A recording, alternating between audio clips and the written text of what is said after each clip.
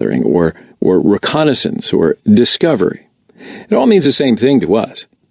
It's, to me, the crucial stage of pen testing. So allow me to identify this phase like this. It's a phase in which we will extract information regarding the target that we're attempting to hack. And then this information can be anything directly or indirectly about the target application or the customer. Remember the video about attack surfaces?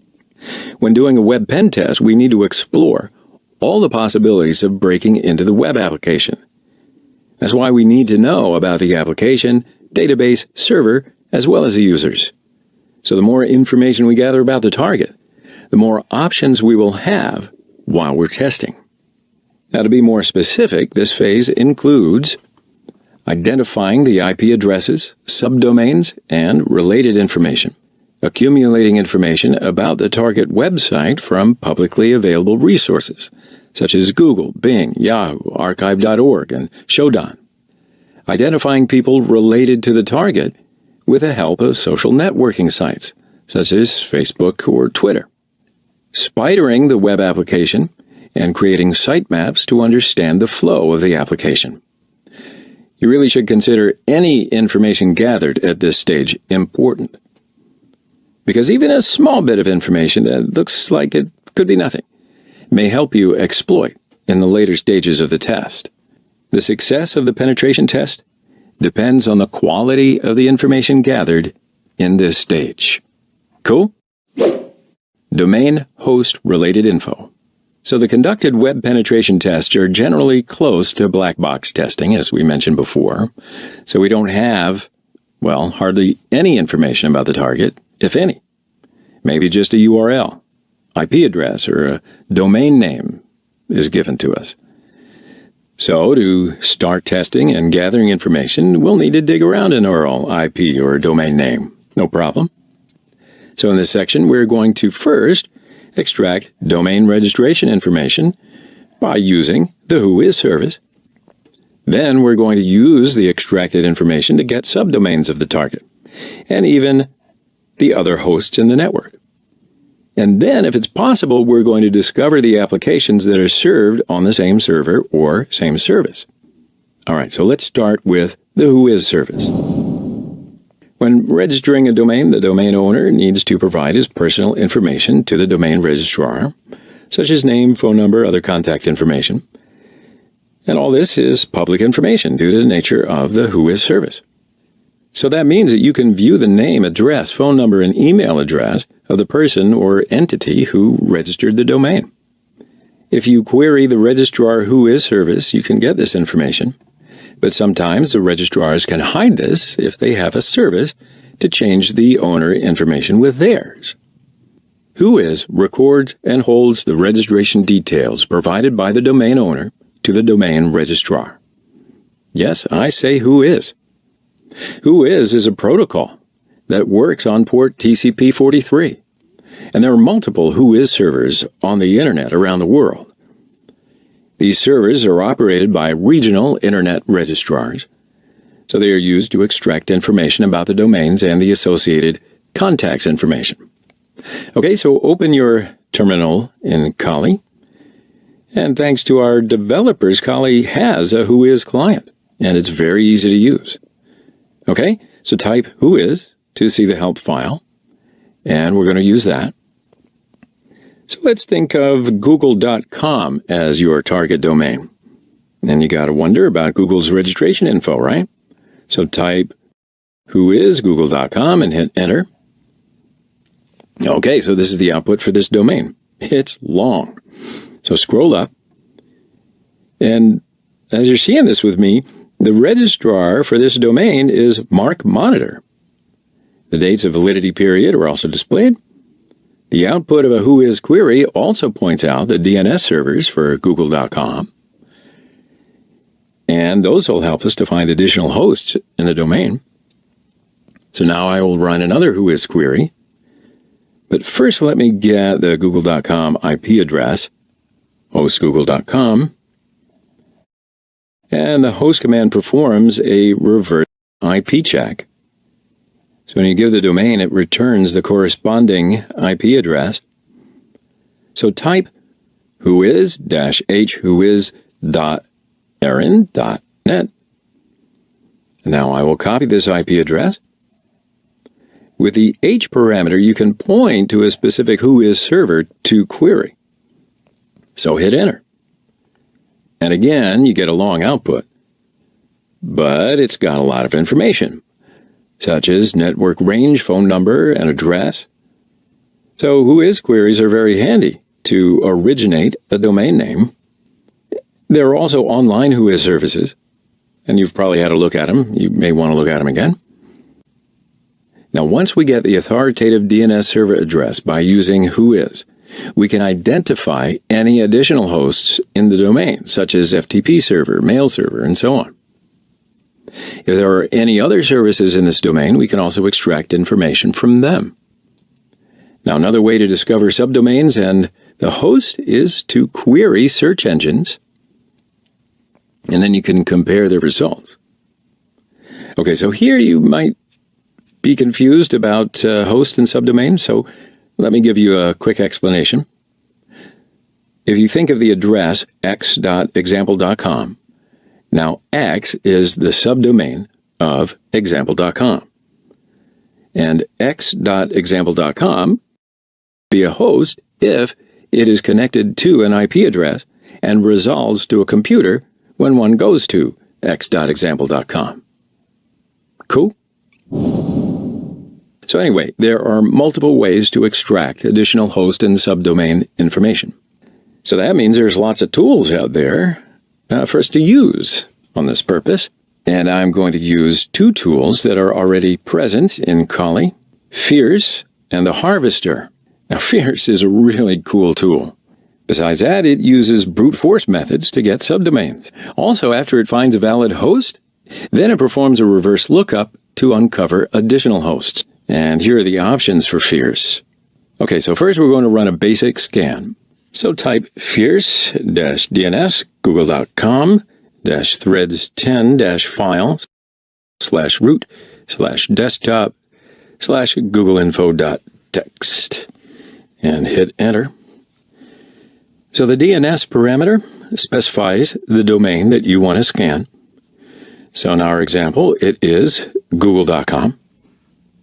By default, Fierce runs in single thread mode. So because of this, I can add the threads parameter to increase the speed. So that makes the scan run faster. And then the file parameter helps us to save the results to a file. And now while scanning the hosts or subdomains, what happens in the background? So Fierce first tries to find the DNS servers for the target domain. And next, as I'm showing you on the screen, it attempts to do a zone transfer. Now, at this point, if a zone transfer is successful, Fierce will stop running. And then you can take that information that you got from the zone transfer. Now, if zone transfer fails, as it has in our scan, it checks if wildcard DNS is enabled. And then it performs a brute force against the domain using its built-in word list. Okay, so now the scan is complete. And as you can see, once the scan is finished, the found subdomains and discovered subnets are listed. We can also view and save the file, but the content is not that different. In fact, it's not different at all from the output on our screen. It just makes it convenient. And by default, Fierce uses its own built-in word list. But it also provides the ability to use a custom word list that you can build. And sometimes different word lists can uncover new subdomains. So the second tool is the Harvester. It is another subdomain scanner, and it gathers public information such as employee names, emails, subdomains, banners, and other similar information. But for now, we're just going to deal with subdomains and host. And type the Harvester, and you'll see options. Now, it's quite easy to use this tool, so let's just run it quickly. Type the Harvester-D and the domain that you want to search. So in my case, of course, it's google.com. It might be strange because I will be using Bing to search for google.com. But by using the B parameter, you can provide a data source. L parameter limits the search output. So the harvester will analyze the first 500 search results of Bing about google.com. And finally, the F parameter helps us to save the result to a file. Okay, so hit Enter to run.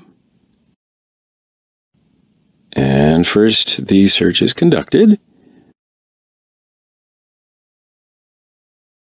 Then it will analyze the result.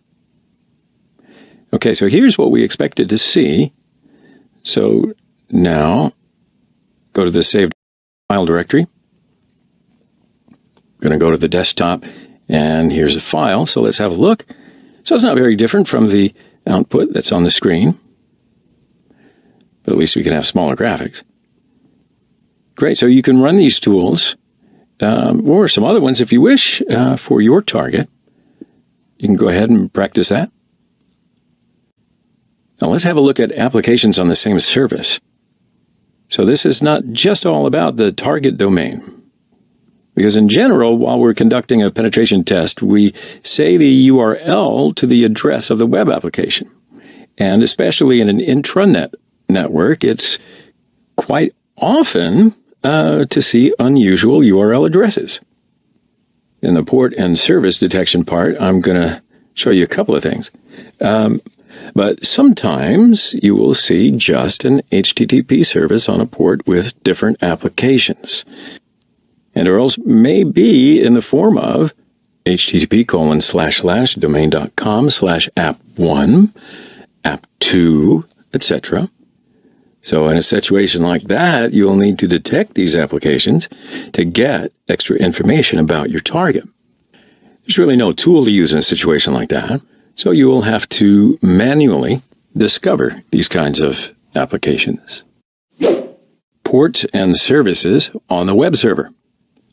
Web applications are generally served on ports 80 and 443, but it's not limited to use just these port numbers. Port numbers are configurable, so it's not uncommon to see a web application served on a non-standard port such as 8080. Okay, so basically a URL or an IP address will be provided to you if you start a penetration test, but sometimes, due to your contract, you may need to run a black box testing approach with nothing. You wouldn't even have an IP or a URL to get to test. In both of these scenarios, you would need to identify and then map the target network in some level. So the first thing to do is to identify the target network with whois. So we've already done that. The second thing to do is to map the network. And that's what we're going to do now. And we will use Kali Linux. It's got a great tool in there to help us out. Nmap. So Nmap is short for Network Mapper. It's a powerful open source network scanning tool, perfect for conducting reconnaissance and enumeration. So here we are going to benefit from Nmap. So now open up your terminal in Kali and type Nmap. You can see there are a few options. Nmap can perform many tasks.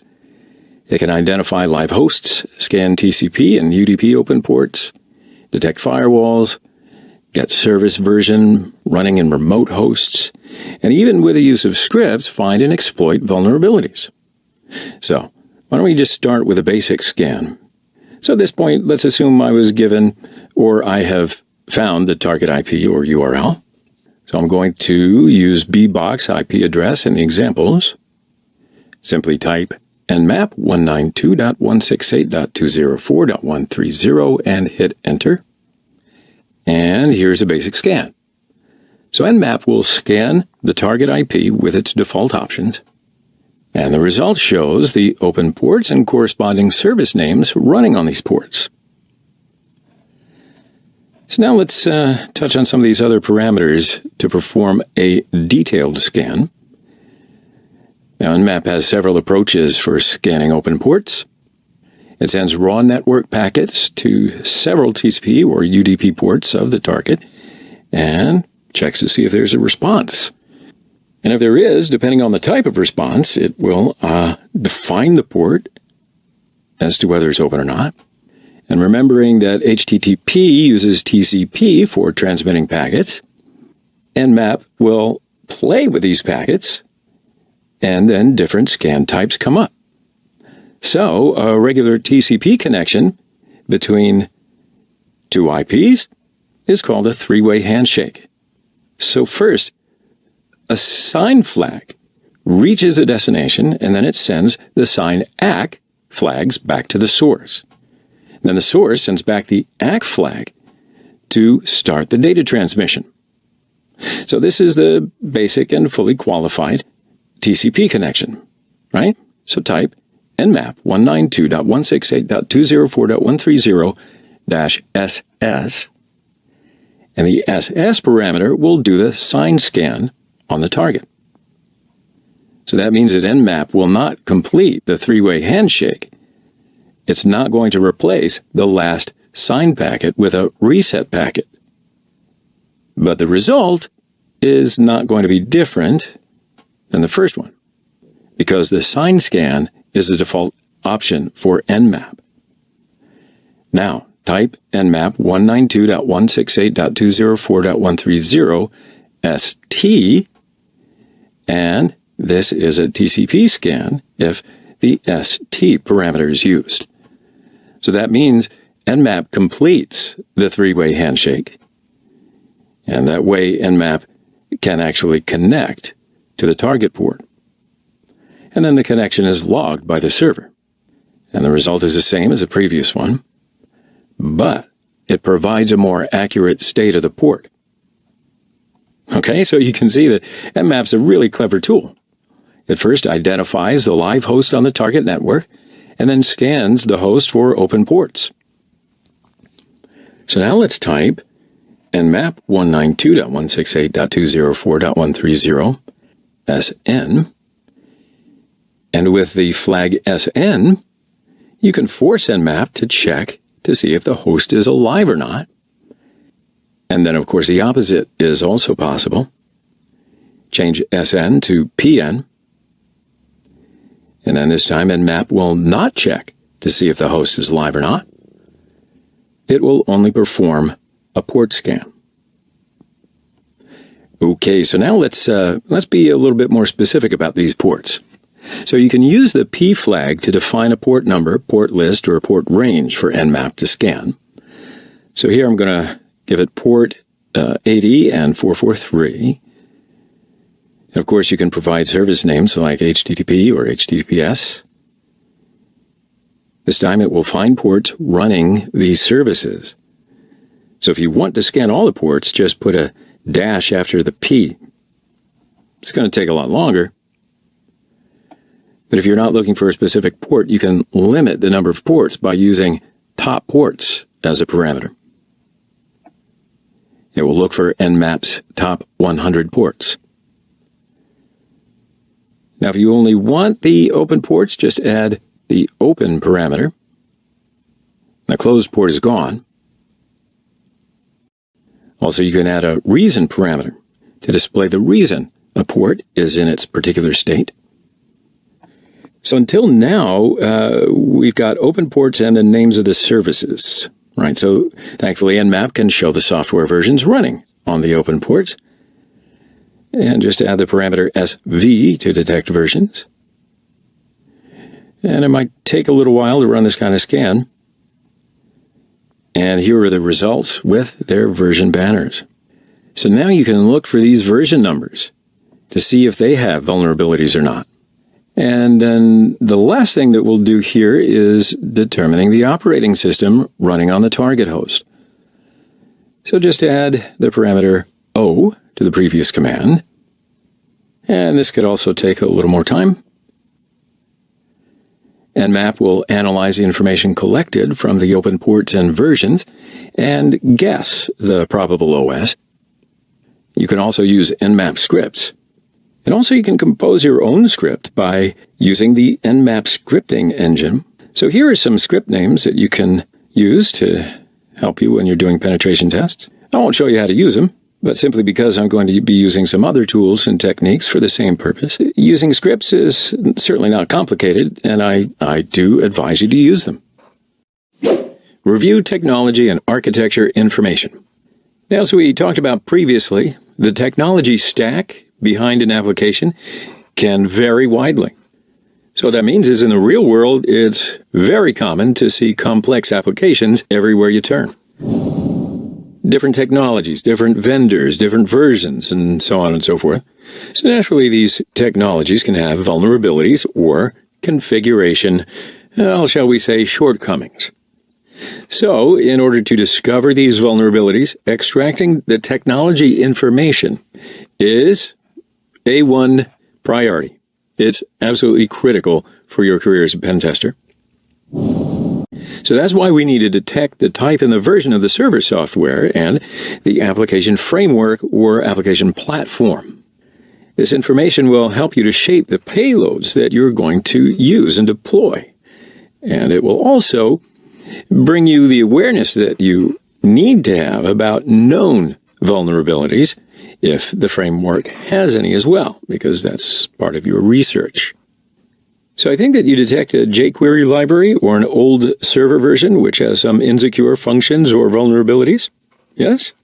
What a coincidence, because it just happens to be perfect in order to compromise the application we're about to do. So first, open up your terminal in Kali, and we are going to use WhatWeb to get some information. So see the options for the tool. And then before using the tool, I want to just tell you a few more things.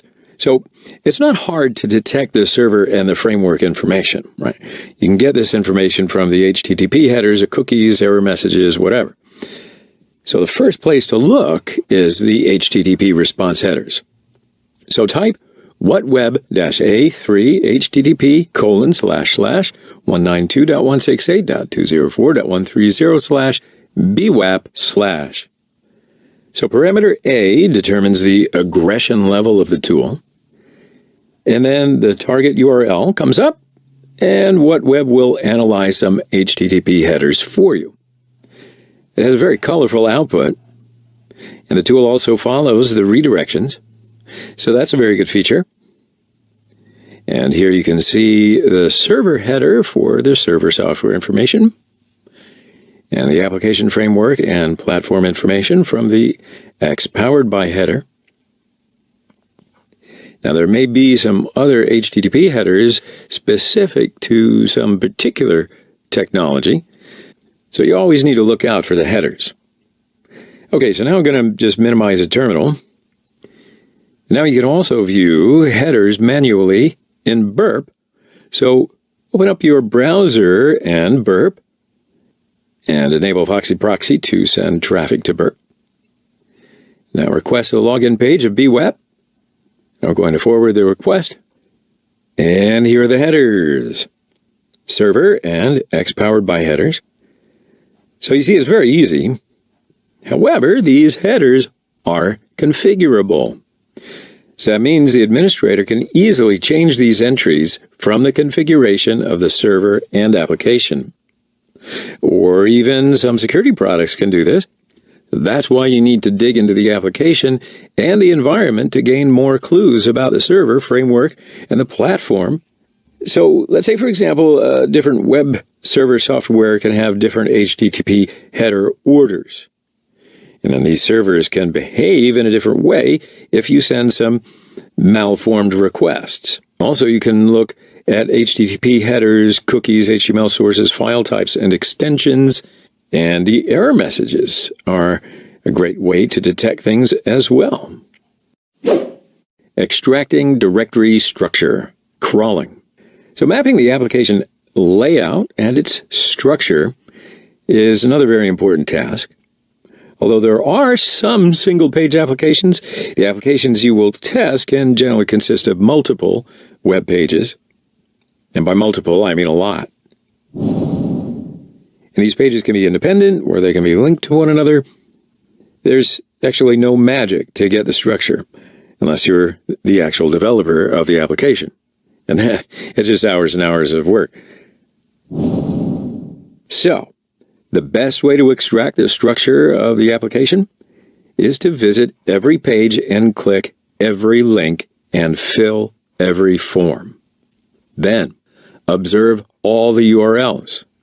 So you can manually walk through the application and identify web pages from authenticated and unauthenticated users' perspective. So this whole process is called crawling or spidering the application. Now you might think, and you would be right, that it's not really possible to do everything manually. This really is a time-consuming process. So gosh darn it, wouldn't you just love it if somebody created a tool for crawling, and how about some scripts for good measure? Well, I'm glad you asked. Because now let's go over to Kali and open up your browser and burp. I know if you were raised like me, it's rude, but I'm going to ask you to do it again. Open your browser and burp. Okay, so, sorry. Go to Dashboard and make sure that capturing is active. Then disable master interception from this button. Okay, so see it's off. But in your browser, redirect the traffic to burp by enabling Foxy Proxy. So now burp will passively intercept all traffic coming from Firefox. Then what we're going to do here is visit pages and click links. See, so that way burp will create a structure of the application from the clicked URLs by intercepting passively. Right? So I'm going to click on some links here on the page and then log in. Open up a few other pages and okay, that's enough to show you. So, okay, look at the history in burp. So all the requests are here. And okay, so the aim here is to see a sort of a broad overview of the application layout. So there are a few more things in the step to perform, but I want you to just have a look here. I'm sure that you've heard about robots.txt. I know almost every website uses this file to allow or disallow directories to be crawled by bots. So robots.txt is a file that uses a specification protocol called robots exclusion protocol.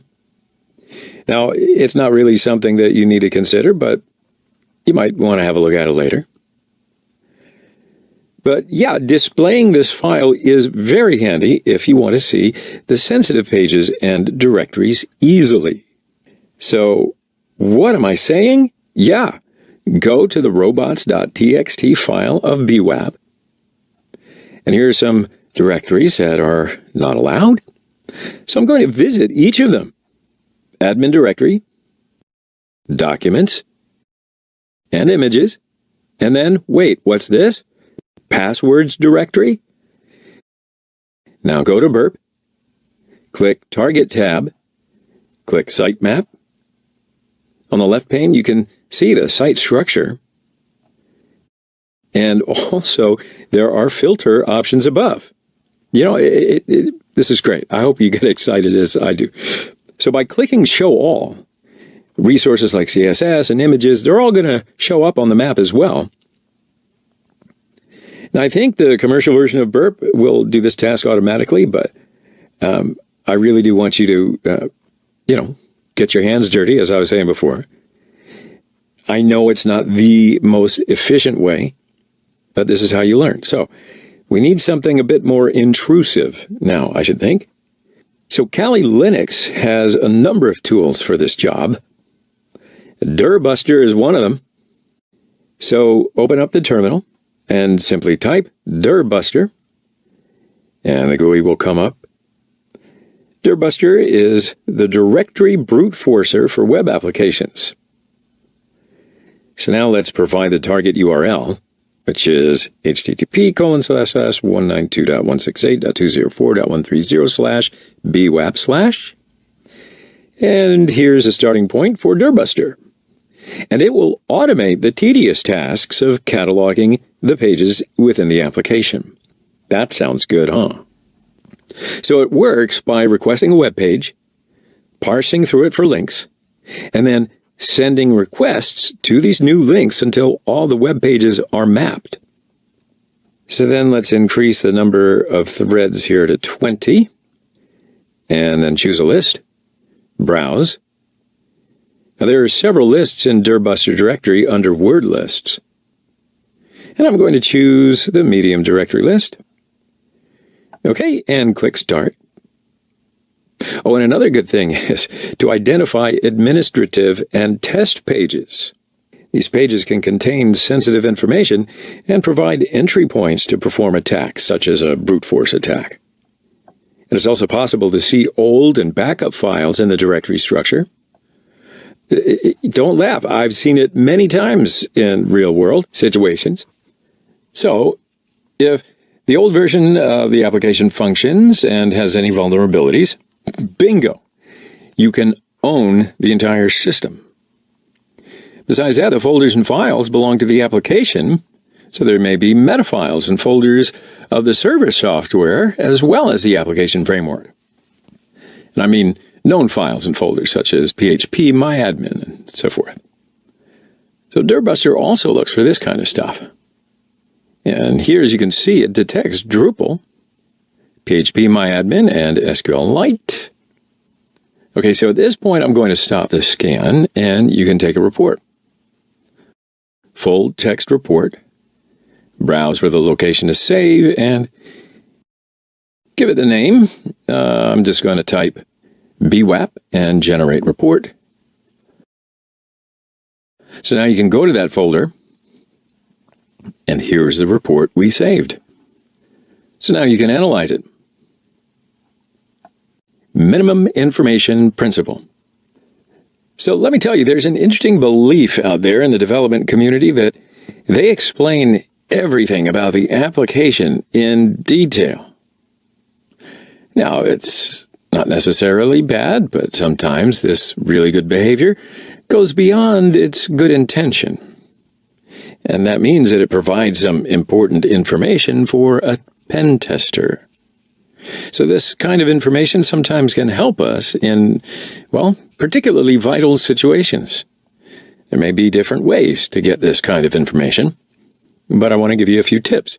So the first thing is to read just about all the HTML source files, or at least write your own script to investigate the sources for certain special tags and words. You can find an HTML comment that contains any information about the back end of the application, such as passwords, usernames. That's golden. Also look through the help pages. Use the demo users if the application has one. Now, once I test an application, I can see an unauthenticated help document, which contains an administrative demo user.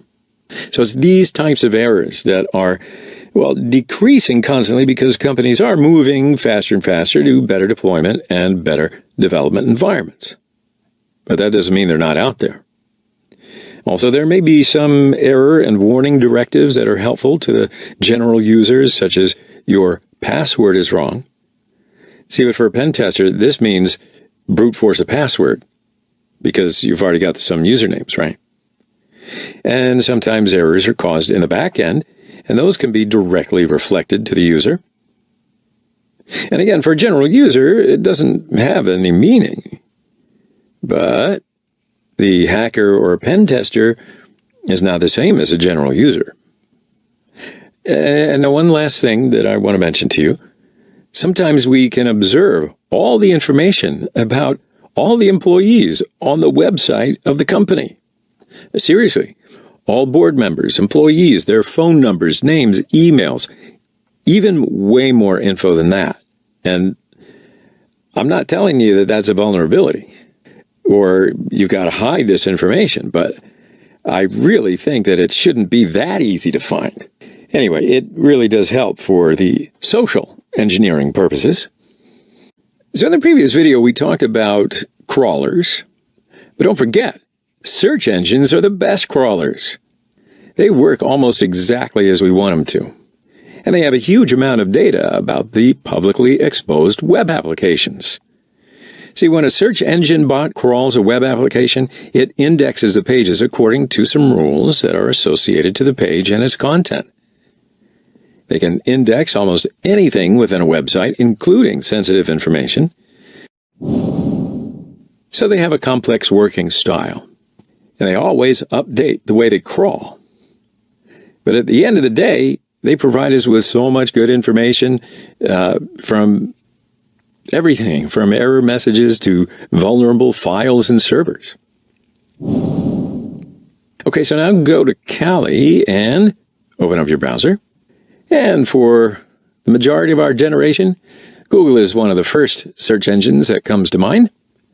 But it is by no means alone. There are several other search engines, such as Bing and Yandex and Yahoo, and of course, anybody could go on. But we're going to conduct the Google queries to get more. So for the average person, Google is just a search engine used to find text, images, videos. It's even a spell checker for some. However, for pen testers, Google is a very useful hacking tool. So go ahead, type google.com, and you can run Google search queries from this interface. But besides this simple interface, Google has an advanced search functionality. So go to Settings and click on Advanced Search, and you can use this page for more detailed queries. Also, Google Search Engine has its own built-in query language, and I'll give you a list of these search operators. So you can also use these search operators to get detailed results. So in order to benefit from Google more, using these operators can come in quite handily. So let's run some searches with some of these advanced operators, okay? So let's find New York Times subdomains. Type site://www.nytimes.com. So the site command will bring the results that contain only nytimes.com. And the dash before the second site will exclude the results that contain www.nytimes.com. Okay? So look at the number of results. Now, if you add and in URL:/login, it will bring us the results that contain login pages. But be careful. Google doesn't necessarily want us using the advanced search for our purposes. Google will start blocking your connection if you connect from a single static IP. Okay, so it will ask for CAPTCHA challenges to prevent automated queries. So I'm going to fill in this CAPTCHA box. It's always a favorite thing to do.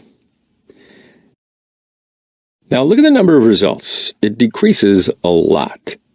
Now add or in URL:/signup to bring sign-up pages.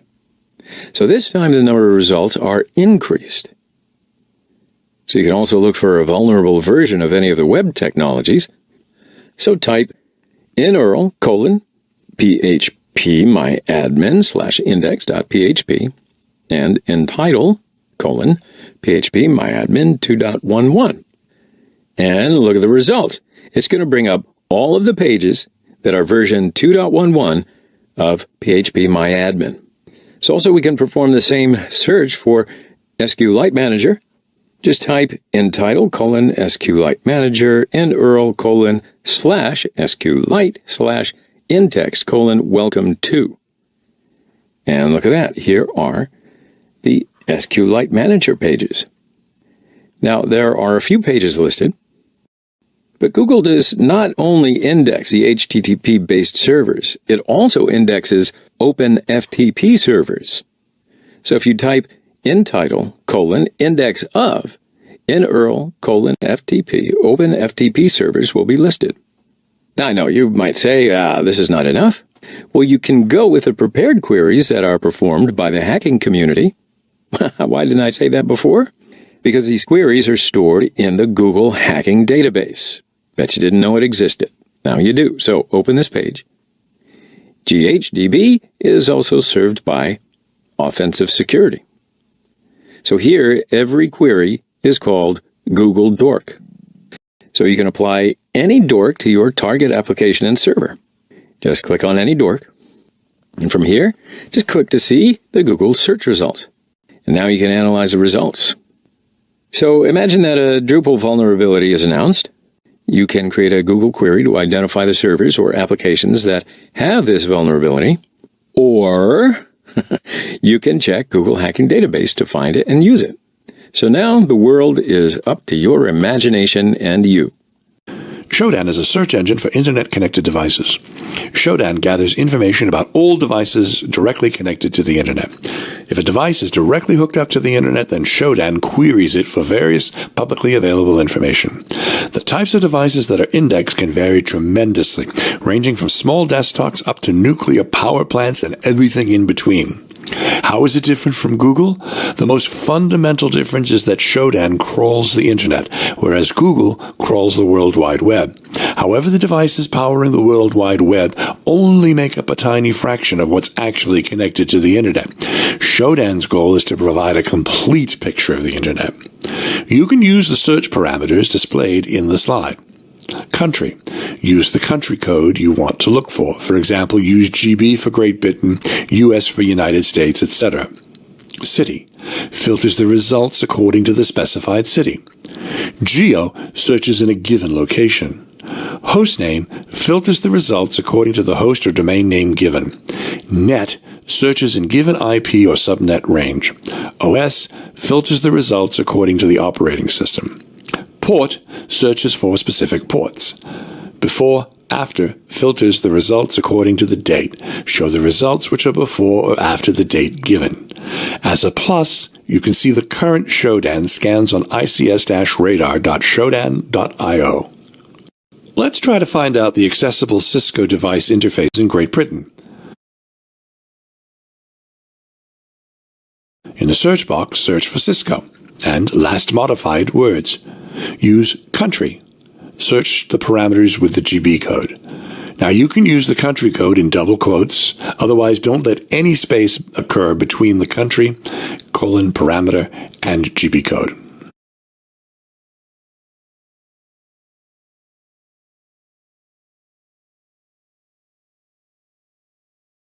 When you start the search, you'll see the results in a few seconds.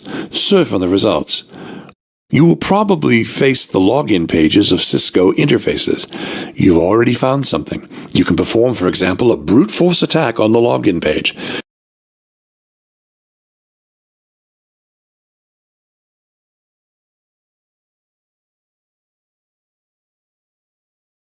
If you're luckier, you can find a Cisco Device Manager interface like the one seen on the slide. It's a good approach to look at the archives or backups of the systems. You'll probably find some valuable data in those archives.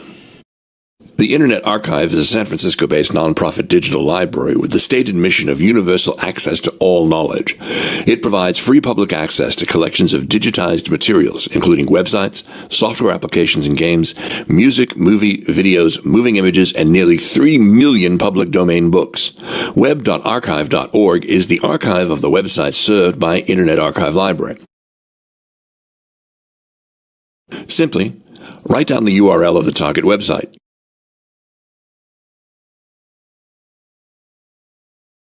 You'll see a timetable. If you select a year from the timetable, you'll see the archive dates of the target website in details. On the side, you see the date in which the target website is captured, there in green circles. Suppose that a sensitive data was published on the target website accidentally. A few days later, admins realized the mistake and removed the data from the website. But what if someone has already archived that website with the sensitive data? Select a year, click a date which is in the green circle. You'll see an old version of your target website.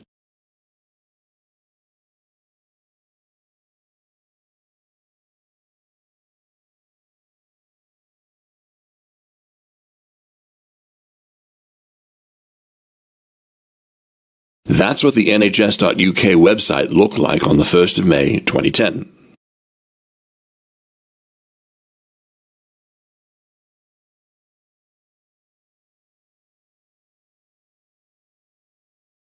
Footprinting, also known as reconnaissance, is the technique used for gathering information about computer systems and the entities they belong to.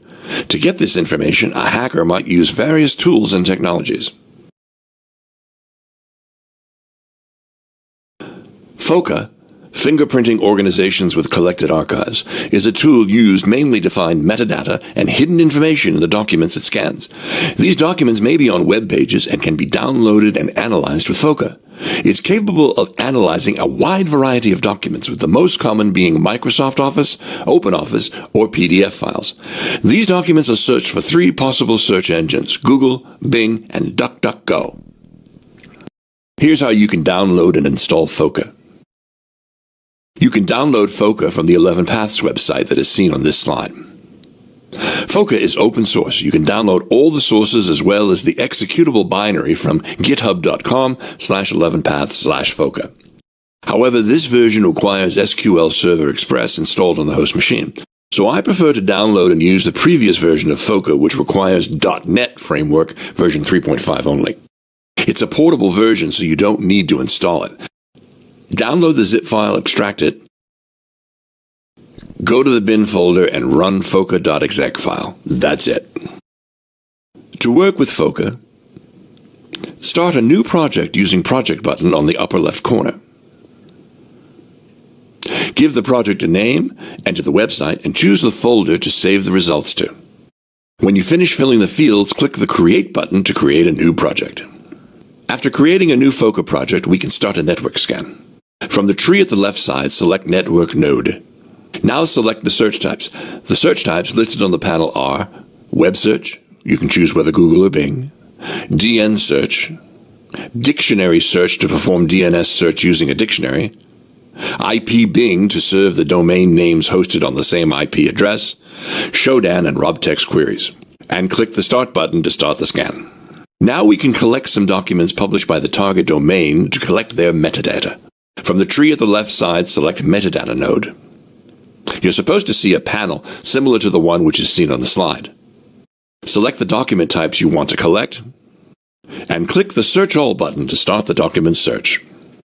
You can see the documents found under Metadata Node of the tree.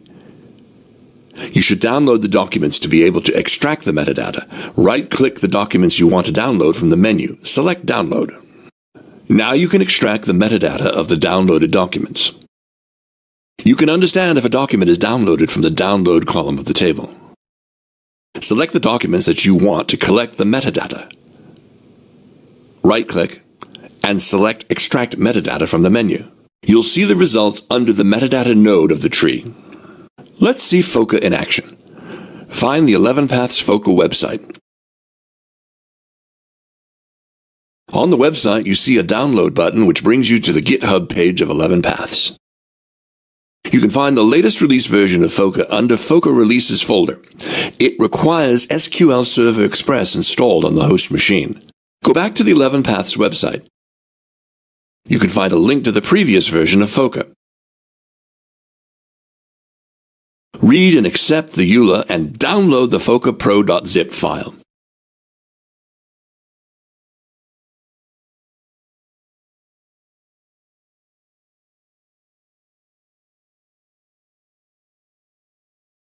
Extract the zip file.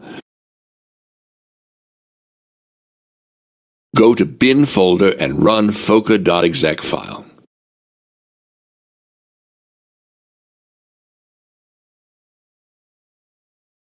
On the project menu, select New Project to create a new project. Fill the boxes in carefully.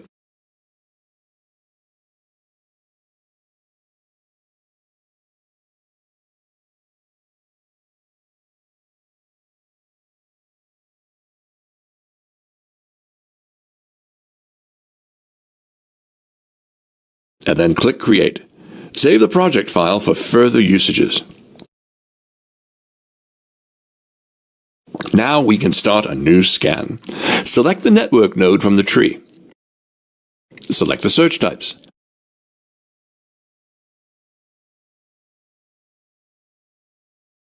On the dictionary search panel, you have to choose a valid dictionary. The default path is probably not valid.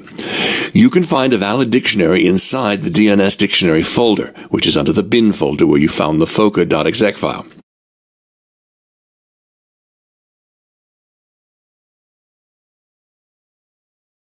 Click the Start button to start the scan and let the scan continue for a couple of minutes.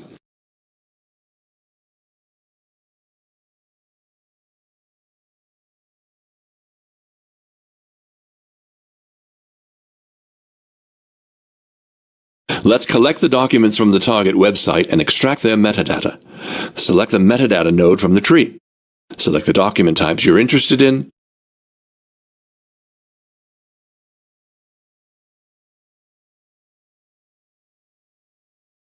And click Search All button to find the documents. Let the search continue for a couple of minutes.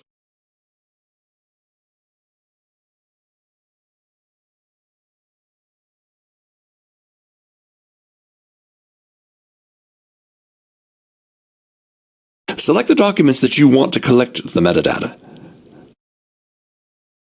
Right-click and select Download.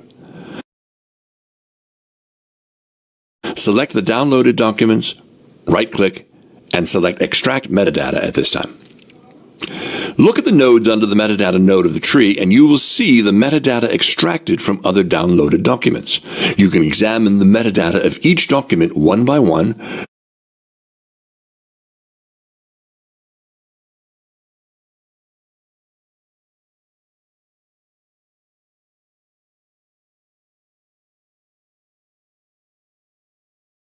or you can find valuable data summarized under the metadata summary node.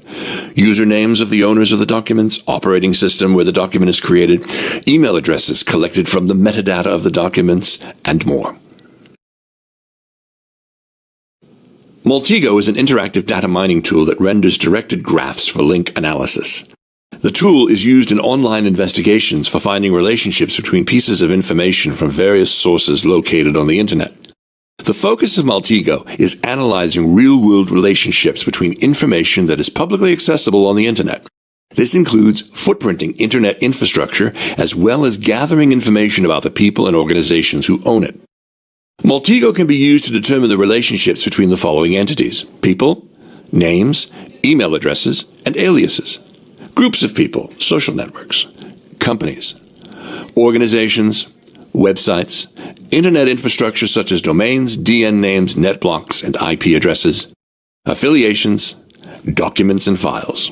Connections between these pieces of information are found using open source intelligence, OSINT techniques, by querying sources such as DNS records, WHOIS records, search engines, social networks, various online APIs, and extracting metadata. Maltego provides the results in a wide range of graphical layouts that allow for clustering of information, which makes seeing relationships instant and accurate. This makes it possible to see hidden connections, even if they're 3 or 4 degrees of separation apart. You can download the Maltego CE, that's the Community Edition, from www.paterva.com, and it's embedded in Kali Linux.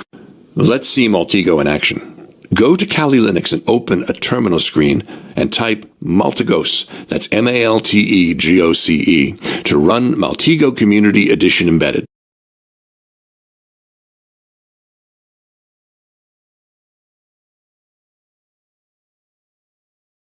First, we choose a machine to run. There are different machine options specified for different purposes. For example, there's a Twitter Digger machine to work on a Twitter account and analyze the tweets.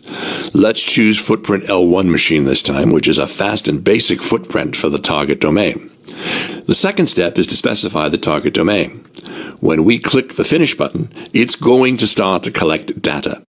Now, in the Community Edition of Maltego, the results are limited to 12 entries. It shows the results in graph mode.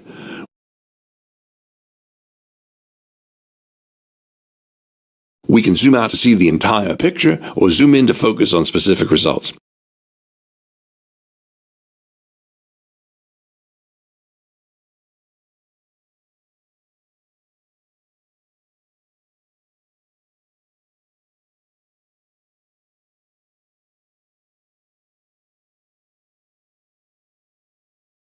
Now, if you select a node and right-click on it, you can see all the transforms you're able to run for that node. Transforms are grouped according to their purposes. You can expand a group and select a single transform to run, or you can run a group of transforms at once. You can configure a transform before the run or save a transform in your favorites list. Let's run the mirror:\email addresses found transform at this time. The results start to come in about a minute. Let's see some more about Maltego while we're waiting. There are different graph types you can choose to see the results. If you zoom out the graph under 30%, the entities are shown as the dots instead of meaningful symbols. All the colors of the dot point to a specific type: email addresses, websites, domain names, and more. You can see the color legend in the lower right corner.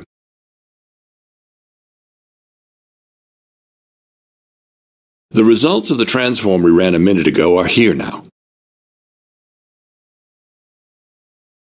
You can use the toggle full screen button or simply press Alt plus Enter buttons to toggle the graph to full screen. You can select the email addresses node and see the collected email addresses listed in the detail view window.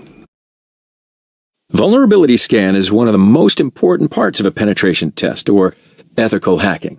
Vulnerability scanning is an inspection of the potential points of compromising on a computer or network to identify security holes. A vulnerability scan detects and classifies system weaknesses in computers, networks, and network devices, and predicts the effectiveness of countermeasures. So let's think about the term vulnerability first. I want to show you two vulnerability definitions from two important documents. The first document, ISO 27005, is the name of the prime 27000 series standard covering information security risk management.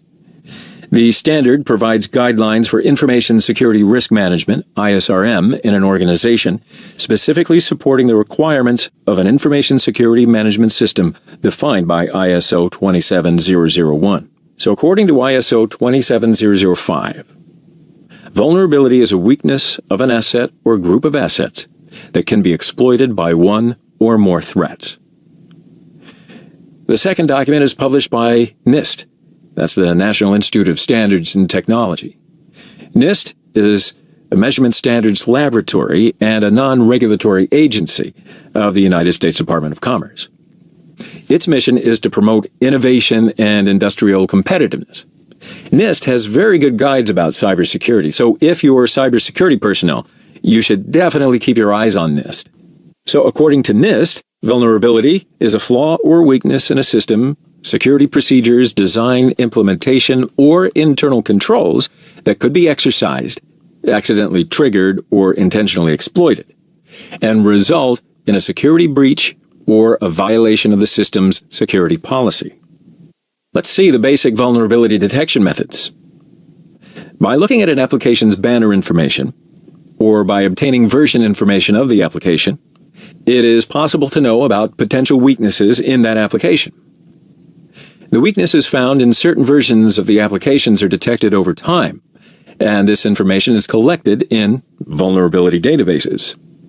By looking at these databases, you may have information about whether there is a weakness in that application. Now, protocols used by the application in communication with a client may have vulnerabilities. In this case, the application can be exploited. A weak encryption algorithm in communication is an example. The vulnerability scanners send different types of packets over the network. It examines the behavior of the service against these packets and examines whether these behaviors are similar to the behaviors of the vulnerable services. Wrong configurations may cause vulnerabilities and weaknesses. For example, if you configure your web application's authentication mechanism to allow 3-character passwords, it can very easily be cracked by attackers. A vulnerability scanner is a software program designed to assess computers, computer systems, networks, or applications for known weaknesses. In plain words, these scanners are used to discover the weak points or poorly constructed parts. It's utilized for the identification and detection of vulnerabilities relating to misconfigured assets or flawed software that resides on a network-based asset such as firewall, a router, web server, application server, etc. There are a lot of vulnerability scanners. Some of them are listed in this slide. We have seen Nmap in previous lectures as a network scanner, and we also learned that with the help of Nmap scripting engine, NSE, it's possible to use Nmap as a simple vulnerability scanner. Nessus is one of the most popular and capable vulnerability scanners. We'll see it in detail in the next lecture. Microsoft Baseline Security Analyzer provides a streamlined method to identify missing security updates and common security misconfigurations. It's only for Microsoft systems, and we have to say that it's not an overall vulnerability scanner at all. But no matter what, if you have Windows systems in your network, it would be better if you use Microsoft's Baseline Security Analyzer. Nexpose is a commercial tool developed by Rapid7, which are the producers of Metasploit framework. It is a vulnerability scanner which aims to support the entire vulnerability management lifecycle, including discovery, detection, verification, risk classification, impact analysis, reporting, and mitigation. It integrates with Metasploit for vulnerability exploitation.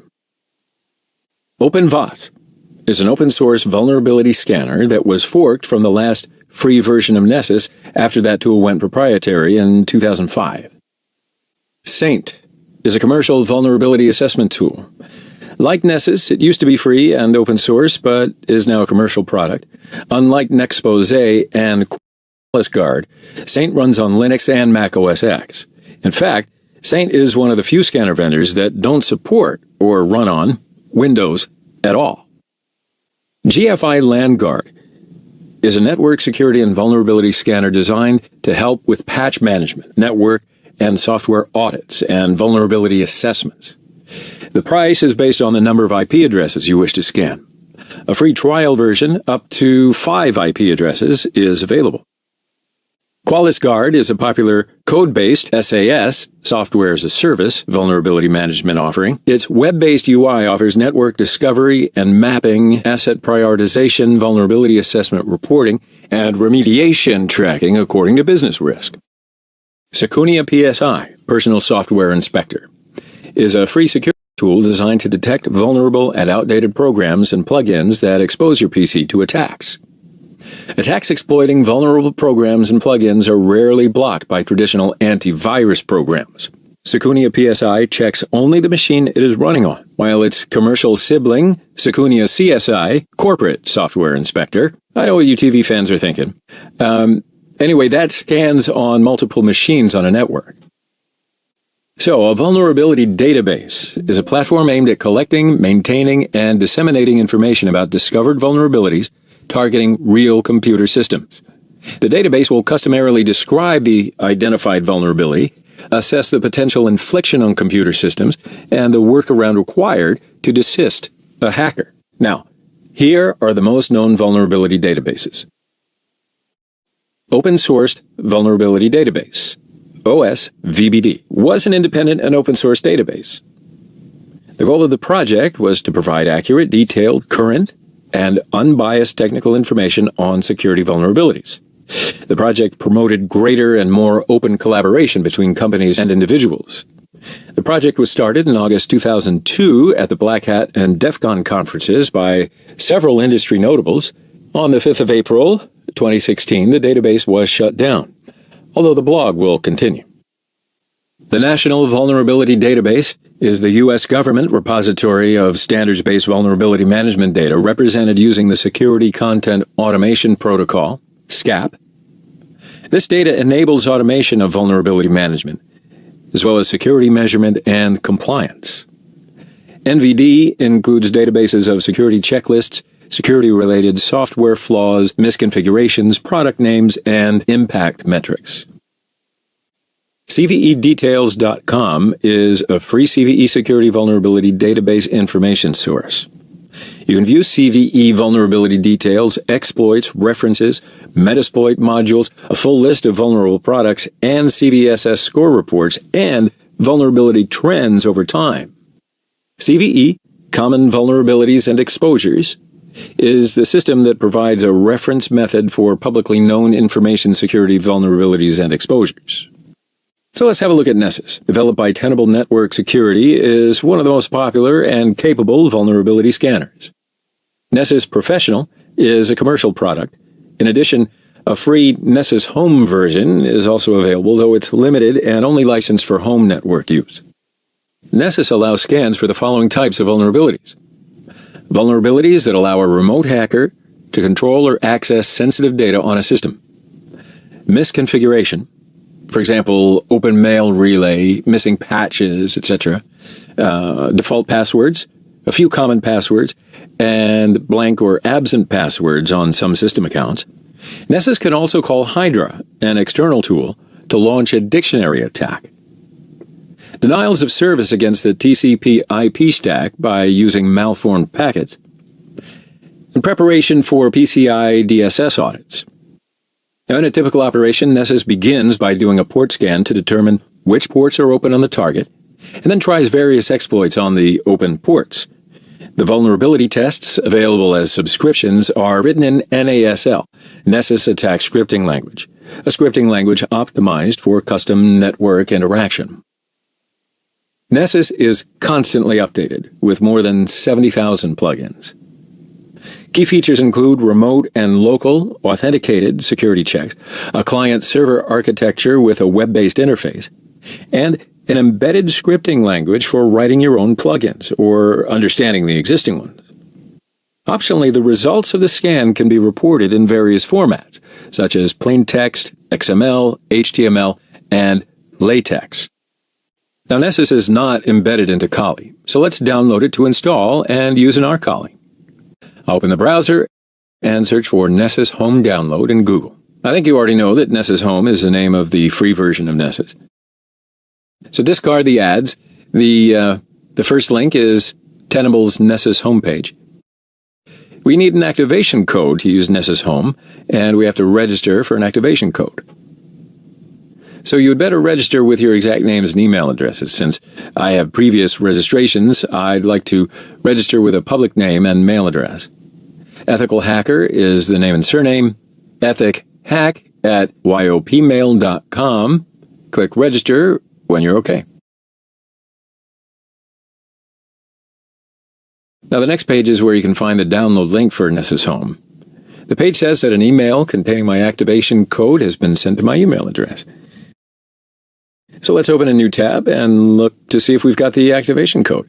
I go to yopmail.com/ethichack, which is the URL address of ethichack@yopmail.com email address. And here's the email with the activation code. Now go back to the homepage of Nessus and click Download. Here's a list of the binaries of Nessus Home. Our Kali is a 64-bit Debian, so I'm going to click and download this one. And save the file. Now let's install the packet that we downloaded. I go back to the browser to see the location to where the file has been downloaded. It's downloaded in the Downloads folder.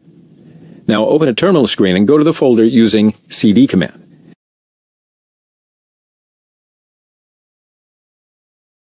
To install the packet, use dpkg, Linux command with iparameter. And last, type the file name. Remember, you can use a tab key to complete the file name and hit enter. The installation is completed within a few seconds. Now let's look at the messages. It says we should start the Nessus D daemon to start Nessus Home. And then we can connect to the web interface of Nessus, which will be served at port 8834. This is the default port of Nessus Home's interface. So use the service command to start the Nessus D daemon. First, I want to look at its status. It's inactive at the moment. Type service Nessus D start to start Nessus D daemon. Now, let's look at the ports of our Kali, which happen to be in listen mode. Use the netstat command with TNLP parameters. And here it is. Port 8834 is being listened to by Nessus D. Now we can access Nessus Home's web interface. So go to the browser and type 127.0.0.1:8843 and hit enter. As you know, 127.0.0.1 stands for the local host. You can use the IP address of your Kali instead. It doesn't matter. Whoops! Nessus service is an HTTPS service. So we have to use HTTPS at the beginning of our URL. So our browser says that the connection is not secure because the local certificate of Nessus is not registered by a CA, a certificate authority. No worries, click Advanced and then Add Exception and click Confirm Security Exception. And here's the first interaction with Nessus Home's web interface. So the next step is to set up Nessus Home. First step is to create an account. Select a username for yourself and add a password. Click Continue. The next screen asks the scanner type and the activation code, which has been sent to our email address while we were downloading the Nessus Homes installation packet. Here are the scanner types. We'll use Nessus Home, so leave the first option selected. Now I go to the email sent by Nessus and copy the activation code and paste it into the related field. Then click Continue. As soon as setup is complete, Nessus downloads and initiates the latest plugins, which will be used in the scans by Nessus. First, it downloads the plugins according to your connection speed. Now, it may take a few minutes, so be patient.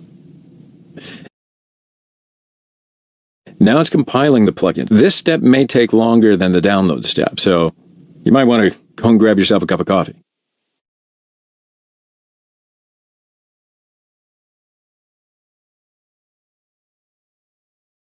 And there it is. The initialization phase is complete. Welcome to the Nessus interface. So hang on, before rushing in to start our first Nessus scan, I'd like to show you how to create our own policies. Policies allow you to create custom templates defining what actions are performed during a scan. In the Nessus web interface, click Policies at the left side. You see that? Good. Click the Create a New Policy link inside the Policies page. Now here we have a lot of scanners. So in Advanced Scan, all the options are chosen by us without any guidance or recommendations. Basic Network Scan is generally suitable for any host. Internal PCI Network Scan is designed for internal scans, and it's based on PCI DSS standards. PCI DSS, Payment Card Institute, and Data Security Standards, simply one of the most important information security standards. So it looks like the days when this video was captured that Spectre and Meltdown are really new vulnerabilities. So here there is a scan specialized for Spectre and Meltdown vulnerabilities. This clearly shows how up-to-date Nessus is. Here there's another scanner specific for web applications. So let's configure our own scan. Click Advanced Scan. First, give a name for your policy.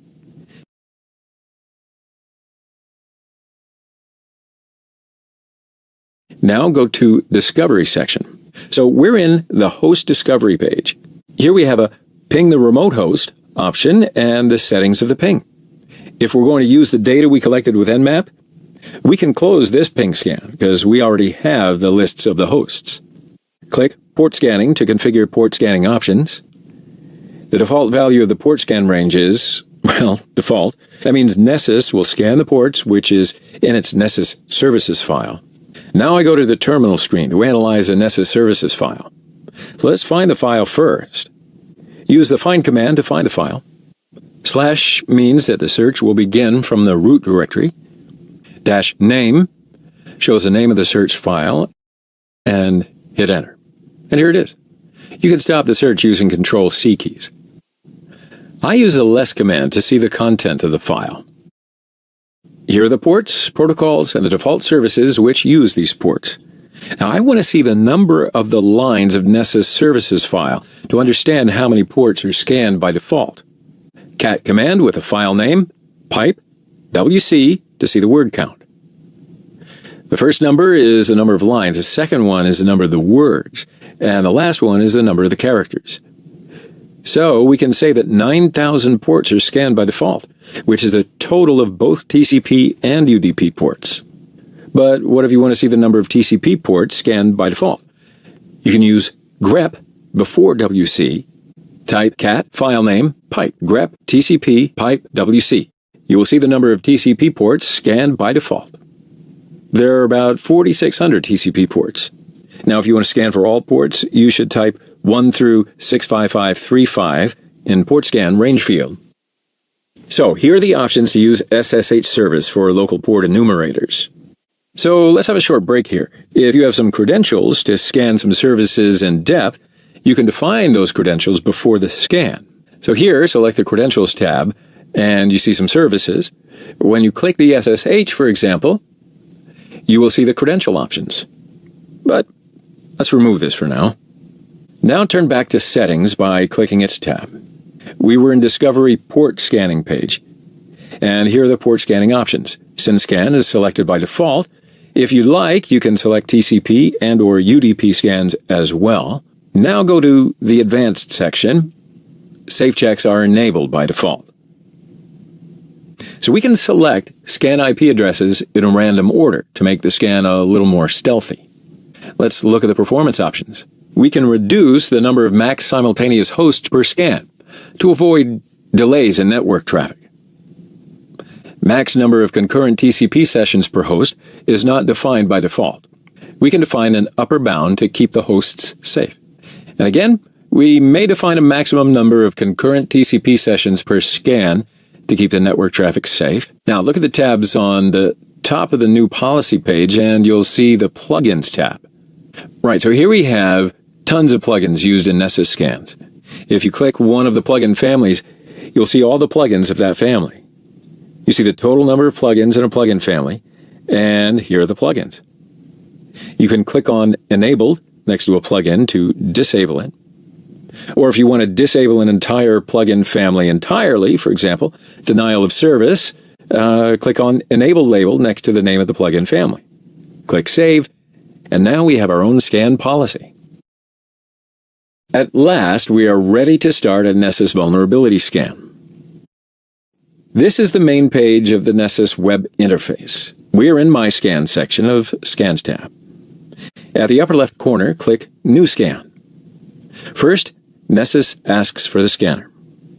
We have seen them before, so here we can choose the most suitable one for our scan.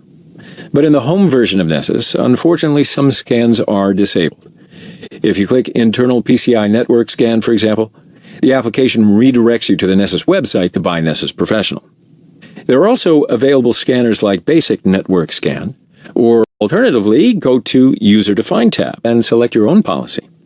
This is the policy we defined in the previous lecture, so I chose this. Now, give a name to your scan. As you can see in the right side of the name field, the required fields are identified by Nessus. So write a description if you want. Select the folder for the outputs, and define the targets. You can list the hosts in Targets field one by one. I want to scan my two systems now. 99.139 is OWASP BWA, and 99.206 is my Metasploitable system. So if you want multiple IP addresses, just put a comma in between them. You can also define an IP block or a range, just as you remember in the Nmap lectures. Or alternatively, if you have a file that contains a list of the hosts that we also covered earlier, you can add that file using the Add File link in the Upload Targets field. So now we're ready to launch this scan. At the bottom of the page, select Save, or click the down arrow button and select Launch to start the scan immediately.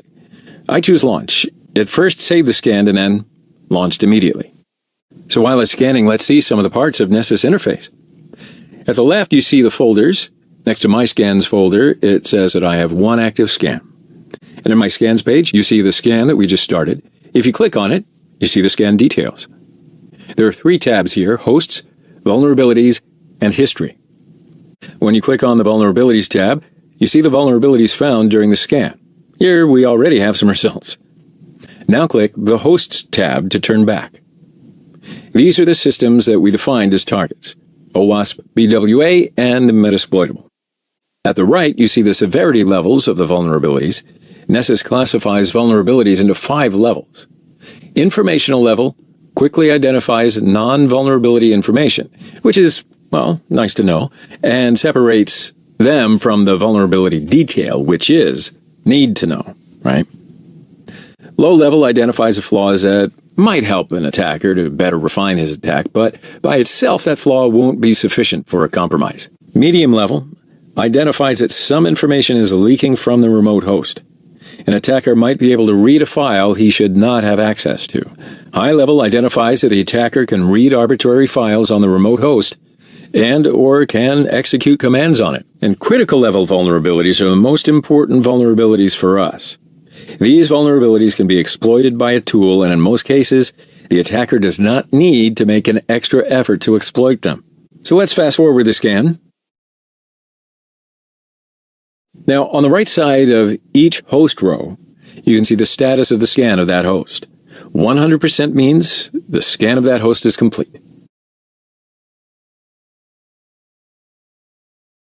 Did you know you can ping the hosts sometimes to understand that they're still alive?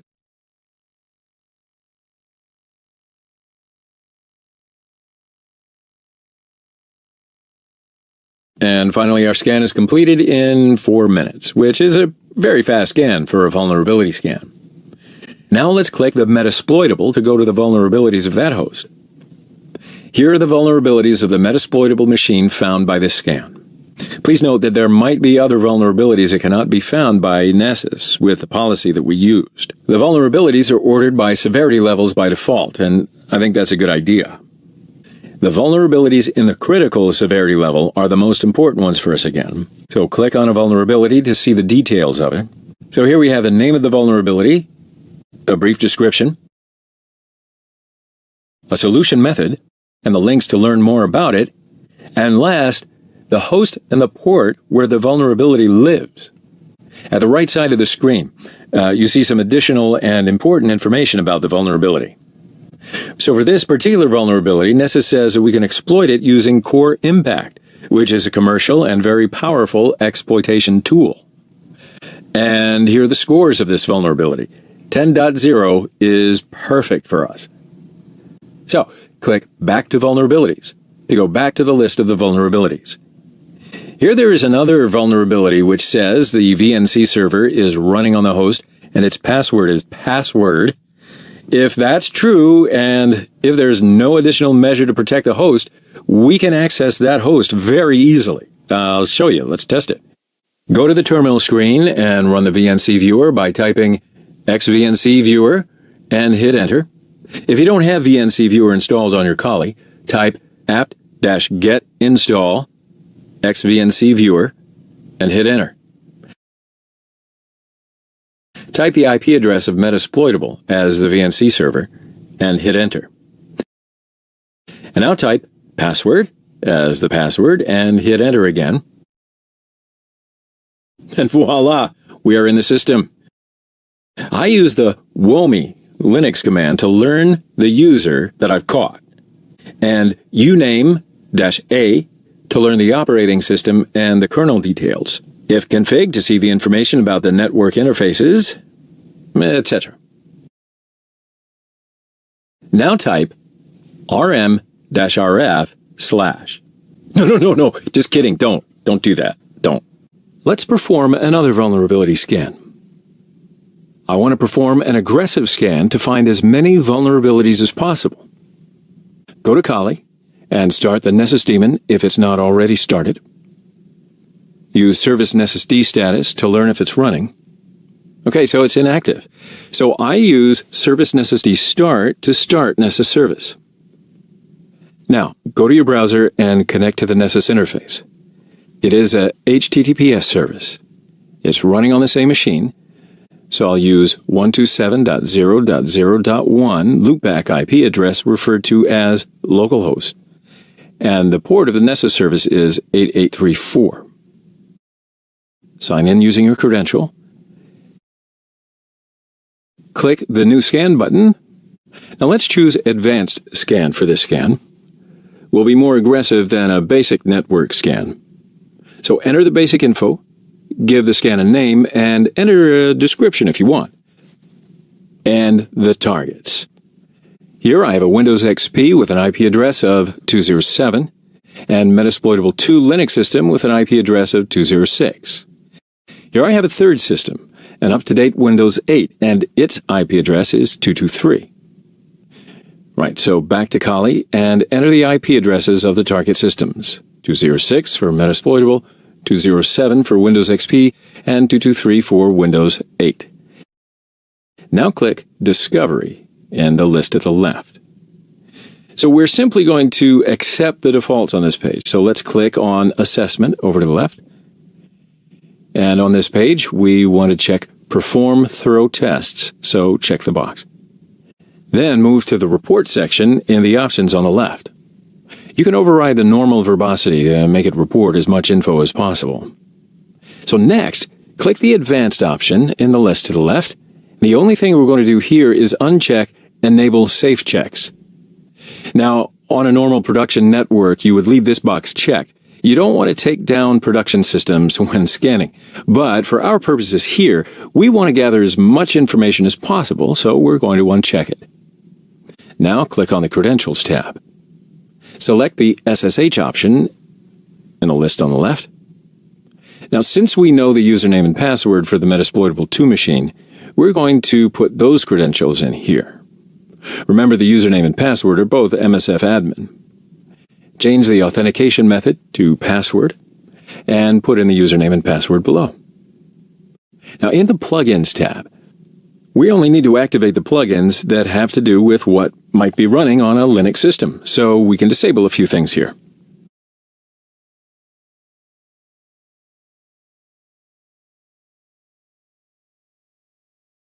Okay, I paused the demo here. I've got to make an apology. It's a late update.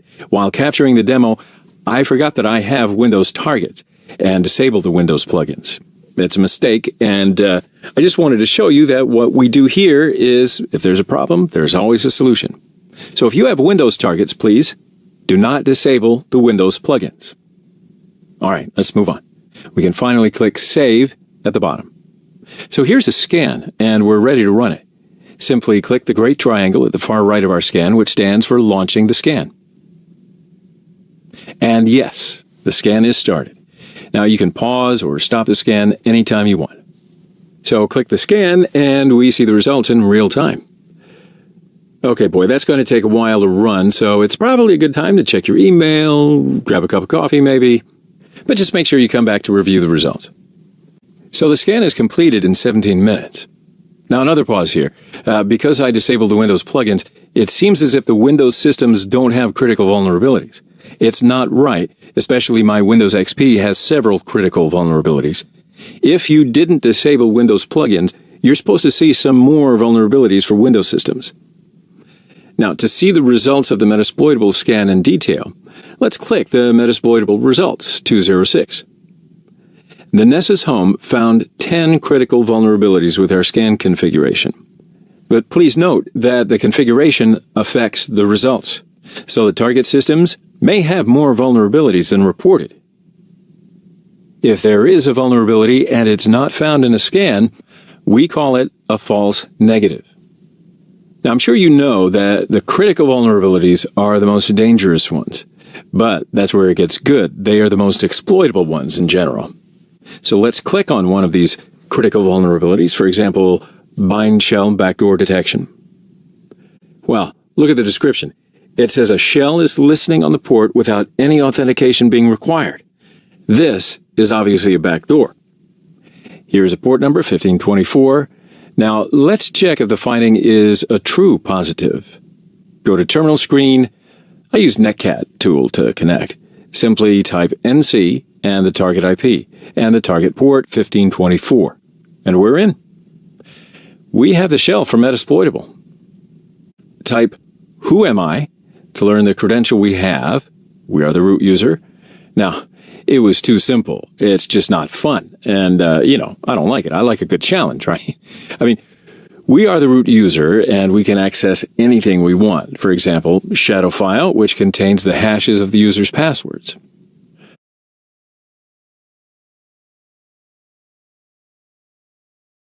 Okay, back to the browser and click on the Back to Vulnerabilities link to turn back to the vulnerabilities of Metasploitable.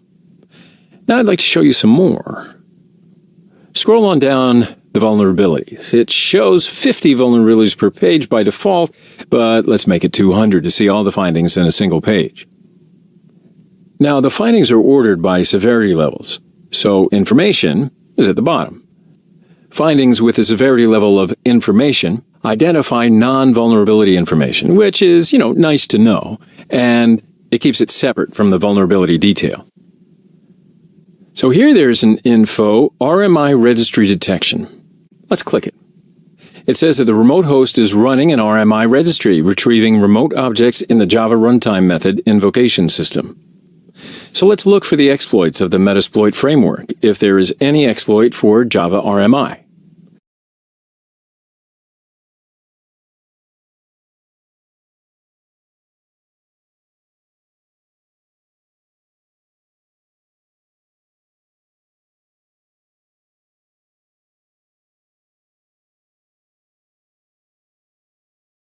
Open a terminal screen and run MSF console.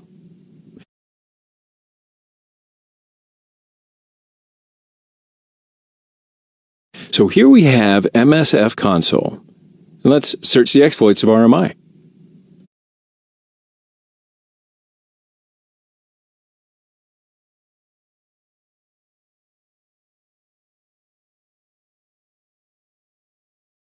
Too many results. To keep it more specific, I want to search Java RMI.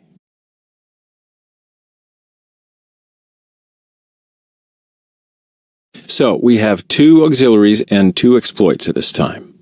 So look at the exploit in the last line. This module takes advantage of the default configuration of the RMI registry and RMI activation services, which allow loading classes from any remote URL. Let's try to use it on our RMI port. Please don't worry, I am going to explain what these all mean. I just want to show you an example at the beginning, so bear with me. Type use at the module name with a full path. You can simply select the module name and click the middle button of the mouse to copy and paste it. Type show payloads to see the payloads can be used with this module. So I want to use this payload to have a meterpreter session. Again, I'll explain what the meterpreter is soon, but just copy and paste the payload name. Type show options to see the parameters of the exploit and the payload as well. Set the remote host as Metasploitable 206. Default remote port is the same with our port 1099. Serve host is the local host to listen on. Set this to be our Kali 222. Let the default serve port remain. So the other options are not required. I'll just leave them blank. Now are the payload options. Set the listen host to be our Kali 222. Default listen port is good, 4444. And finally type exploit to run the exploit.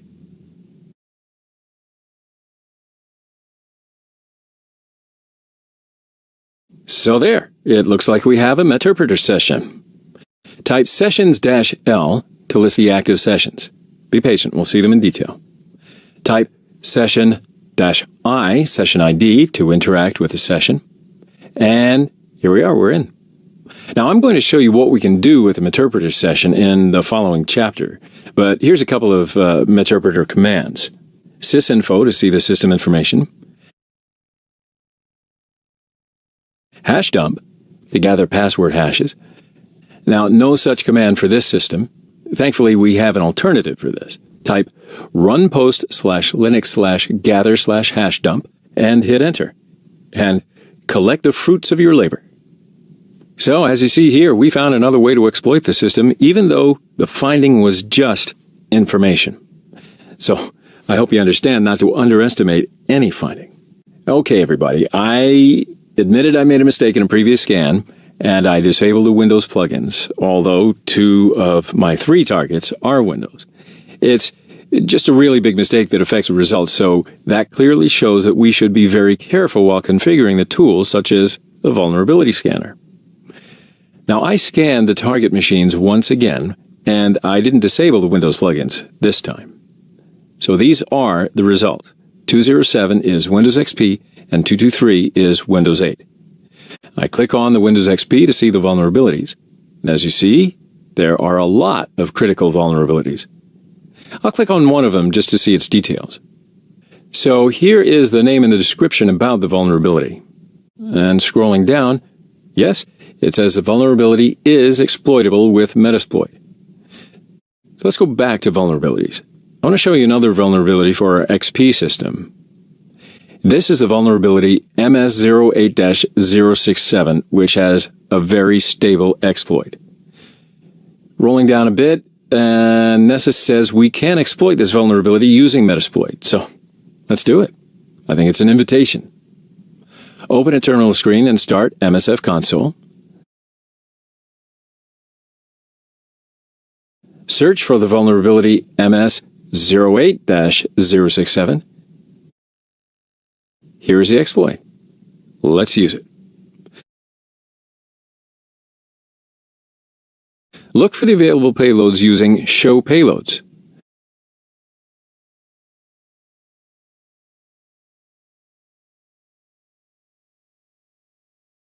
I want to use shell payload with bind TCP stager for this time. Show options. Set the remote host that was, well, let me look at the Nessus page again. Yes, 2007.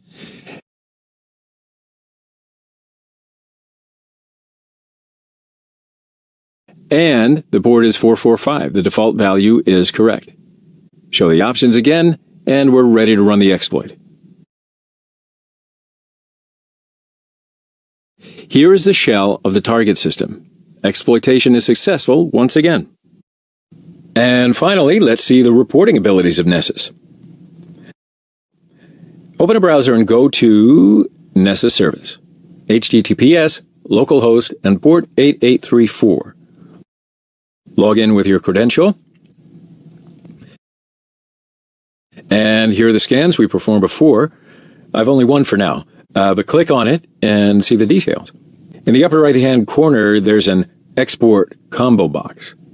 When you click on it, you see the report types of Nessus Home. So let's generate a PDF report first. We have two options in the Home Edition, and you'll have other options if you buy the Professional Edition. So I choose Custom here, and as you see, we have only two options in Home Edition.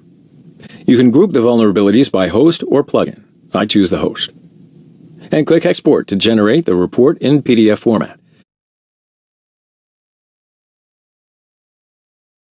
Save it or open it now. I'll choose Open, and that way you can see it. So the file is downloaded into the temp folder. And here's a scan report in PDF format. Vulnerabilities are grouped by hosts. I'll click the Metasploitable header. Now there's a few lines of brief summary, then the explanation of the vulnerabilities start. As you see, the vulnerabilities are not sorted by the severity level, which is not good. Of course, you can sort them in the Professional Edition. That's where they get you. So now let's see the vulnerability assessment report in HTML format. Same home page with the PDF option. This time I'll choose the executive summary option and click Export. Open it with Firefox. And here's the report in HTML format. A single frame for each host. Click the Show Details button to see the vulnerabilities list of the host. If you want to have detailed information about a vulnerability, click on it.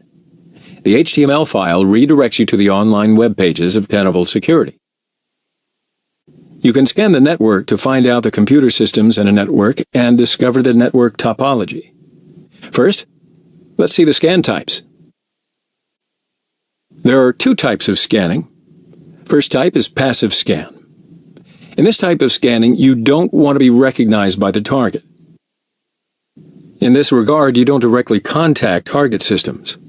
Just by watching a network's traffic flow, passive scanners can deduce a large amount of information about the communicating systems.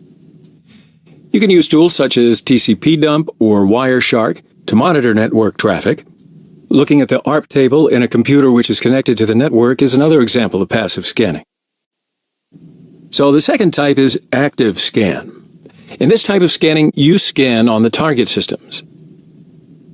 Active scanning requires more preparation for the attacker or pen tester because it leaves traces, which are likely to alert the target or produce evidence against him.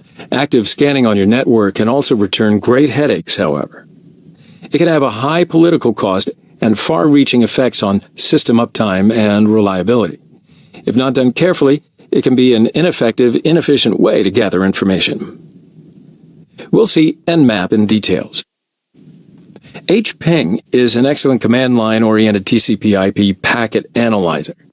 It looks like ping command, but hping isn't only able to send ICMP echo requests. It supports TCP, UDP, ICMP, and raw IP protocols, has a traceroute mode, the ability to send files between a covered channel, and many other features. SCAPI is a powerful interactive packet manipulation program. It is able to forge or decode packets of a wide number of protocols, send them on the wire, capture them, match requests and replies, and much more. Traceroute is a utility that records the route, the specific gateway computers at each hop through the network between your computer and a specified destination computer. so you can find out the network devices between you and the target and identify the network topology. There's a really good comparison of active and passive scanning on networkworld.com website, which says, just as you can determine the type of cheese by tasting it, an active scan, you can also use passive techniques such as reading the label or smelling the aroma as it passes by. Before talking about using ARP tables for passive scanning, let's talk a little bit about ARP protocol and mechanism first. So, Address Resolution Protocol, ARP, is a network layer protocol used for mapping a network address such as an IPv4 address to a physical address such as a MAC address. To simulate how the ARP mechanism works, we have a small network in the slide, a switch on top, and 3 computers connected to it. Computer A wants to talk to computer C. It puts an ARP request onto the wire, which happens to be broadcast. Essentially what it's saying is, who has computer C's MAC address? Of course, because it's a broadcast, every system on the network hears it. Does everybody respond? Well, what happens is that B hears that A is looking for the MAC address of computer C. B knows that it's not computer C and therefore does not respond to the broadcast. The broadcast, the ARP request, goes out to every system, but the only system that will reply is computer C with an ARP reply. In other words, computer A says, who has the MAC address of computer C? And although all the workstations hear the question, only C replies and says, I've got the MAC address of computer C, and this is what it is. So the ARP reply sends back the MAC address to computer A, and each of these machines start building an ARP table. So what is the ARP table? Since computers cannot send broadcast messages every time they need to connect with another network device, they store the IP addresses and the corresponding MAC addresses of systems they frequently communicate with in a table called ARP table. All the systems in the LAN maintain this table. The entries in the ARP cache table are generally short-lived and are updated every 15 to 20 minutes. Now let's get back to our topic. Can we say that one of the passive scan methods is just looking into the ARP table of a system, which is a network that we are scanning? Well, sure we can. Inside an ARP table, we see the IP addresses of some of the systems of the network and their corresponding MAC addresses. Let's see the ARP tables in 3 different platforms: Mac OS, Windows, and Debian Linux. We are in a Mac OS operating system first. Open the terminal first. Type terminal in the search box of the applications window, which brings you the terminal application. Typing ARP and hitting enter shows a small help for ARP command. If you want to see detailed help about the ARP command, you can use MAN command. Type MAN, ARP, and hit enter. You'll get detailed help. A parameter is used to display all current ARP table entries. But hold on, it says A is used to delete all entries as well. How can that be?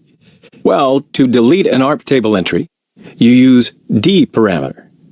If you use this parameter with A parameter, you are able to delete all entries of ARP tables. I parameter is used to see the entries of a single interface. By default, ARP command tries to show the display addresses symbolically. To see the IP addresses instead of display names of the systems, you have to use N parameter, which means do not resolve names. Okay, press Q to quit the man page of the ARP command. Now type ARP-AN to see all the entries of the ARP table. Since Mac OS is a BSD-based operating system, the results of the ARP command is displayed in BSD style. The second machine is a Microsoft Windows 8. Let's open a command prompt first. I have a shortcut on my status bar, so I click it to start a command prompt. Alternatively, press Windows plus R buttons, open the dialog box, run Command, and hit Enter. If you type ARP in a Windows system, the help page of ARP command is displayed. Type ARP-A to see the entries of the ARP table. In my opinion, this display is more, human readable than BSD style. Now, although we're not interested in these at the moment, I would like to talk a little about the IP addresses that start with 224 to calm your curiosity. 224.0.0.22 is the multicast address for Internet Group Management Protocol. 224.0.0.252 is used by recent versions of Windows for Link Local Multicast Name Resolution, LLMNR, searching for local network computers. The third machine is our Kali, which is a Debian-based Linux operating system. Open the terminal window. If you type ARP and hit Enter, the ARP table entries are displayed in a human-readable format. As you see, systems are listed with a known domain name such as www.owaspbwa.com by default. ARP-H brings you a small help page. If you want a detailed help page, type man space ARP. In a Debian-based Linux system, -A parameter of ARP command is used to see the entries in BSD format, which we saw in macOS. -I is, again, to see the entries of a single interface. Okay, press Q to quit the man page. ARP-A displays ARP table entries in BSD format, and use N parameter to see the IP addresses instead of domain names of the systems. Wireshark is free, open source, and the world's foremost network packet analyzer, and it is the de facto standard across system and network administrators. Wireshark has the ability to listen and record traffic, as well as advanced filtering and reviewing options. We're not going to do a deep dive into Wireshark right now, since that's the subject of network layer attacks. So here, let's see a summary of the traffic and the systems related to the interfaces we listen. Let's go to Kali and start Wireshark. You can start Wireshark from the Applications menu or open a terminal window and type Wireshark to start the app.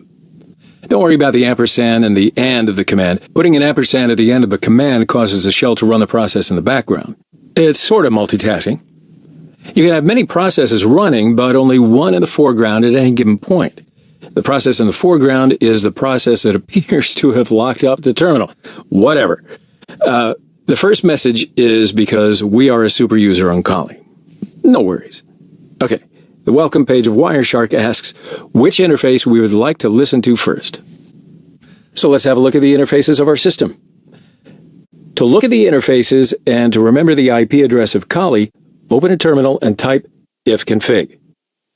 There are two result sets of the ifconfig command, eth0 and LO. eth0 is the first Ethernet interface. Additional Ethernet interfaces would be named eth1, eth2, etc. Here we have only one. Now LO is the loopback interface. This is a special network interface that the system uses to communicate with itself. eth0 is the interface that we're interested in at the moment. Double-click to open the eth0 on the main page of Wireshark to start capturing the packets passing through our Ethernet interface. Now, to speed it up, let's create some network traffic. Open one of my virtual machines, OWASP-BWA, and ping Kali. To stop ping command, press Ctrl-C, ifconfig, to learn the IP address of the machine. Now I go to another VM, Metasploit, and ping the last VM first.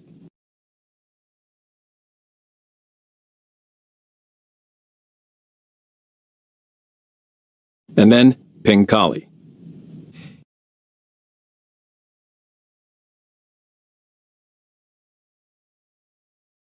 Here we have a lot of ICMP and ARP traffic at the moment.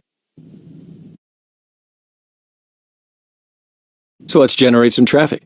I open the browser in Kali and visit the website served by the OWASP-BWA machine.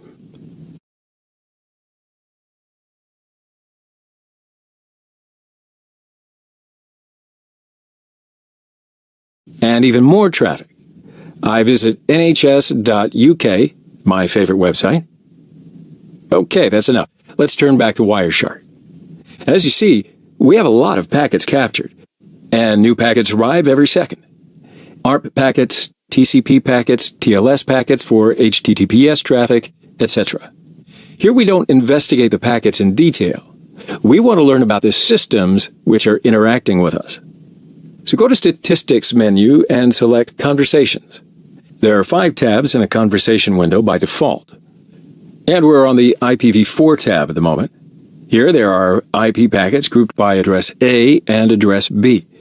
In each line, we see how many packets sent up to now, total size of the packets in bytes, number and size of packets from A to B and from B to A, etc. There is traffic between 8.8.8.8 and my collie. Now I know that 8.8.8.8 is the IP address of Google DNS, so I must have set the Google DNS as the DNS of my collie. I'd like to look at the network config.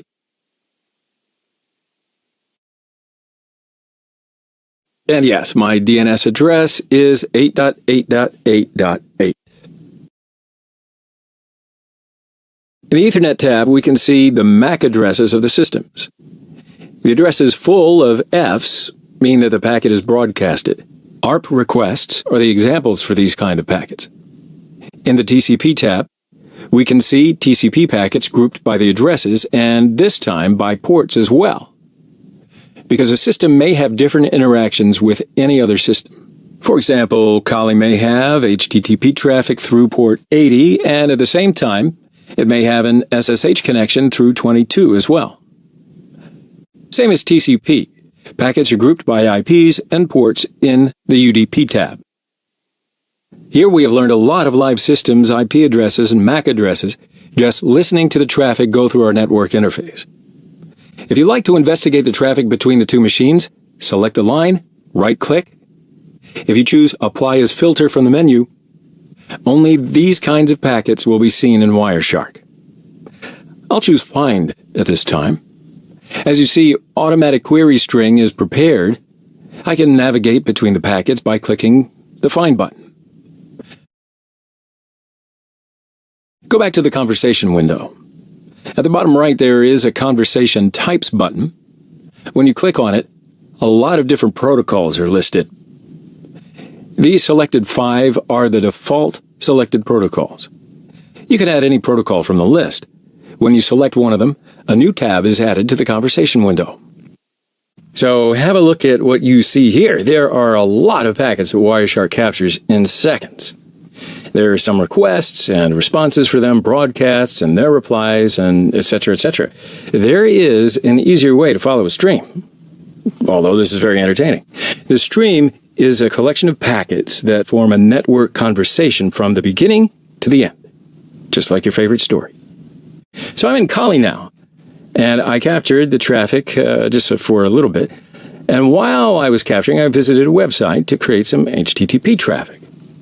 And here are the results: DNS packets, TCP packets, HTTP packets, etc. So I'll select an HTTP packet, and it's the GET request. Right-click, go to Follow on the submenu, and here you see the TCP stream and the HTTP stream options are both enabled. So that means we can follow either the TCP stream or the HTTP stream. So let's click HTTP stream. Now the client packets are red and the server packets are blue. The GET request by Kali, 200 OK response by OWASP BWA. Now this is a return page in HTML format. So you can scroll down and we'll see some of the other requests and the responses in the same stream.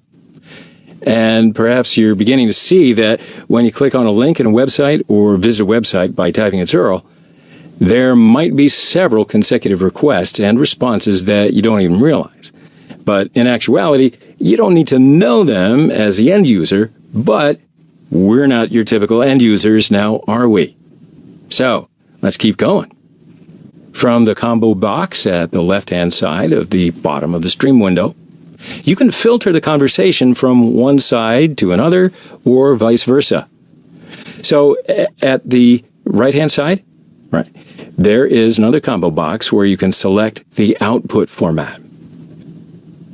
Now when you close the stream window and go back to the main window of Wireshark, you can see that the stream filter is applied right here. So I'll remove the filter by clicking this cross icon. Now I see the entire captured traffic again. That is why filters exist. So in typical traffic capturing on a network interface, there are a lot of packets received from and delivered to all over the network and, well, the internet as well. So let's see how we can take a picture of that network. Let's go to Kali and start Wireshark. You can start Wireshark from the Applications menu or open a terminal window and type Wireshark to start the app. Don't worry about the ampersand and the and of the command. Putting an ampersand at the end of a command causes the shell to run the process in the background. It's sort of multitasking. You can have many processes running, but only one in the foreground at any given point. The process in the foreground is the process that appears to have locked up the terminal. Whatever. The first message is because we are a super user on Kali. No worries. Okay. The welcome page of Wireshark asks which interface we would like to listen to first. So let's have a look at the interfaces of our system. To look at the interfaces and to remember the IP address of Kali, open a terminal and type ifconfig. There are two result sets of the ifconfig command, eth0 and lo. eth0 is the first Ethernet interface. Additional Ethernet interfaces would be named eth1, eth2, etc. Here we have only one. Now lo is the loopback interface. This is a special network interface that the system uses to communicate with itself. eth0 is the interface that we're interested in at the moment. Double-click to open the eth0 on the main page of Wireshark to start capturing the packets passing through our Ethernet interface. Now, to speed it up, let's create some network traffic. Open one of my virtual machines, OWASP BWA, and ping Kali. To stop ping command, press Ctrl-C, ifconfig, to learn the IP address of the machine. Now I go to another VM, Metasploit, and ping the last VM first.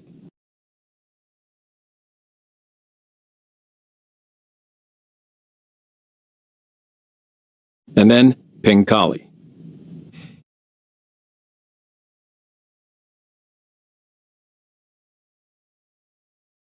Here we have a lot of ICMP and ARP traffic at the moment.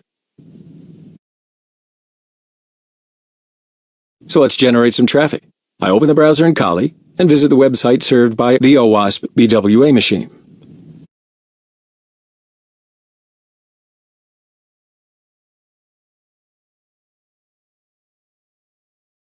And even more traffic. I visit nhs.uk, my favorite website. Okay, that's enough. Let's turn back to Wireshark. As you see, we have a lot of packets captured, and new packets arrive every second. ARP packets, TCP packets, TLS packets for HTTPS traffic, etc. Here we don't investigate the packets in detail. We want to learn about the systems which are interacting with us. So go to Statistics menu and select Conversations. There are 5 tabs in the Conversation window by default. And we're on the IPv4 tab at the moment. Here there are IP packets grouped by address A and address B. In each line, we see how many packets sent up to now, total size of the packets in bytes, number and size of the packets from A to B and from B to A, etc. There is traffic between 8.8.8.8 and my Kali. Now I know that 8.8.8.8 is the IP address of Google DNS, so I must have set the Google DNS as the DNS of my Kali. I'd like to look at the network config.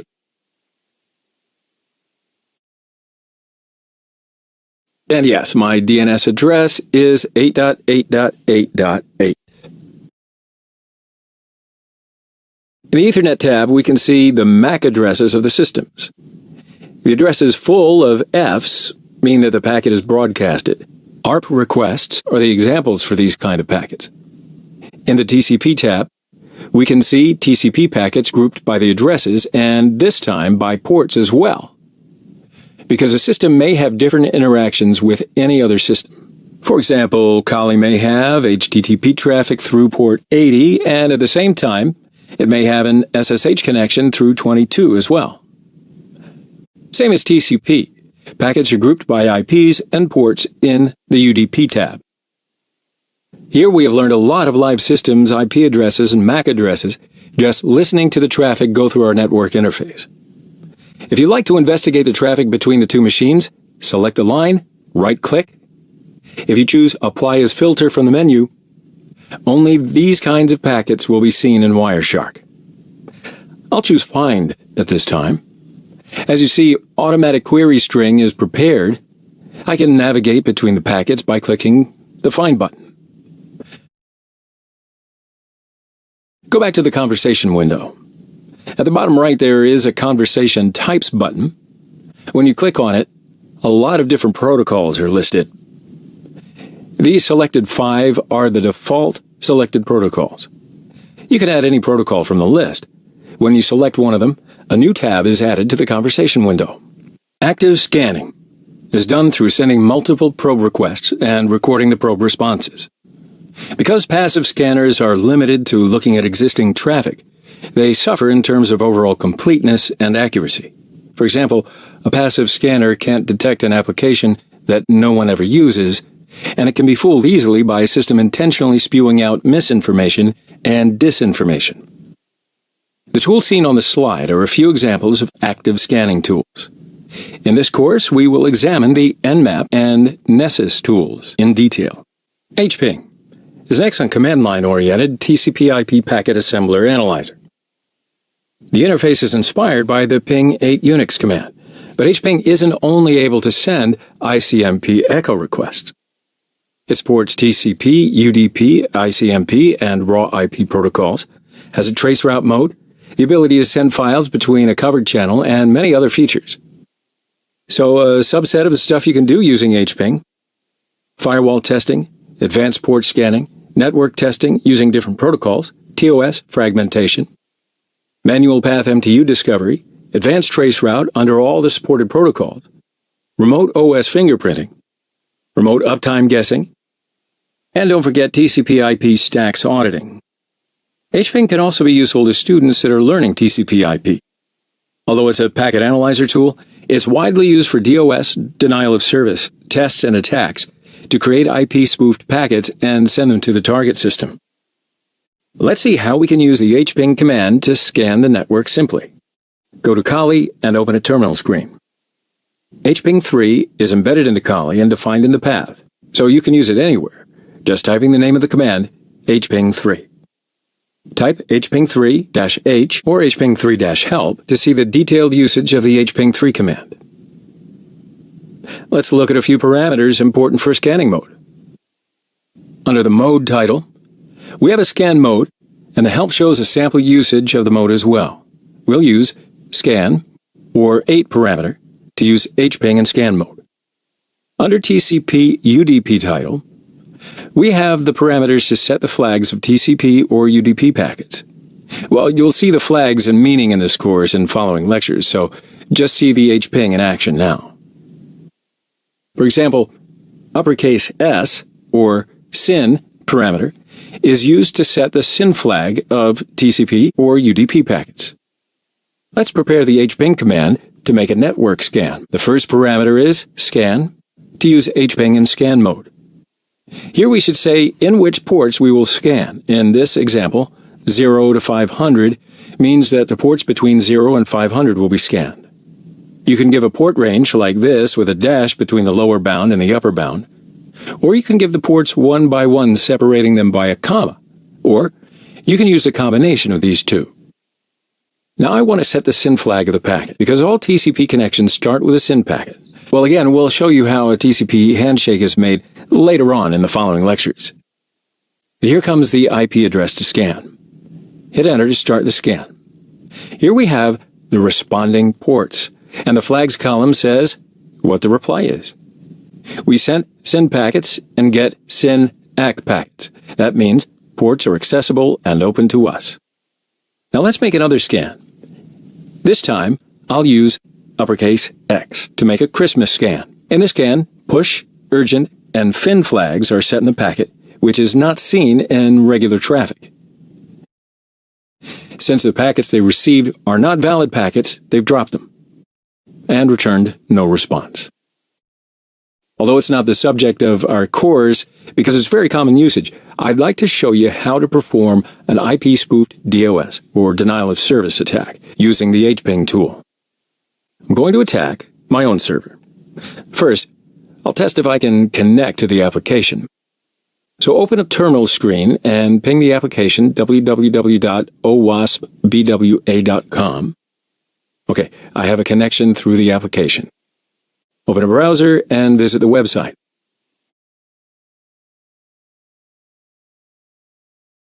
Here I click a few links to show the response time of the server. Oh, okay, it's really fast. It responds as soon as I click onto links. Now let's prepare the hping command to prepare a DOS attack. The first parameter of the command is -flood. You know what? Let's run hping3-help in another terminal screen to see the meanings of the parameters. Flood parameter is used to send packets as fast as possible. To make it a SYN flood attack, I set the SYN flag using -s parameter. When I send a SYN packet, since it's a legitimate TCP handshake starter, the server will try to respond to all the packets at the start of the TCP communication. So the server will be very, very busy. -v is to open verbose mode. That means we'd like to see the results of sent packets. The next parameter is rand source. This parameter will randomize the source IP addresses as if they are requested by different systems. So the attack is distributed denial of service now. And since the IP addresses are random, the victim doesn't know about you. Give the target domain as a last parameter. Oh, by the way, the order of the parameters is not important. Hit Enter to start the attack. And because we're in flood mode, no replies is shown. Let's try to click a few links to see the response time of the server while it's under attack. Click a link. It's waiting. It's obviously slowed down. Maybe our request will be timed out? So this is how a simple denial of service attack is performed. I'll stop the flood by stopping the run of the command using Control-C keys. As you see, in less than a minute, we sent more than 1 million SYN packets to the victim server. No packets received because we randomized the source IP addresses of the packets. That means the responses were sent to different IP addresses. This is why we didn't receive any packets. Since I stopped sending packets, the server is now responding in good time again. Now let's repeat the attack while Wireshark is running to see what's happening under the hood. Start Wireshark. Since we're using the ETH0 interface of Kali, I'll double-click the ETH0 on the home screen to start to listen to the traffic passing through the ETH0 interface. There's still some packets on the queue because of our previous attack. I restart capturing by pressing the green button at the upper left corner of Wireshark to clean the screen before the second attack. Continue without saving. Okay, Wireshark is running and clean. We're ready to repeat the attack.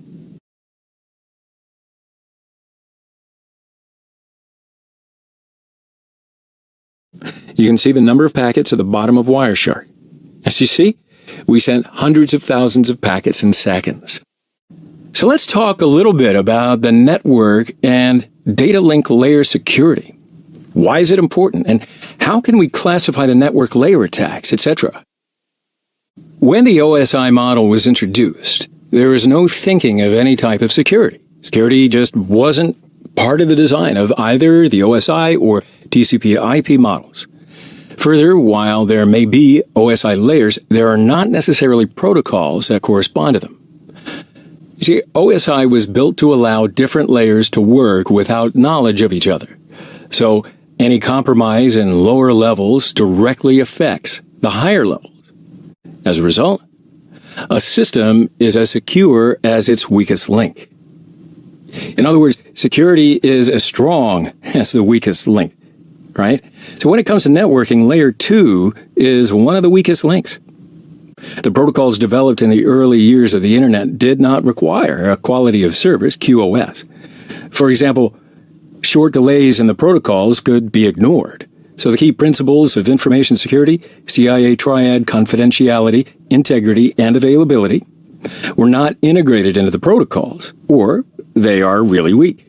So we can classify the network and data link layer attacks according to the effects of the attacks.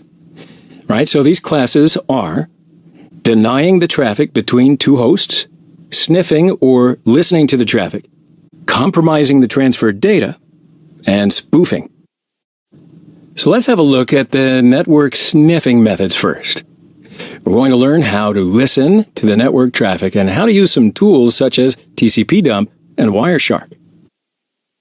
During the penetration test, we listened to the network traffic for many good reasons. First of all, it's possible to obtain the clear text critical information, such as usernames, passwords, instant messages, emails, and all that. We can check to see if the scans work correctly. And some controls can be seen by listening to the network interface, such as if the scan parameters are set correctly, packets are properly exported from the network interface, and responses are received. Listening to the traffic, using passive scan methods, we can collect information about IP addresses, services running on server systems, and protocols and technologies used in network infrastructures, etc., etc. TCP dump is a free open source, very common, and fast packet analyzer that runs under the command line. It prints out a description of the contents of packets on a network interface that match the Boolean expression given as a parameter. TCP dump has a lot of filtering options. We'll discuss some of them in the next slide. It can be preferred to the other packet analyzers, such as Wireshark, because it's so fast. It also supports some of the most common network traffic capturing format, PCAP. You can save the results as raw ASCII text in a document as well. So have a look at this. These are some of the parameters you can use with the TCP dump command. D, or list interfaces, prints the list of the network interfaces available on the system and on which TCP dump can capture packets. I, or interface, listens in on the interface. If unspecified, TCP dump searches the system interface list for the lowest numbered configured interface, excluding loopback, which may turn out to be, for example, ETH0. N means do not convert addresses, that is, host addresses, port numbers, etc., to names. V produces verbose output when parsing and printing. The more V, the more details. W writes the raw packets to specified file rather than parsing and printing them out.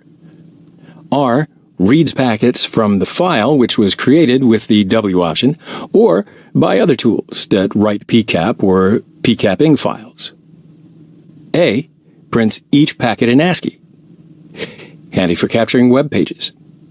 When parsing and printing, in addition to printing the headers of each packet, capital X prints the data of each packet in hex and ASCII. This is very handy for analyzing new protocols. So if you use the X option, the data of each packet is printed in hex. In addition to these options, you can filter the results in several ways. If you would like to monitor a specific protocol, such as TCP, you can use its name as the filter. You can capture packets to or from an endpoint residing in the network using net filter, or use host filter to see the packets of a host as a source, destination, or either one. Use the port to filter TCP or UDP packets sent to or from a specified port. Use port range to listen to ports in any given range. Now, if you use the SRC option, you can see only the packets where the target system is the source of the packets. Similarly, DST is used to specify the destination system. So, of course, you can use more than one filter in a command and set up the relation using and or as logical operators. For example, host is 1.1.1.1 and port is 80. Now, before running several TCP dump commands, let's examine the fields of a typical TCP dump output row. The row shown in the slide is a TCP packet. The first field is the time when the packet arrived, with a timestamp as hour, minute, second, and, well, the fractions of a second. So the second field is a protocol running atop the link layer, in this case, IPv4. Now for IP packets, the third field is the IP address or host name of the host sending the packet, along with, for TCP and UDP packets, the source port. The packet on the slide came from port 80 of the system 172.16.99.139. Now the fourth field is the IP address or host name of the host receiving the packet, along with, for TCP and UDP packets, the destination port. Flags is the TCP segment flag. The packet on the slide doesn't have any flags set other than ACK. ACK is the acknowledgement number in the packet. TCP dump shows sequence and acknowledgement numbers relative to the initial sequence number by default. Win is the source host's TCP window, and you see the options field.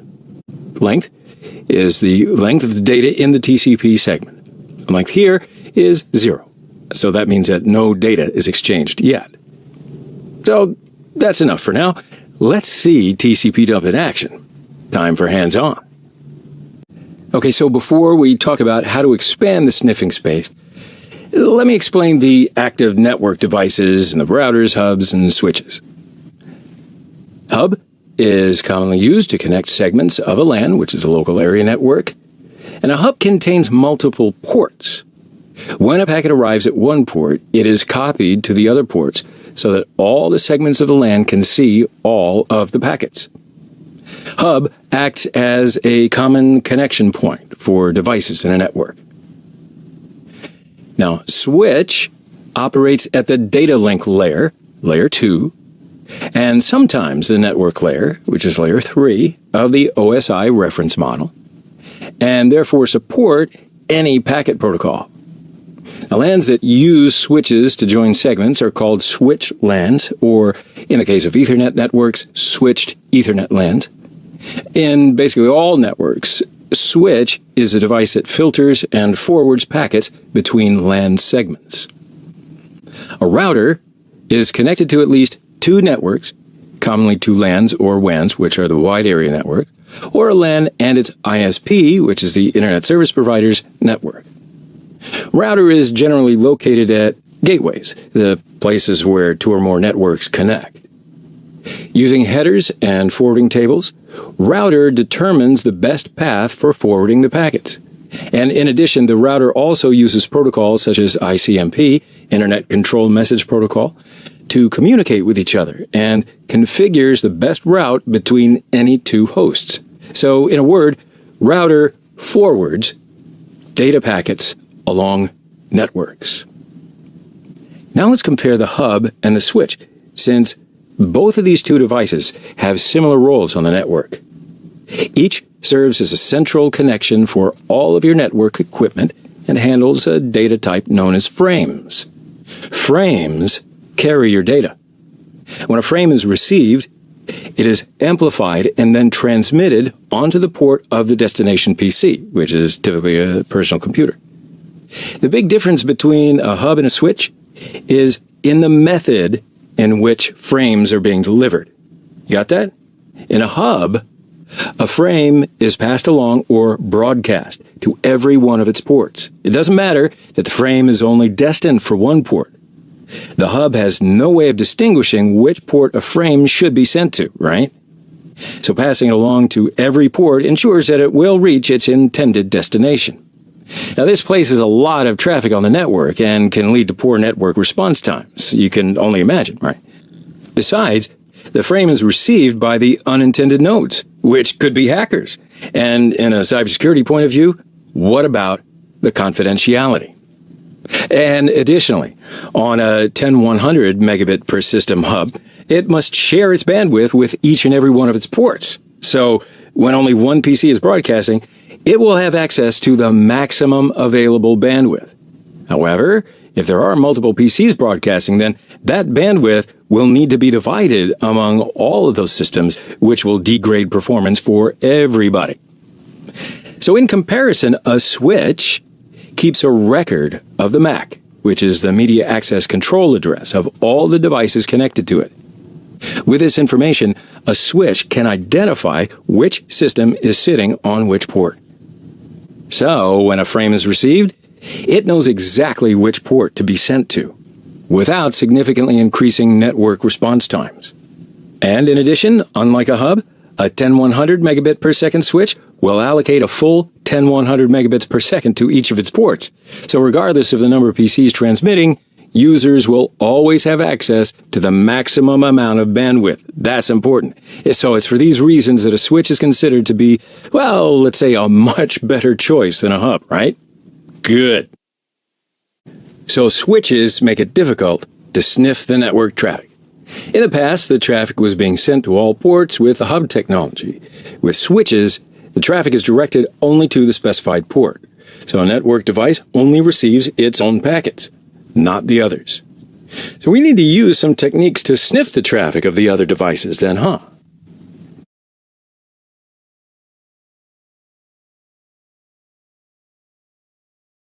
These are some of the techniques to expand the sniffing space. You thought it couldn't be done. So we'll talk about SPAN, Switched Port Analyzer, or port mirroring. So that's a method of monitoring network traffic. With port mirroring enabled, the switch sends a copy of all network packets seen on one port or an entire VLAN to another port where the packet can be analyzed. Port mirroring is supported by almost all enterprise-class switches that I can think of. So, in other words, managed switches. It allows a particular computer to see the network traffic, which is normally hidden from it. You can monitor the entire traffic sent from the switch by copying its uplink port. Now, you have to have physical access and the admin privileges on that switch. So this method is often used to send the network traffic to the IDS, which is typically an intrusion detection system device. In a MAC address table overflow attack, also known as MAC flooding attack, within a very short time, the switch's MAC address table is full with fake MAC address and port mappings. Switch's MAC address table has only a limited amount of memory, and when that table is full, the switch cannot save any more MAC addresses in it. So once the switch's MAC address table is full, and it can't save any more MAC addresses, it generally enters into a fail open mode, and it starts behaving like a network hub. Frames are flooded to all ports, similar to broadcast type of communication. So as an attacker in the network, you start to receive the frames of others. Address Resolution Protocol, ARP, or ARP, is a network layer protocol used for mapping a network address, such as an IPv4 address, to a physical address, such as a MAC address. A system asks for the owner of an IP address by sending an ARP request, and the owner of the IP address answers him with an ARP reply. What if the attacker replies first, before the owner of the IP? Once the attacker's MAC address is connected to an authentic IP address, the attacker will begin receiving any data that is intended for that IP address. This is the basic principle of ARP spoof attacks. ARP poisoning can be achieved because of the lack of authentication in the ARP protocol, so the attacker can send a spoofed ARP message onto the LAN. Would you like to make the attack much more powerful? I suspected as much. Then you've got to replace your MAC with the gateway. So every packet sent by the victim will be in your malicious hands. But we are ethical hackers, remember. Dynamic Host Configuration Protocol, DHCP, is a protocol used to provide automatic and central management for the distribution of IP addresses within a single network. It's also used to configure the proper subnet mask, default gateway, and DNS server information on the particular device.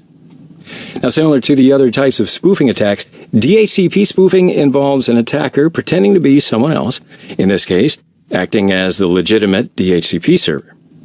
Since DHCP is used to provide addressing and other information to clients, losing control of this part of the network can be very dangerous.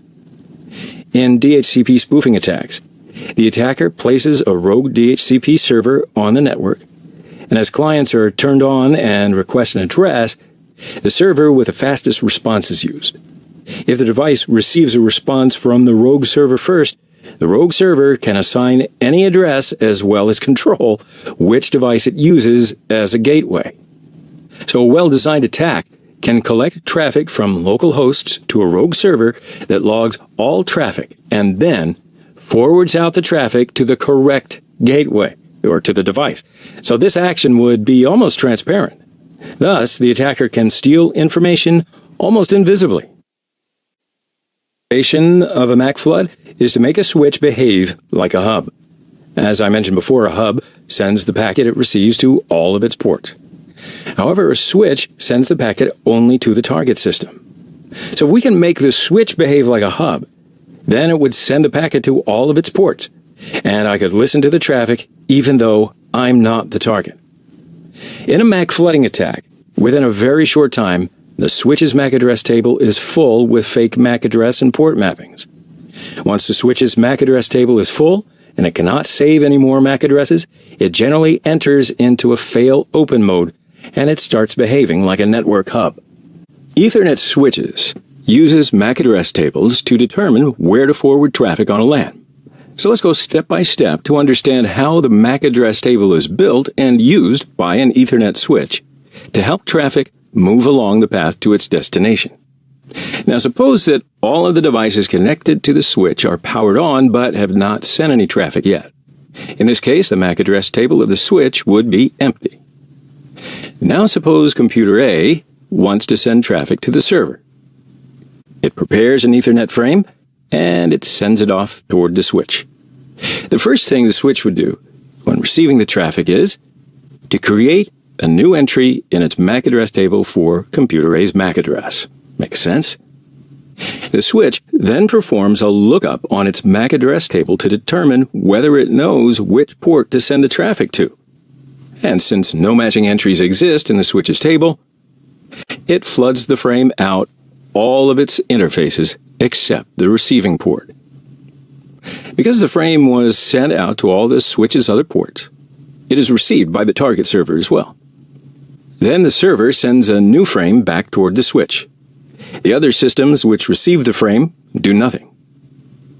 The switch receives the frame and creates a new entry in its MAC address table for the server's MAC address. It then performs a lookup of its MAC address table to determine whether it knows which port to send the server's traffic to, and in this case, it does. So it sends the return traffic out only on the port of computer A, without flooding. So this process repeats as devices continue to send traffic to each other. An important detail to remember is that the MAC address table timeout is typically short.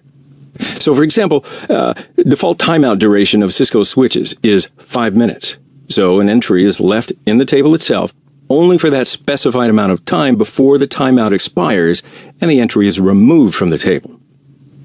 Let's look at the switching mechanism with a cybersecurity point of view.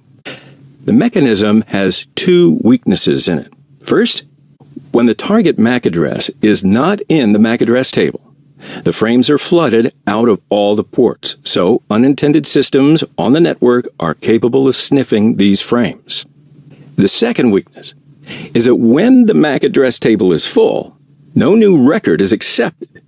So what if I fill the table by announcing thousands of fake MAC addresses from a port of the switch? Most of the switches start to behave like a network hub in such a situation, which means they send each frame to all of the ports. So look at the page seen in the slide. This is the manual page of the macof command. Macof is a command line tool mainly used to flood the switch on a local network with random MAC addresses. So as I mentioned before, when the switch receives a frame, it creates a new entry in its MAC address table for these MAC addresses. Once the switch's MAC address table is full, and it cannot save any more MAC addresses, it generally enters into a fail open mode, and it starts behaving like a network hub. So let's see macof command in action. So here's a network that I created in GNS3. Well, the IP addresses are different from the one that I created in the previous lectures, but not to worry, it's completely identical with that network. So in addition, I've added some other VMware VMs, OWASP, Broken Web Applications, and Metasploitable in the same way with Kali.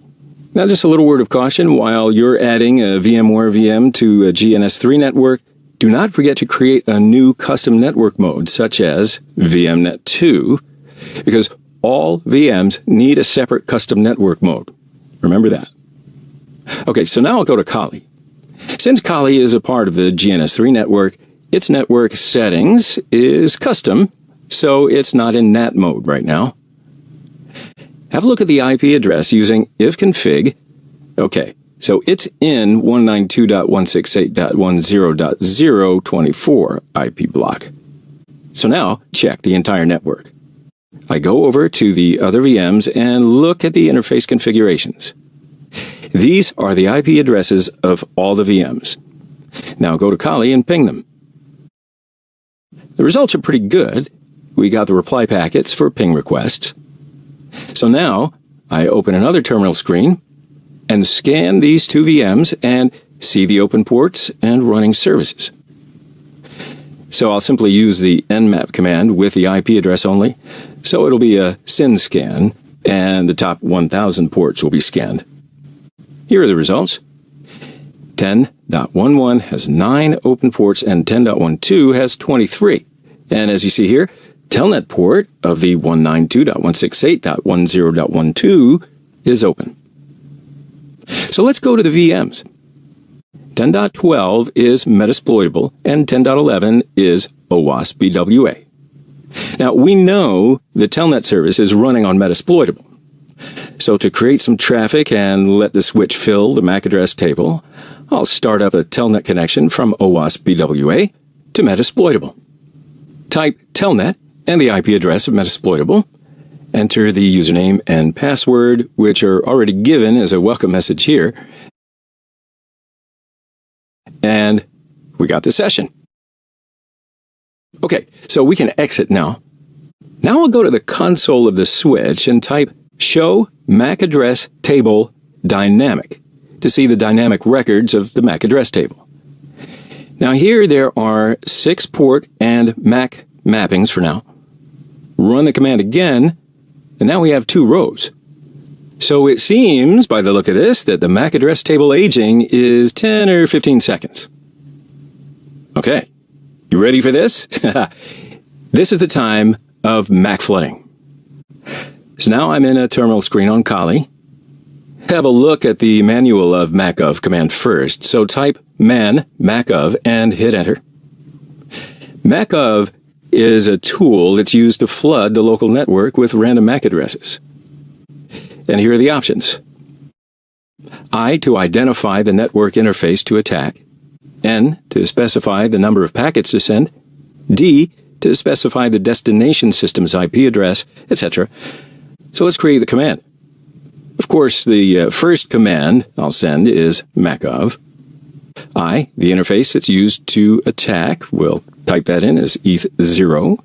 D, the destination, the ether switch router. Now we're ready to run the command, so hit enter. And the MAC flood started, and macov sends tens of packets in seconds. Now let me go to the ether switch router console and look at the dynamic MAC address table again. You can call the last command by using the up arrow key. And as you see, there are a lot of rows for our fast Ethernet 1.0 port, which is used for calling.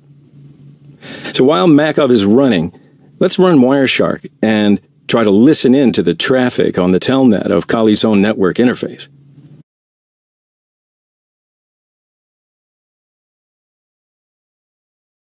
Now to see only the telnet traffic, type telnet in the filter box and click the blue button next to the box. Okay, no telnet traffic for now. Now I go back to the OWASP-BWA VM and telnet to the Metasploit VM again. Telnet, the IP address of Metasploitable, username and password. Run a command. Okay. So back to Kali. You see the telnet traffic here. Kali is neither the source of the traffic nor the destination. It receives the telnet traffic. Now, this is a typical in hub behavior to send packets to each node, so we can say that our switch is behaving like a hub now, just like we predicted.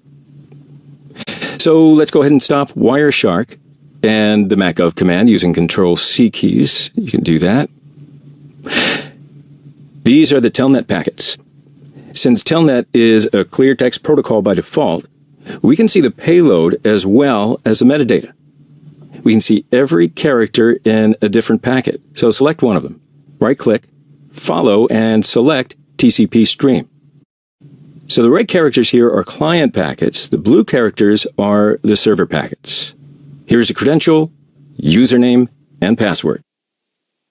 So I bet you're hoping to learn how to prevent MAC flooding attacks, and you've come to the right place. To prevent the MAC flooding attacks, network operators usually rely on the presence of one or more features in their network equipment. With a feature often called port security by vendors, many advanced switches can be configured to limit the number of MAC addresses that can be learned on ports connected to end stations. Many vendors allow discovered MAC addresses to be authenticated against an authentication, authorization, and accounting or AAA server, and subsequently filtered. Implementations of IEEE 802.1x suites often allow packet filtering rules to be installed explicitly by a AAA server based on dynamically learned information about clients, including the MAC address. Security features to prevent ARP spoofing or IP address spoofing, in some cases, may also perform additional MAC address filtering on unicast packets. However, this is an implementation-dependent side effect.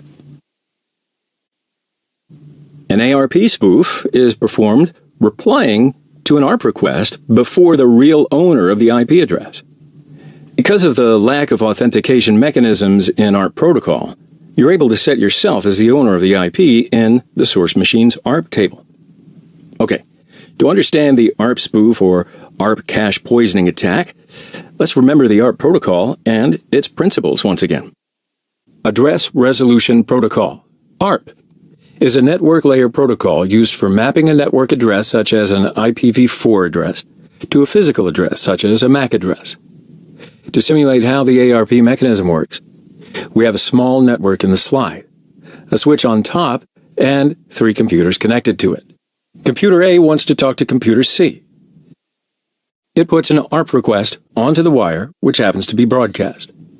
Essentially what it's saying is, who has computer C's MAC address? Of course, because it's a broadcast, every system on the network hears it. Does everybody respond?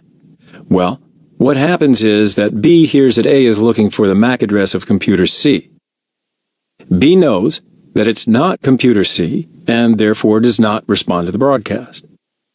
The broadcast, the ARP request, goes out to every system, but the only system that will reply is computer C with an ARP reply. In other words, computer A says, who has the MAC address of computer C? And although all the workstations hear the question, only C replies and says, I've got the MAC address of computer C, and this is what it is. So the ARP reply sends back the MAC address to computer A, and each of these machines start building an ARP table. These are how ARP requests and responses look in Wireshark. The first packet is an ARP request. As you see, it is broadcast. And the second packet is an ARP reply. The owner of the IP 207 answers with its MAC address. As you see, ARP request is broadcast throughout the network, and the first reply is trusted and accepted. Okay, so we have already seen the routine of the ARP protocol. Computer A sends an ARP request. The request is broadcast. The owner of the IP replies with an ARP reply, and both sides update their ARP tables. Now we have an attacker in the network. Okay, so this is how the ARP spoof attack works. Computer A wants to talk to computer C. If the MAC address table of computer C is not in the ARP table of computer A, it puts an ARP request into the wire, which happens to be broadcast. This is the point where all the computers on the network get the ARP request. So although it's not his IP address, the attacker replies the ARP request before the real owner. In this ARP reply, the attacker puts his own MAC address corresponding to the target IP address. Computer A receives the ARP reply and stores the address pair in its ARP table, and communication takes place. Oh yes, there's plenty more to do. There are several tools to perform an ARP spoof attack, such as ARP spoof, the command line tool which is embedded in Kali. But we're going to use EtterCap for the demonstration of the ARP spoof attack. EtterCap is a free and open source network security tool for man-in-the-middle attacks on LAN. It works by putting the network interface into promiscuous mode and by ARP poisoning the target machines. Thereby, it can act as a man-in-the-middle and unleash various attacks on the victims. EtterCap has both a command line interface version and a graphical user interface version. Let's see them both in action. First, let me show you the command line version of EtherCap. So this is my network created in GNS3. I have a Kali, an OWASP BWA, and a Metasploitable VM in the network. So use ifconfig inside the VMs to check the IP addresses and the other interface configurations as well. So ping each other to be sure that they can communicate. Okay? Now I go to Kali, open a terminal screen, and do the same here. Check the interface configuration and ping other VMs.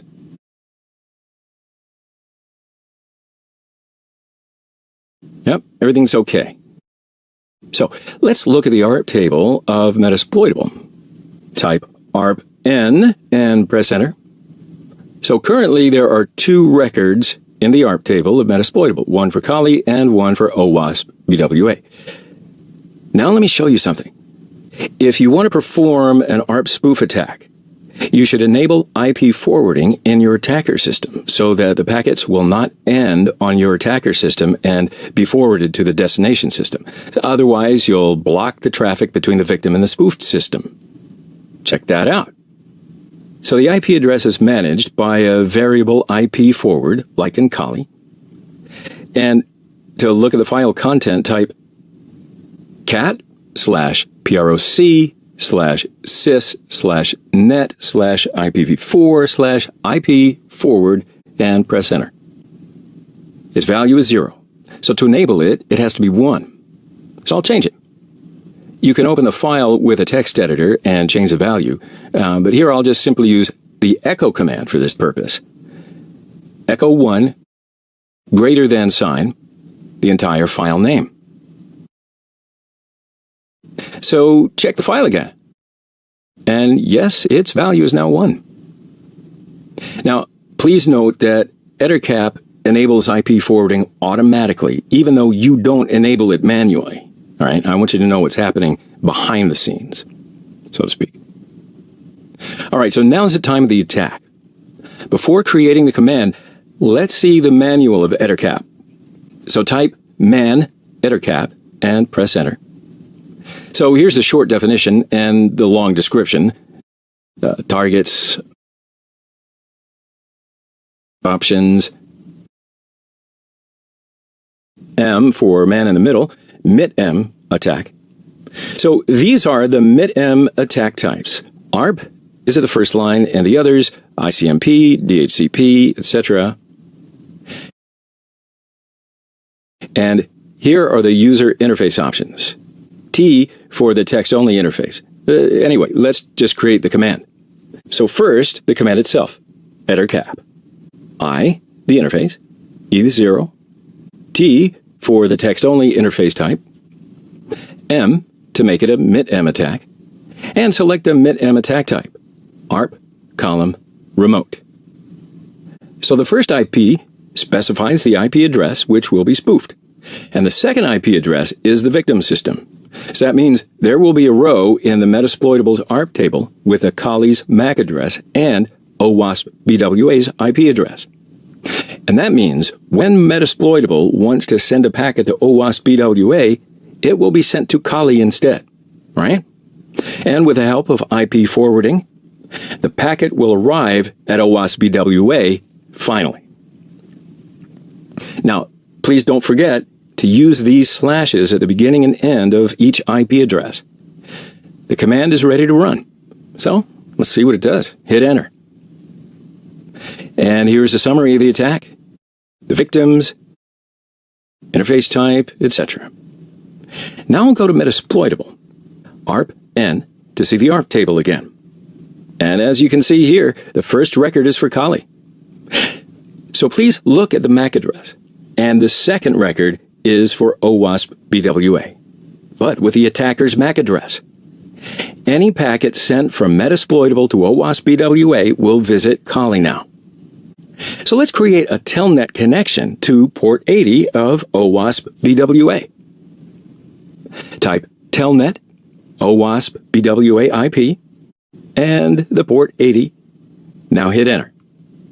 Type get/http/1.0 and press enter twice. And here is the HTTP response. the main page of OWASP BWA. Now let's go back to Kali and see what happens. So these are all the TCP packets sent from Metasploitable to OWASP BWA. ACK packet, FIN packet, and scroll up a bit, and here's the Telnet connection results. HTTP response. Keep going up. We can find some other critical data here too. And here's some credentials, for example. In the terminal screen where EtherCap is running, you can use Control-C to end the attack. So there it is, it stopped. Now go back to Metasploitable and look at the ARP table again.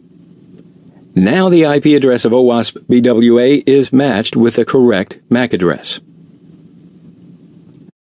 Now you might remember what I told you before that, well, I hope you remember everything that I told you before. But, in particular, EtherCap has a graphical user interface as well. So let's have a look at EtherCap's GUI right now. Again, we're in Kali. Click Show Applications menu item and type EtherCap. And here you go, you'll find the EtherCap GUI app. So these are both EtherCap GUI apps. You can just simply click one of them. I want to show you, though, another way to start the app. From the upper left corner, Applications, go to Sniffing Spoofing Tools, and select EtherCap GUI. Okay, so here we are at the main panel of the EtherCap GUI. We'd better check the network, so I'll open up a terminal screen and ping the other VMs, Metasploitable and OWASP BWA.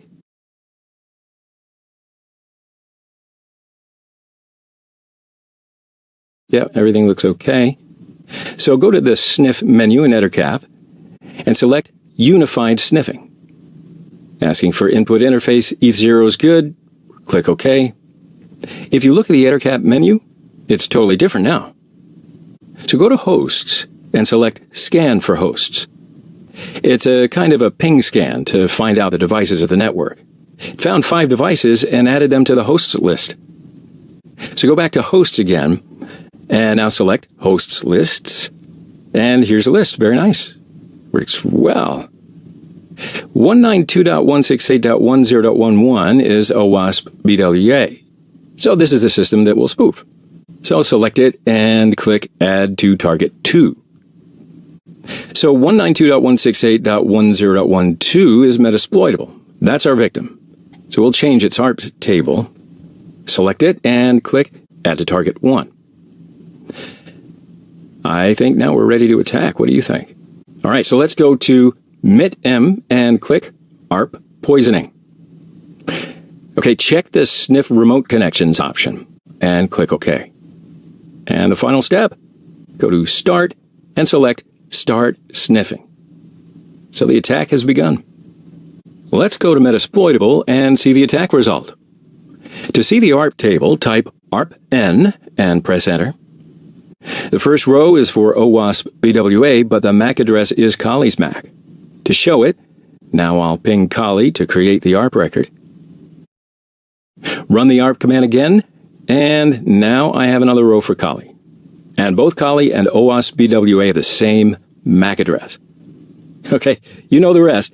The packets will be sent to Kali instead of OWASP BWA, so if you'd like, you can open Wireshark and collect the fruits of your labor. Enjoy it.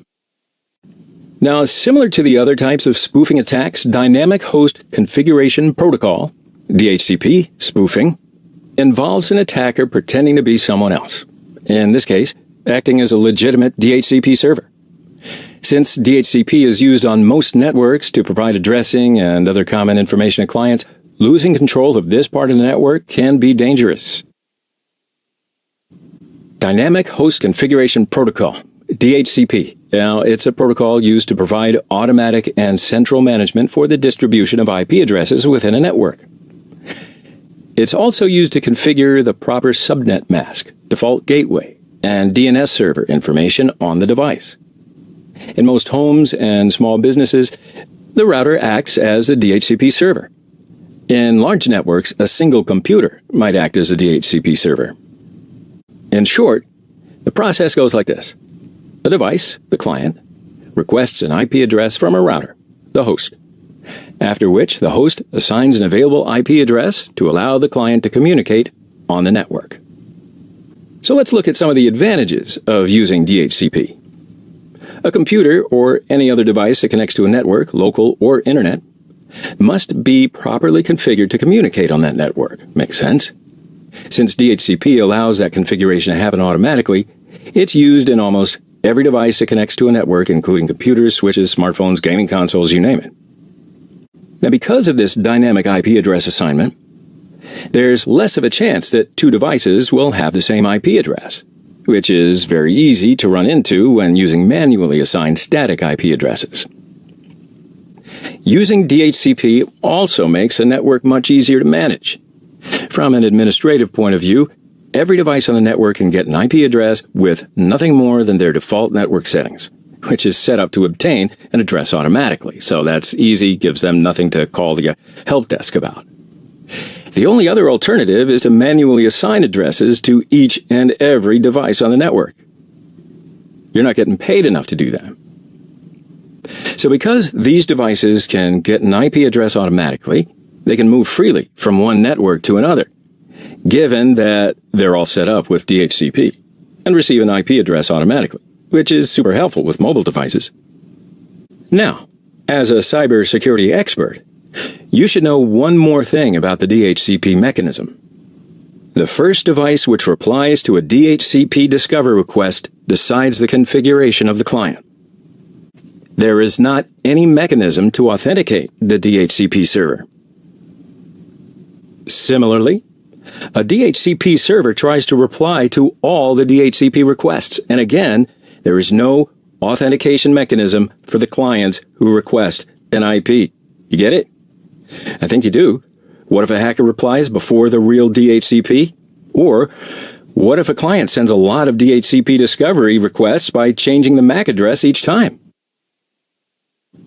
So let's have a look to see how a DHCP mechanism works in detail. Once a device is turned on and connected to a network that has a DHCP server, it will send a request to the server called a DHCP discover request. After the discover packet reaches the DHCP server, the server attempts to hold on to an IP address that the device can use and then offers the client the address with a DHCP offer packet. Once the offer has been made for the chosen IP address, the device responds to the DHCP server with a DHCP request packet to accept it. After which, the server sends an ACK packet that's used to confirm that the device has that specific IP address and to define the amount of time that the device can use the address before getting a new one.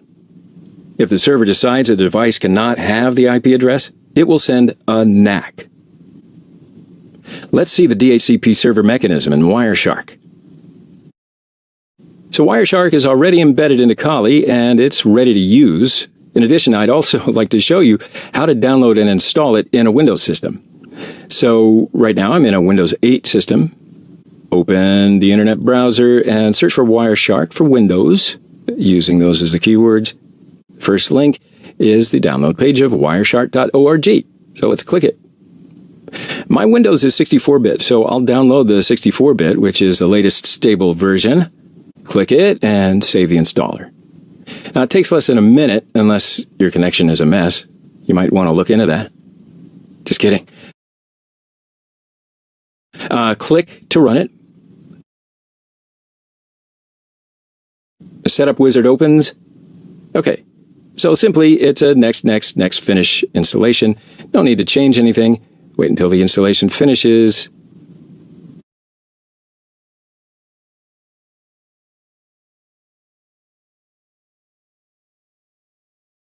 Okay, so check this to run Wireshark now and click Finish.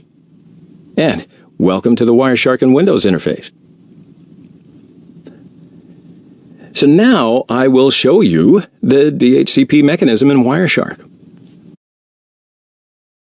So let's run Wireshark, and you can see that it's listing the packets received by ETH0.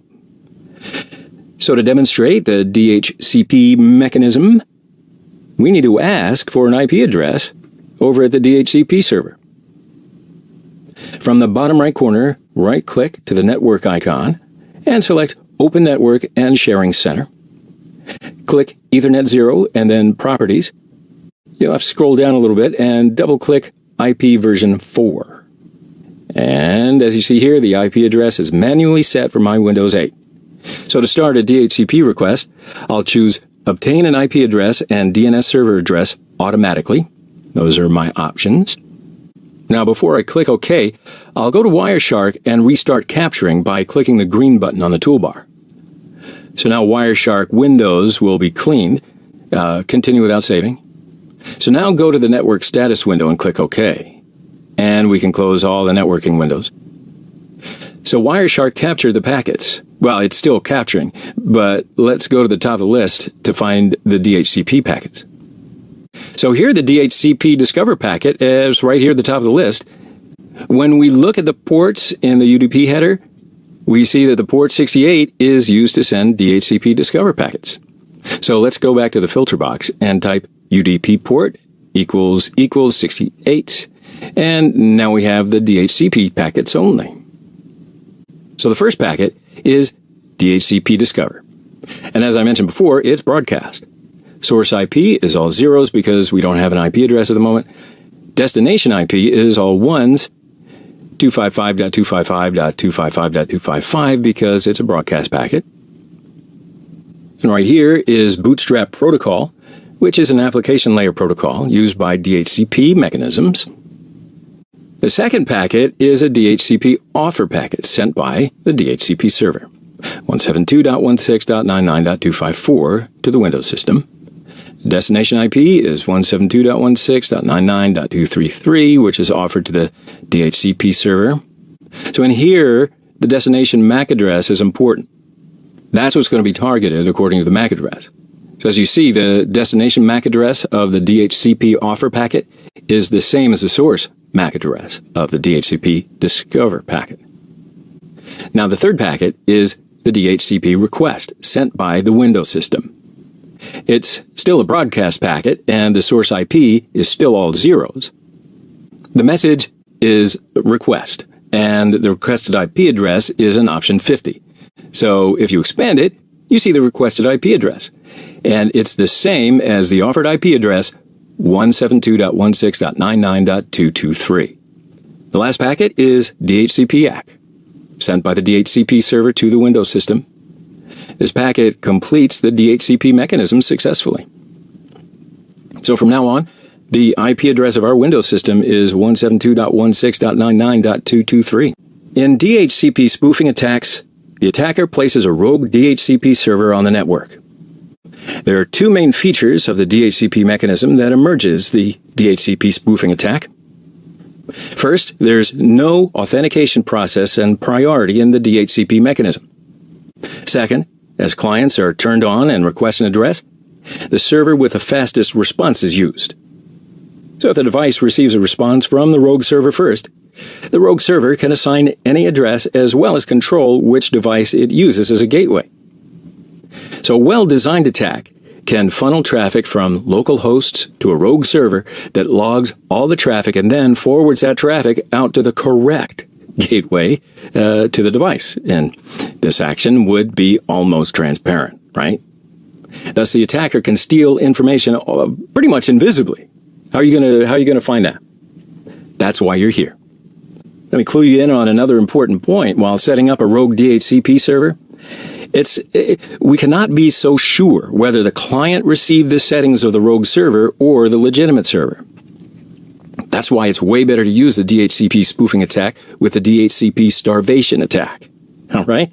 In a DHCP starvation attack, an attacker broadcasts a large number of DHCP request messages with spoofed source MAC addresses. If the legitimate DHCP server in the network starts responding to all these bogus DHCP request messages, available IP addresses in the DHCP server scope will be depleted within a very short span of time. Now, once the available number of IP addresses in the DHCP server is depleted, network attackers can then set up a rogue DHCP server and respond to new DHCP requests from the network DHCP clients. By setting up a rogue DHCP server, the attacker can now launch a whole DHCP spoofing attack. So here is how we can perform a DHCP spoof attack together with DHCP starvation attack. So we'll create a lot of DHCP discovery packets to request new IP addresses from the DHCP server. DHCP server replies to these requests. IP address space is limited. For example, a Class C subnet has about 250 IP addresses available. So since the IP addresses are used for fake MAC addresses, there aren't any more IP addresses for legitimate clients.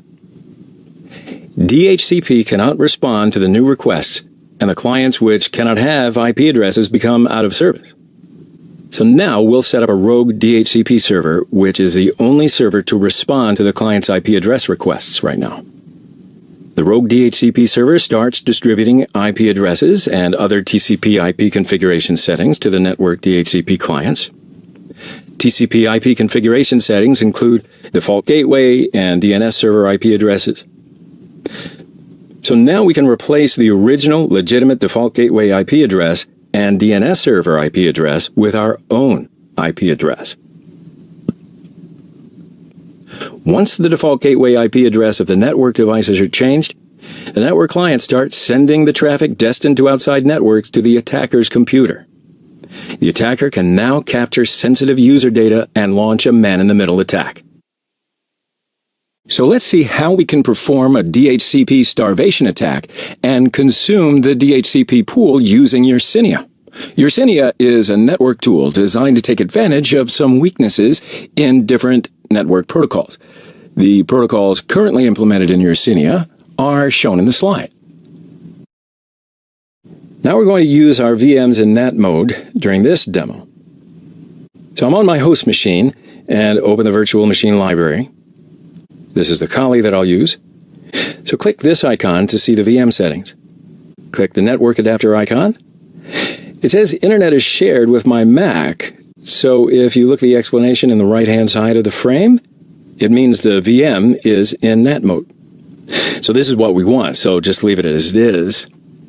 The Connect network adapter is selected, so Kali is ready to use with a NAT network connection. So Windows 8 is the other VM that I'll use to demonstrate DHCP starvation attack.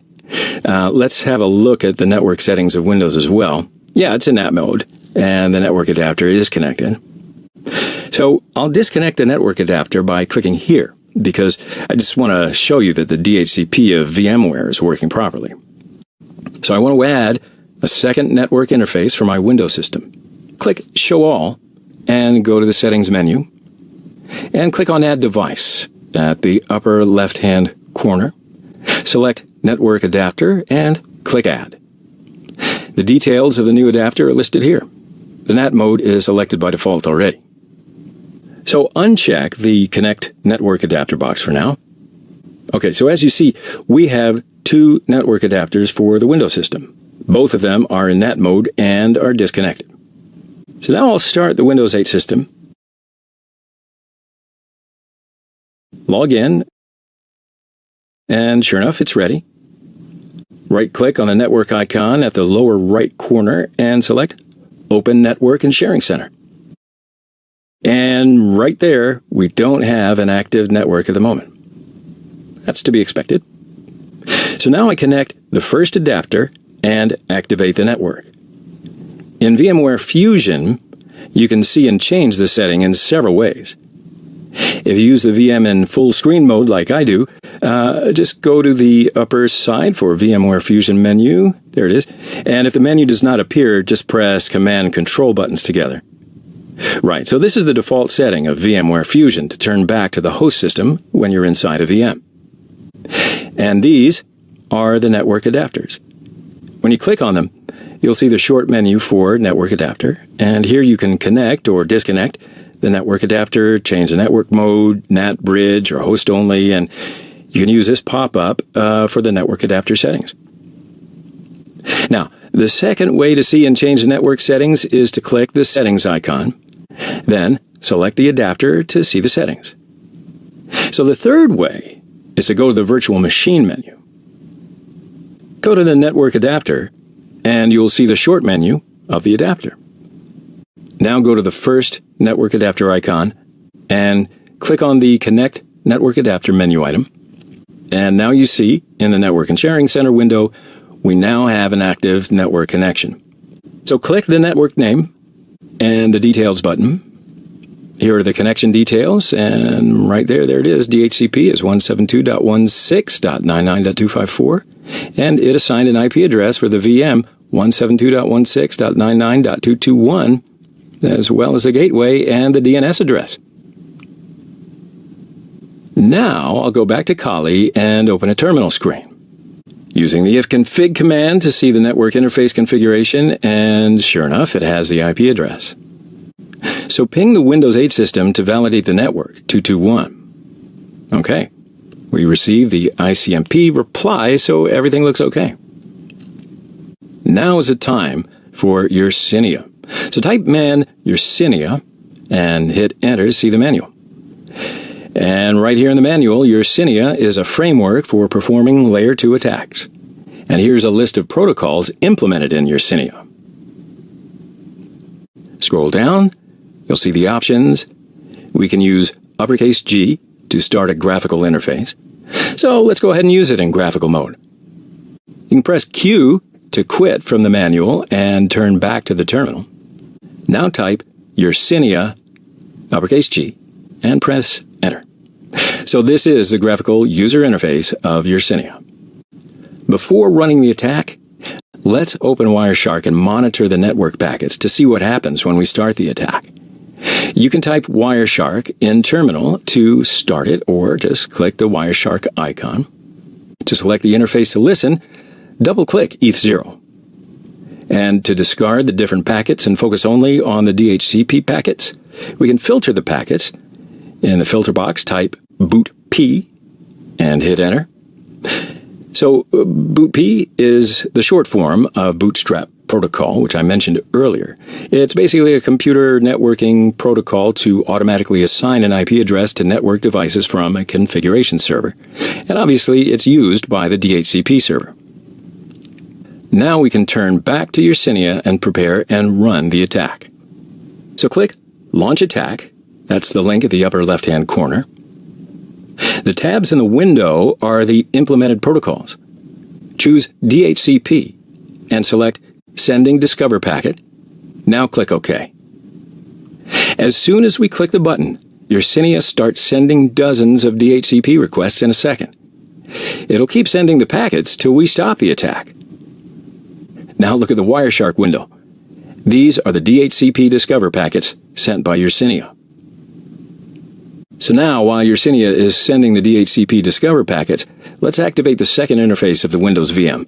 And let's see if the DHCP server assigns an IP address for the second interface. Alright, so we're in the Windows VM now. Go to the second network adapter, click Connect Network Adapter 2 to activate the second interface. Now, do you remember what happened when we activated the first interface?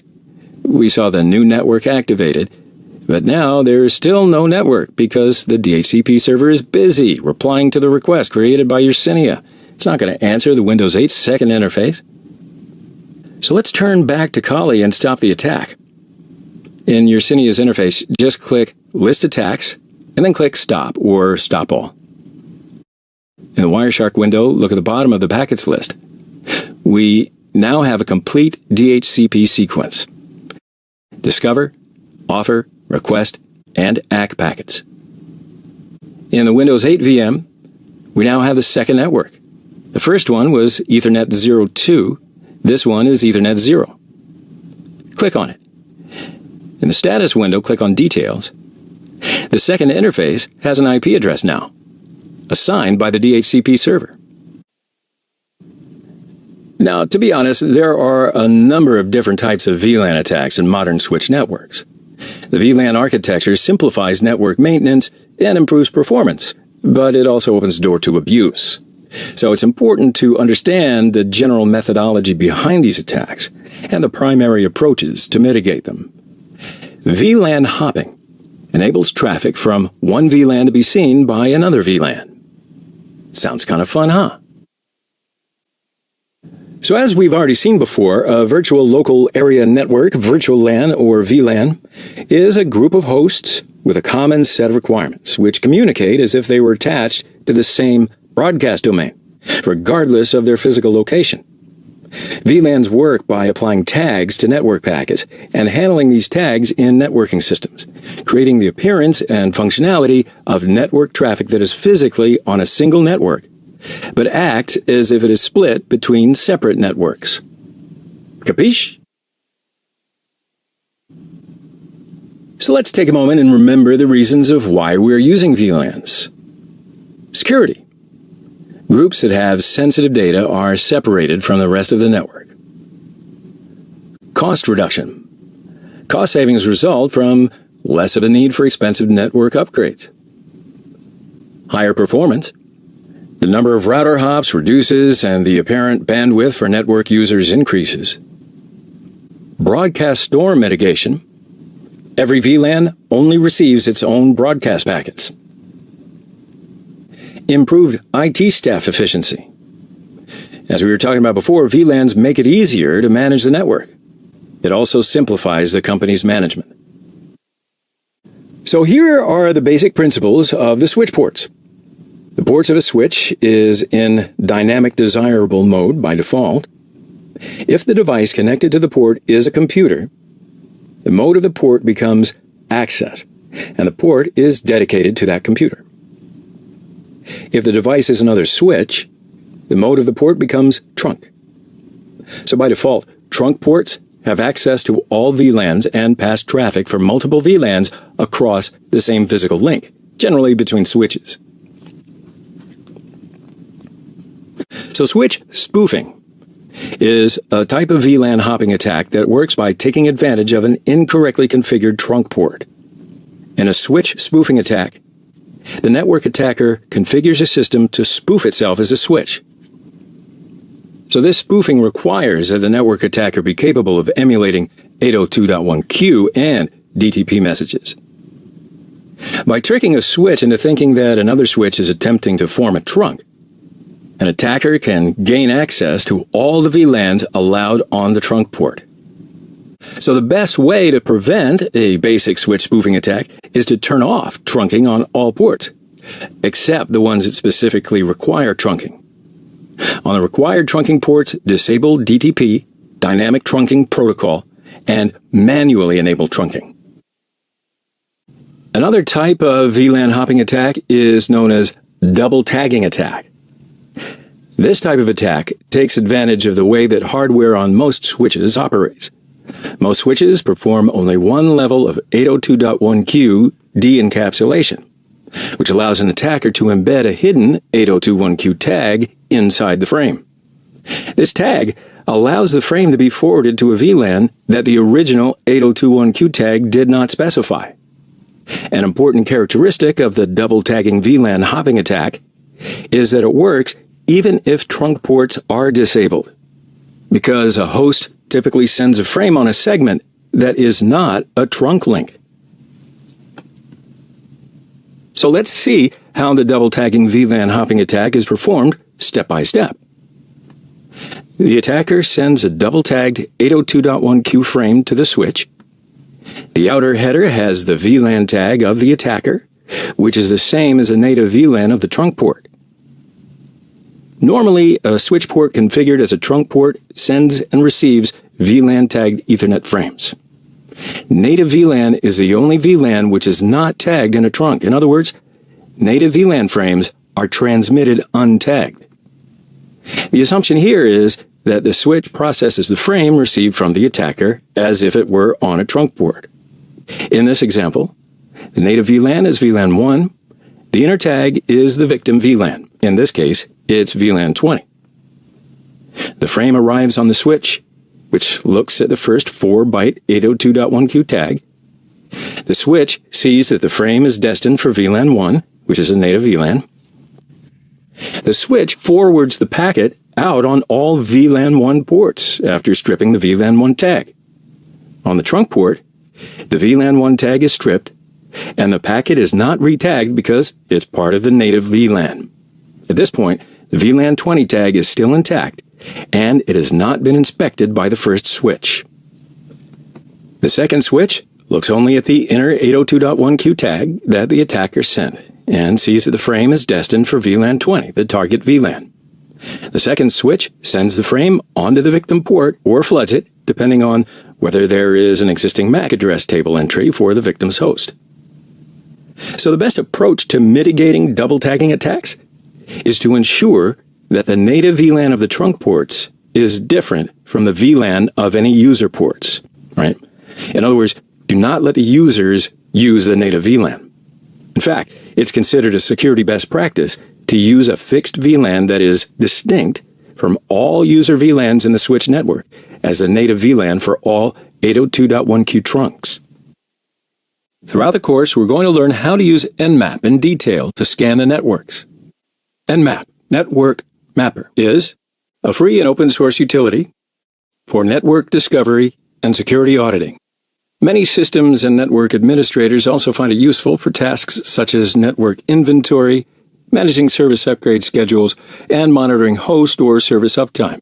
Nmap runs on all major computer operating systems, and official binary packages are available for Linux, Windows, and Mac OS X. Nmap has been used to scan huge networks of literally hundreds of thousands of machines. Nmap is usually very good at documentation. Significant effort has been put into comprehensive and up-to-date man pages, white papers, tutorials, and even a whole book. You can visit nmap.org to find out more about Nmap. While Nmap comes with no warranty, it is well supported by a vibrant community of developers and users. It's one of the most well-known tools of the network security domain, and indeed, with a lot of facilities, it's very powerful. In addition to the classic command line Nmap executable, the Nmap suite includes an advanced GUI and results viewer, ZenMap, a flexible data transfer, redirection, and debugging tool, NCAT, a utility for comparing scan results, NDiff, and a packet generation and response analysis tool, NPing. Nmap uses raw IP packets in novel ways to determine what hosts are available on the network, which ports of these hosts are accessible, what services those hosts are offering, what operating systems are running, what type of packet, filters, firewalls are in use, and dozens of other characteristics. Beyond all this, Nmap has its own scripting engine and allows developers to develop new modules. In the following lectures to discover the network, we'll perform the following with Nmap. First, we'll use ping scan to find out the hosts in the network. Then we'll use different types of port scan to find the open or accessible ports. We'll detect the services running on the ports and their versions. We'll try to learn the operating systems running on the systems. And after that, we'll see how to use scripts with Nmap scans. And we'll learn some important scripts as well. Nmap sends some packets to discover the network. To prevent security devices from blocking our packets, here's where we're going to learn some timing tricks. Then we'll see what we can do more of to bypass security devices such as packet filters, IDS, or IPS. Here, there's an Nmap command example. Let's see some basic parameters of the Nmap command. Nmap is, of course, the command itself. S is to define the scan type. If you use S with uppercase T, as seen in the slide, it means you want to run a TCP scan. We'll see the important scan types in detail. If you don't use this parameter and you have the administrator privileges on the computer where you're using Nmap, SynScan is a default scan type. If you don't have the admin privileges on the computer, TCP scan will run. Destination IP address is the only required parameter to run this command. It means you can run the Nmap command like nmap 172.16.99.139. This is the IP address of the target machine which you want to scan. You can either give a single IP address or give an IP block or an IP range as a target, but we'll see that soon. Destination ports are the port numbers that you want to scan. If the target port numbers are not given to the command, top 1,000 ports will be scanned. Be careful, I didn't say the first 1,000 ports. I said the top 1,000 ports. That means the most used 1,000 ports will be scanned. There are different ways to enter destination ports, and we'll see them in detail. Let's do the first scan. So now let's write our first Nmap command. So with this command, we will scan the IP of the Kali Linux computer. So for this, just open Kali Linux, username root, password tour, and click terminal. Learn IP with ifconfig, Nmap, enter your target IP, press the enter key.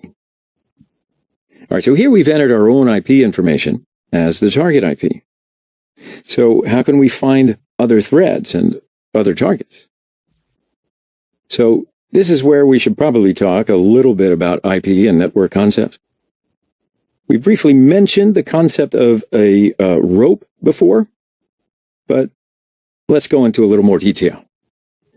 So these concepts are the basic concepts that you can probably encounter in just about all of your penetration testing. It might sound a little boring at first, but I really do want to help you master this subject, right? So we got to talk about what is a network. Yeah, I know we've already defined network in that network, but let's dive a little deeper, shall we? So it's a communication system that devices establish with each other in a certain area.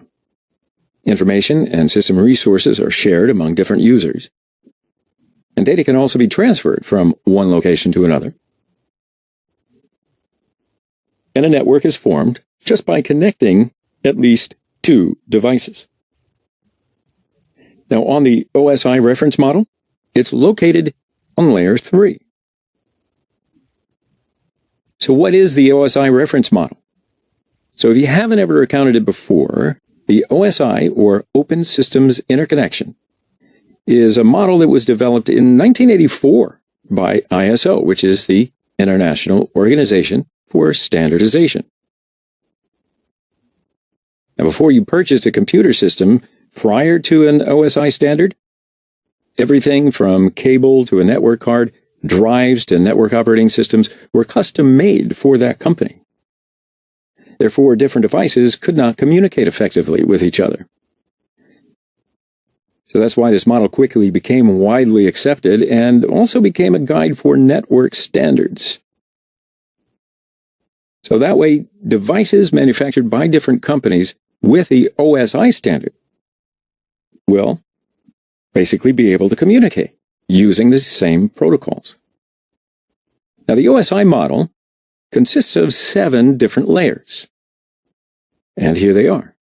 Layer 7, application. Layer 6, presentation. Layer 5, session. Layer 4, transport. Layer 3, network. Layer 2, data link. And layer 1, physical.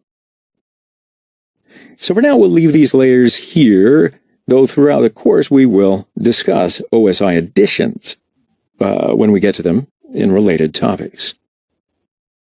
Now, getting back to the Nmap scan that we perform, it will occur on the network layer, which is OSI layer 3. Now, so with a scan, Nmap will try out the first 1,000 TCP ports that are most commonly used, which ports are available, and what their status is, whether it's on or off, and then the service names that will be using those ports. The 1,000 TCP ports used by Nmap will come by default, and if we want to change the list of ports used, we just need to modify the file user share nmap services. I don't recommend that, though.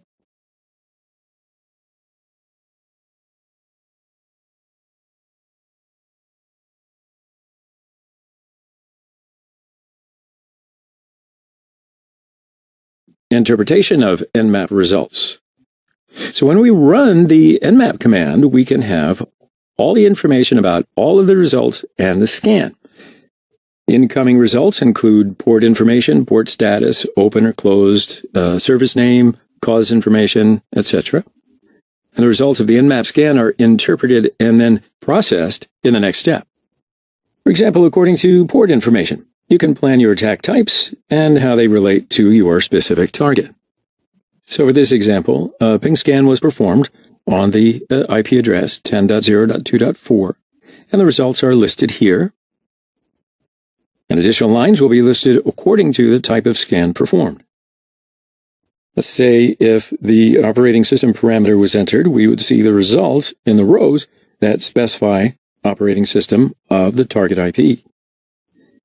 So in the lessons that follow here, we're going to do some very relevant examples, but you are now familiar with the overview.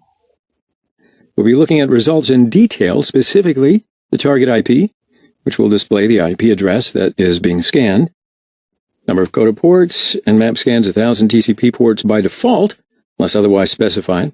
So you can specify how many of the 1,000 ports are closed as a result of scanning. And ports found shows the ports that are used or in use, and they are open on the destination after scanning. Port state displays the status of the ports found, whether they're on or off. Service name displays the service names that are used on the found ports. And for a service state reason, why the ports are open or closed. And the MAC address displays the MAC address of the target threat. Scanning specific IPs or specific targets with Nmap. So the goal of scanning with Nmap should be to get the best information about the target as quickly and efficiently as possible. Therefore, it may only be necessary to scan on specific targets. So Nmap offers a very flexible number of possibilities. Let's have a look at some of them. So in our previous example, we saw how to scan a particular subnet, right? The Nmap subnet command. So scanning an entire network will take some time, depending on the number of devices in the network. Scanning an entire subnet can also cause security systems to be on alert, because it's attempting to access many different threads from a single source thread, a computer thread that is used for scanning. So this, of course, can be recognized by security systems, and then the IP address that you're using for scanning will be blocked. So instead, we only scan specific threads. So to use this command, you need to know the target IP information in advance. So the command we will use is nmap IP1, IP2, IP3. So here, IP1, IP2, and IP3 are the IP information of the target systems. And the number of IPs written here can be increased.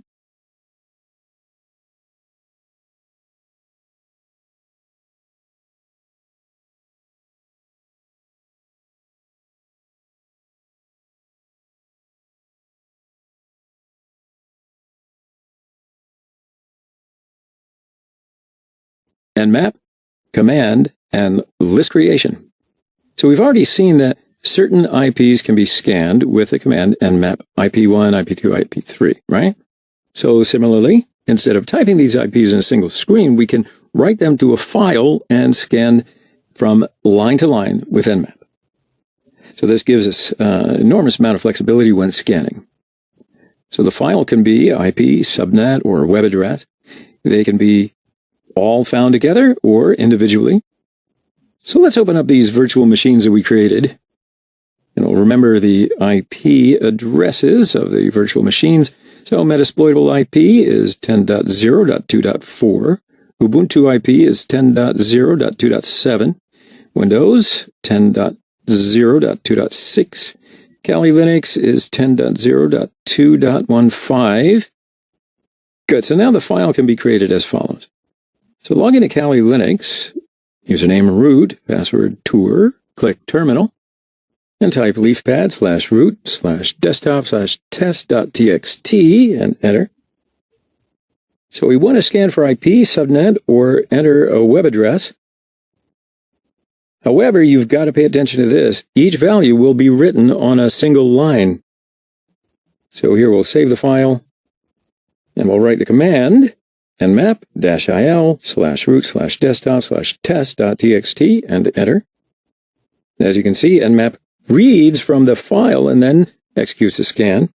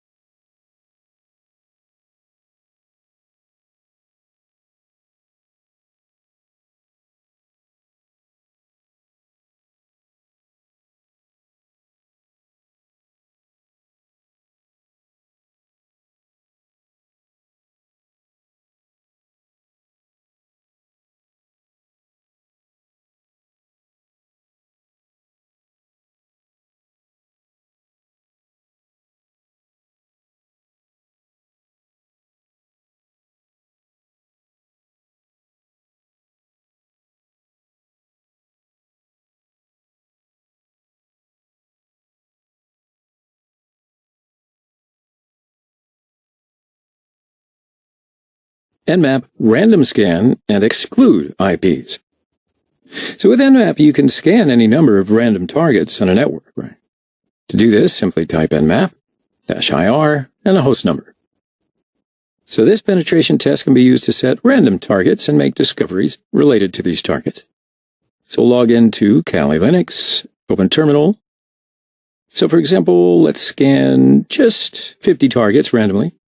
Nmap 10.0.2.3/24-IR 50, press enter. And as you can see, only 50 IPs were scanned.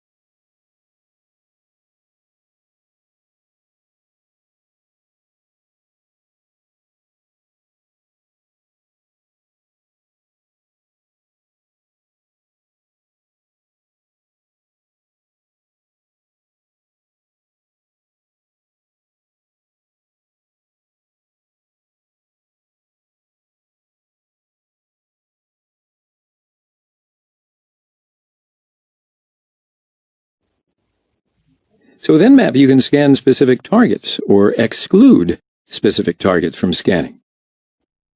So this command will be able to save us time by excluding known targets from scanning, as well as knowing if there's a firewall on it, or we can scan by excluding the IPs of security servers. So we can open the virtual machines that we created. And of course, remembering the IP addresses of the virtual machines: Metasploitable IP 10.0.2.4, Ubuntu 10.0.2.7, Windows 7 10.0.2.6, Kali Linux 10.0.2.15.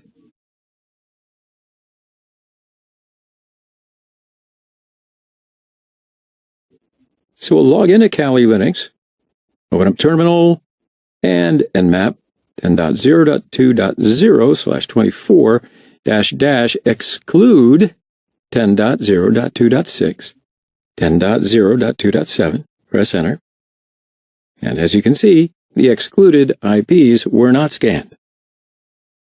So we can write the threads required for this process one by one, or write them into a file and run nmap reading from this file.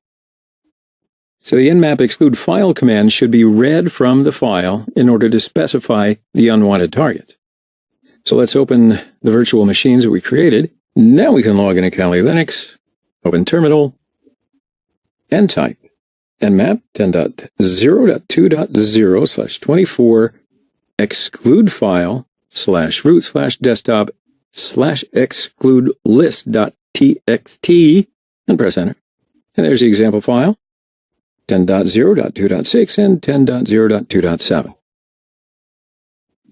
As you can see, the excluded IPs were not scanned. Print the nmap results to the file.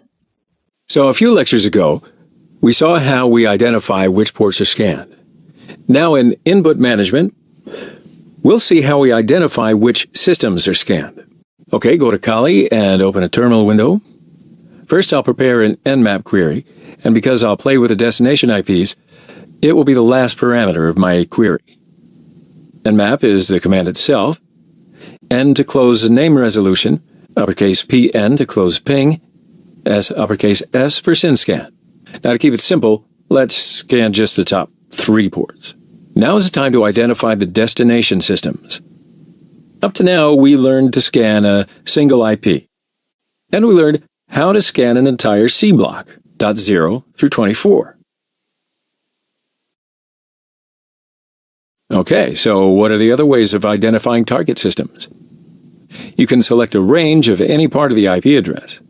In the slide, the third and the fourth parts of the IP address is given as ranges. That means Nmap will scan IPs from 192.168.1.0 to 192.168.255.255.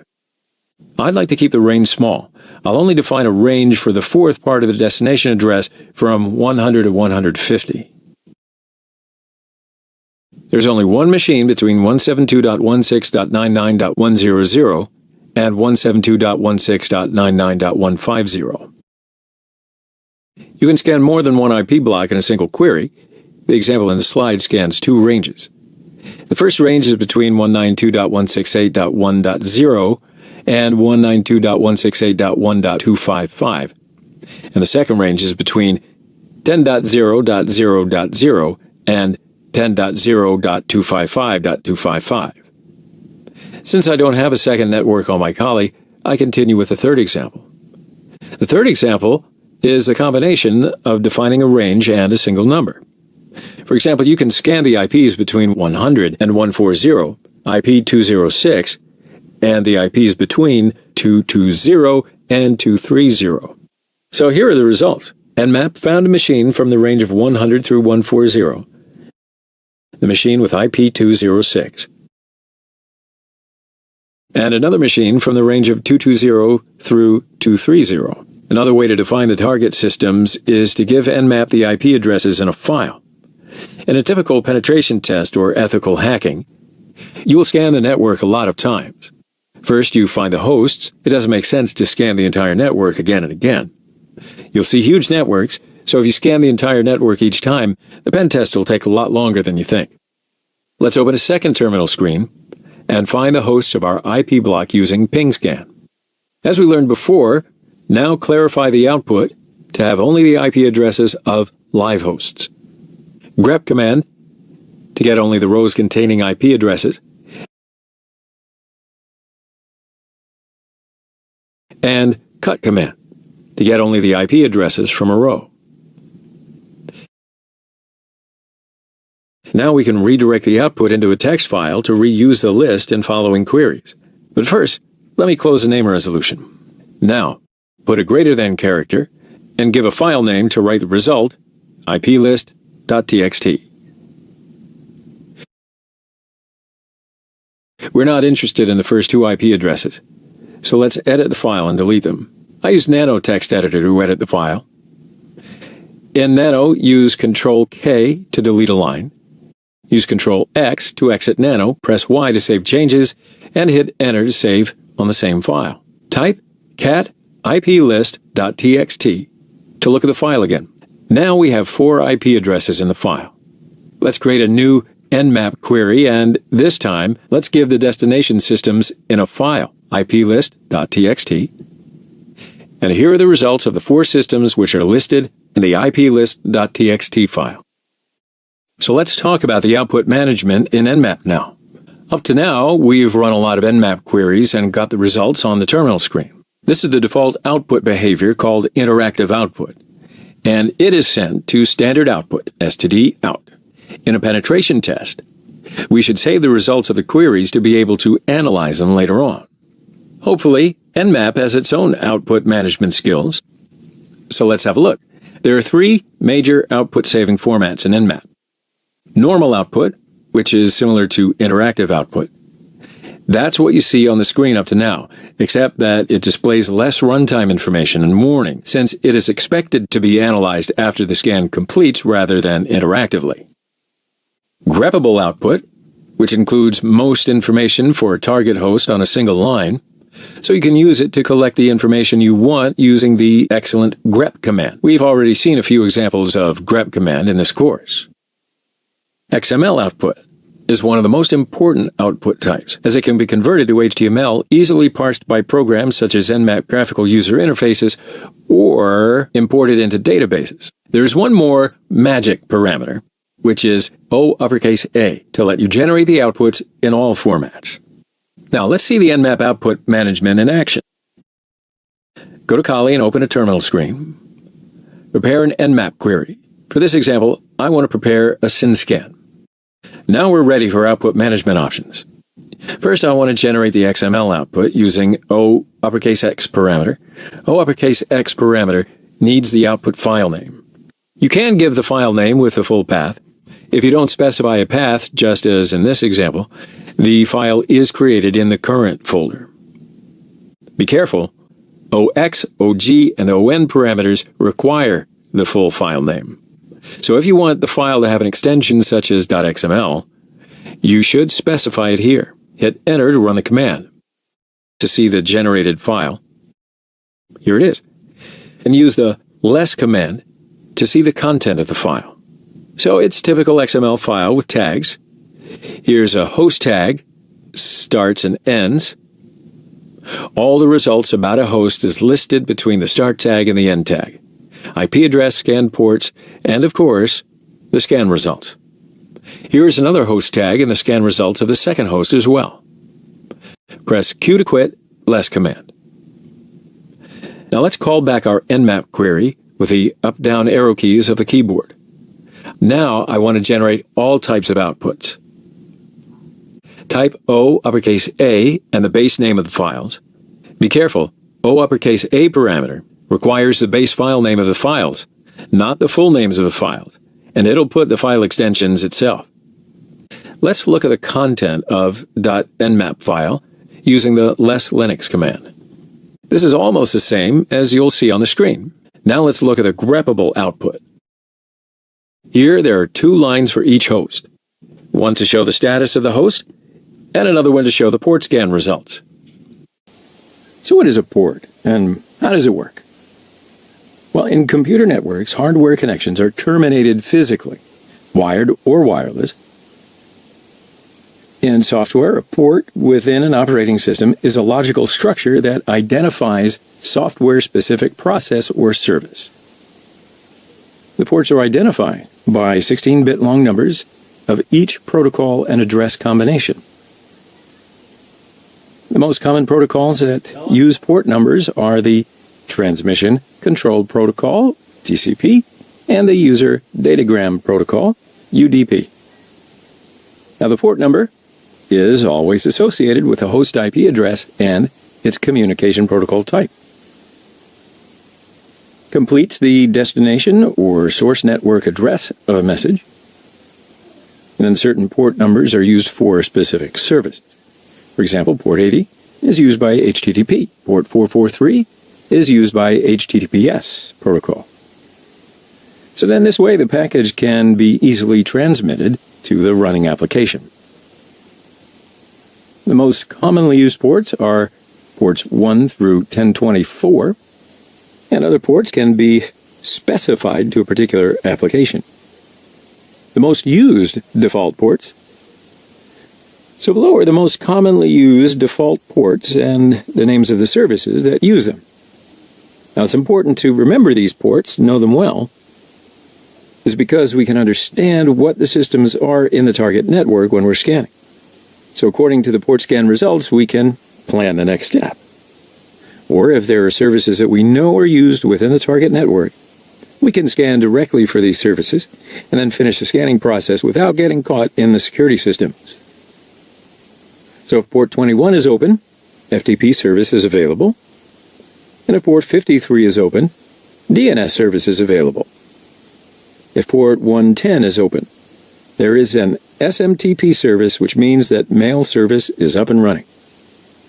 FTP is 21, SSH 22, Telnet is always 23, SMTP 25, DNS UDP 53, HTTP 80, POP3 110, NetBIOS 139, IMAP 143, SNP UDP 161, SMP Microsoft DS UDP 445, RSH 514, VMware 902, MS SQL 1433, Oracle DB 1521, MySQL 3306, RDP 3389, VNC 5900, Proxy Application Servers 8080 and 8081. 25. Scanning the top 20 and the top 100 ports with Nmap. So I'll remind you, In our very first scan with Nmap, all we did was enter Nmap IP address. Now, since we didn't enter any port parameters in that particular IP scan, by default, Nmap scanned the top TCP 1000. So in this way, it may be reasonable to scan for a single rope. However, it will not make sense to scan the entire network. So therefore, wouldn't it be a good idea to scan only specific ports when we want to scan? So in this way, we can scan faster and reduce the chance of, catching the attention of security systems. Nmap offers many alternatives for scanning specific ports, so let's have a look at the most used types of them one by one. So if we type the command nmap --top ports 20 and a destination IP in the terminal, Nmap will search for the top 20 TCP ports on the target system. Now you have to remember that Nmap always performs a TCP port scan if no specific parameters specified. So if you want to see what these 20 TCP ports are, we can write nmap --top ports 20 VOG. V parameter means verbose. The OG parameter specifies that the scan result will be in greppable mode. So we're only going to see displayed the last dash parameter. Similarly, if you want to see the top 100 ports, we can write nmap --top ports 100 VOG. And similarly, if you want to see the top 1000 ports, we can write nmap VOG. And we can do the same thing by adding TCP parameters. So what I mean by that, we write nmap st --top ports 20 VOG. So st is the parameter, that's the TCP port.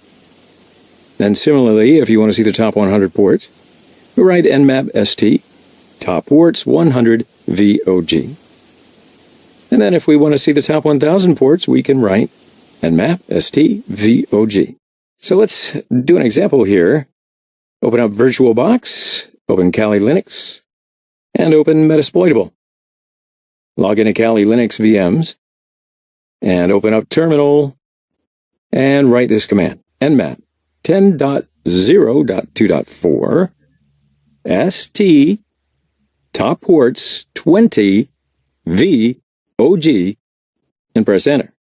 Now, if we only want to see the port numbers, nmap st top ports 20 VOG, and press enter. And if you want to see what these 20 UDP ports are, we can write nmap su top ports 20 VOG. Now here the su parameter is the UDP port, and the v parameter is verbose. The OG parameter specifies that the scan result will be in greppable mode, so it specifies that what will be displayed as the last parameter. So similarly, if you want to see the top 100 ports, we'll write nmap su top ports 100 VOG. And if you want to see the top 1000 ports, we'll write nmap su VOG. So we can go back and open VirtualBox, open Kali Linux, open Metasploitable, and log in to Kali Linux VMs. We can open Terminal and write the command nmap 10.0.2.4 su top ports 20 VOG, press enter. And if we only want to see the port numbers, nmap su top ports 20 VOG, and press enter. Scanning specific ports with nmap. Nmap P ports and target IP. So you don't want to scan just the top 20, the top 100, or the top 1000 ports with nmap. Instead, we can set the ports that we want to scan. So this way we can scan faster and way more specifically.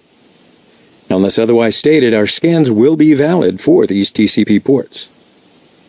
If we want to perform a UDP port scan, we'll need to specify it on the command line. Remember, in our previous lesson, we saw how to do this. So to perform a UDP port scan, we need to use the SU parameter in the command line. For example, let's scan some of the TCP and UDP ports on our Metasploitable VMs that we've already set up. So we can perform the most commonly used TCP/80 HTTP port and TCP/443 HTTPS port and UDP53, which is the DNS port, scans in sequence. Okay, so open VirtualBox, open Kali Linux, open Metasploitable, and log into Kali Linux VMs. Open Terminal and write the command nmap 10.0.2.4 p5380.443. Press enter. And the scan results appear. So let's have a look. So it shows the TCP 80 and 443 ports. Now, since we didn't enter the UDP parameter, the UDP port did not scan. So let's do a UDP port scan and have a look. Nmap SU P5380.443. Press enter. And here you can see TCP does not show ports 80 and 443 since we enter the UDP parameter. Only the UDP port shows up as a scan result.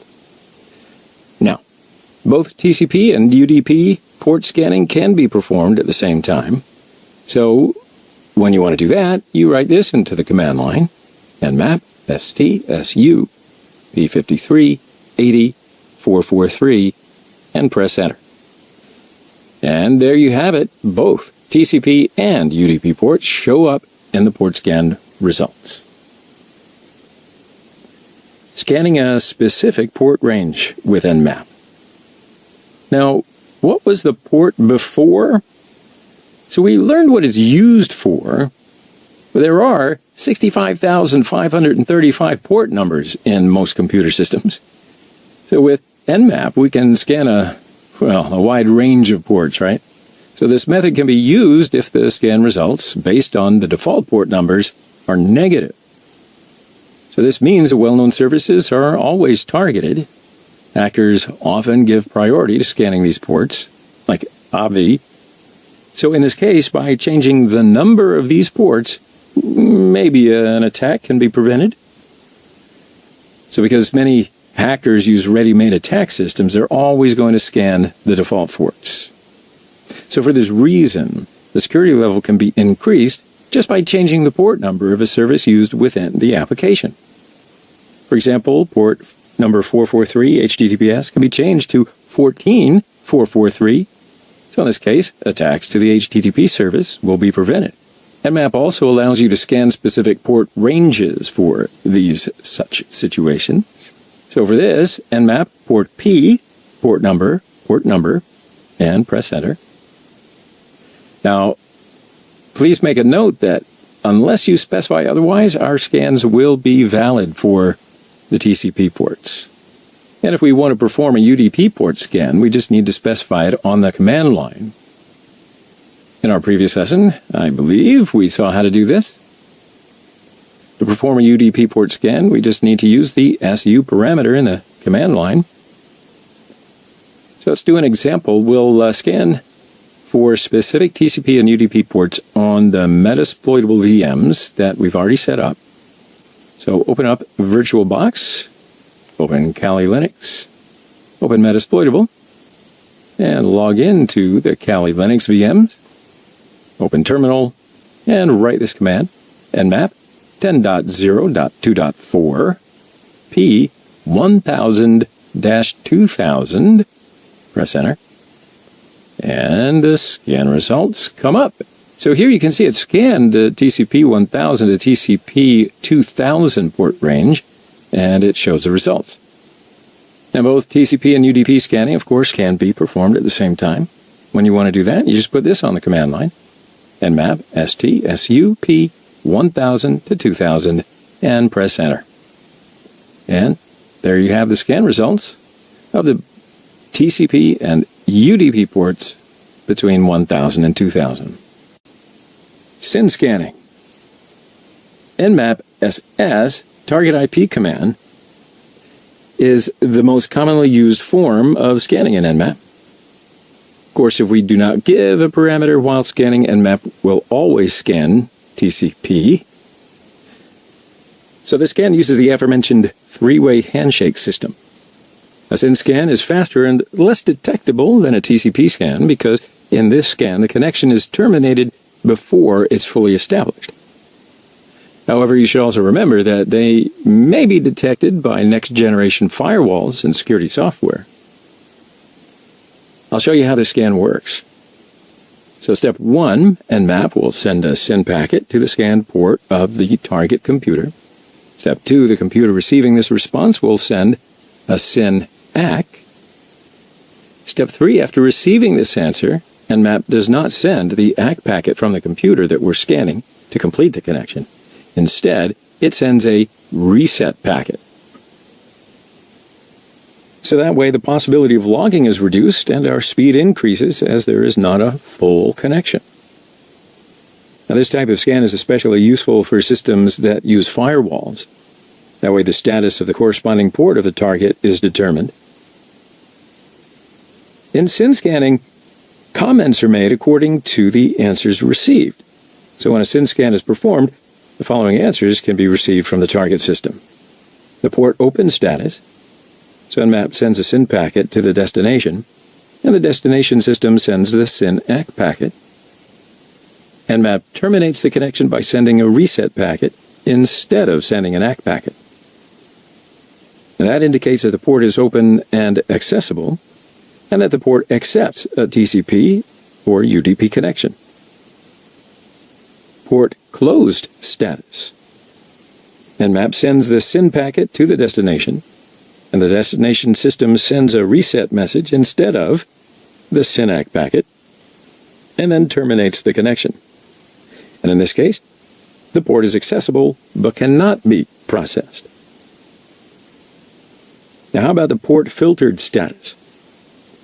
So two kinds of answers can be received here on the Nmap side.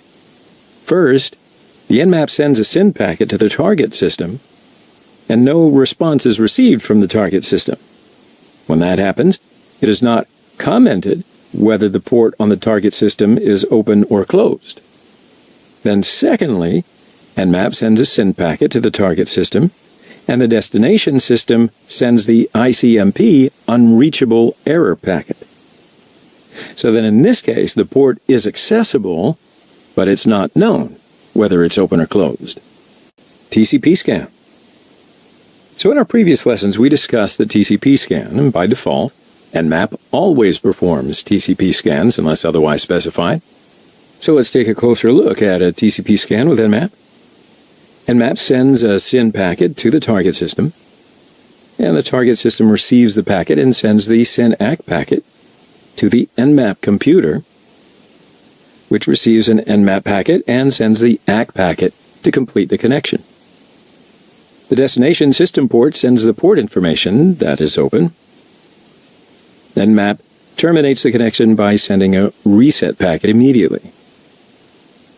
So to scan TCP with Nmap, we need to add the ST parameter to the Nmap command. So I'll give you an example. We'll scan the TCP top 20 on the Metasploitable server that we installed. So open VirtualBox, open Kali Linux, open Metasploitable, and log into Kali Linux VMs. Now open up Terminal and write the command nmap 10.0.2.4 top ports 20, press enter. And the results of the scan are right here. So let's have a look. As you can see, the top 20 ports were scanned, and it lists the results.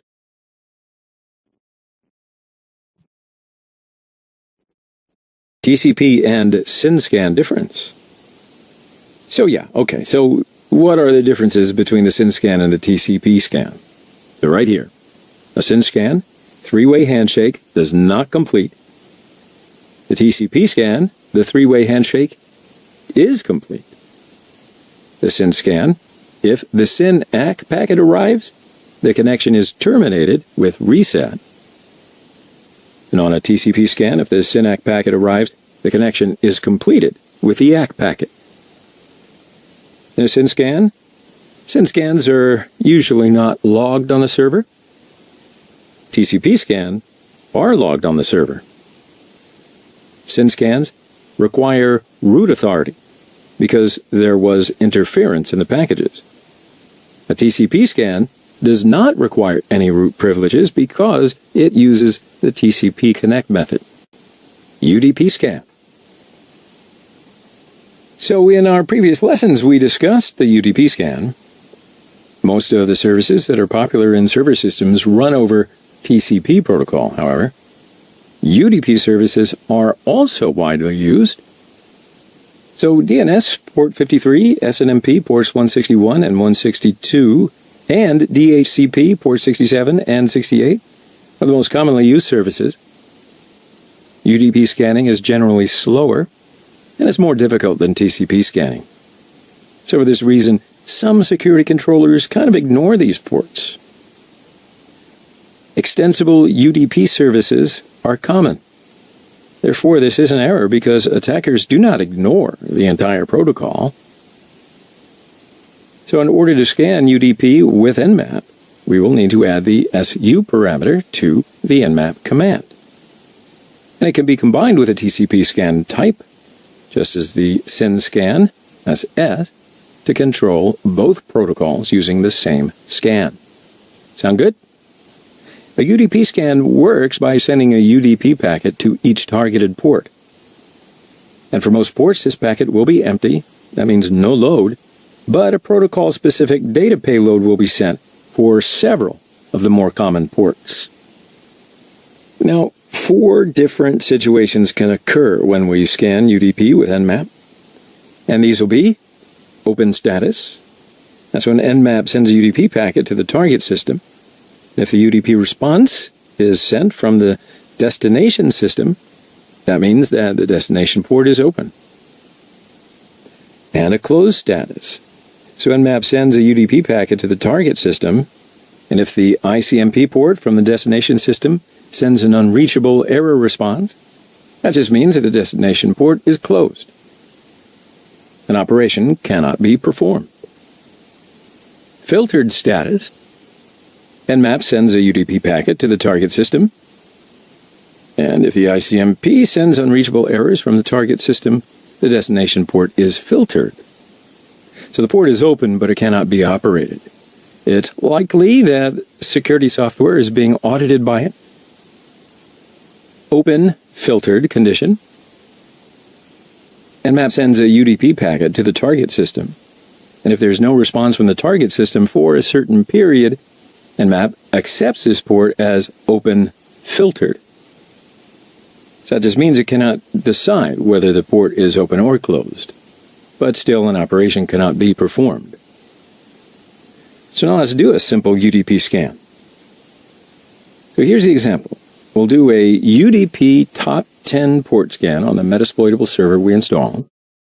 So we open VirtualBox, open Kali Linux, open Metasploitable, and log into Kali Linux VM, and open up Terminal and write this command, nmap 10.0.2.4 SU top ports 10 reason SV, and press enter. And there are your scan results.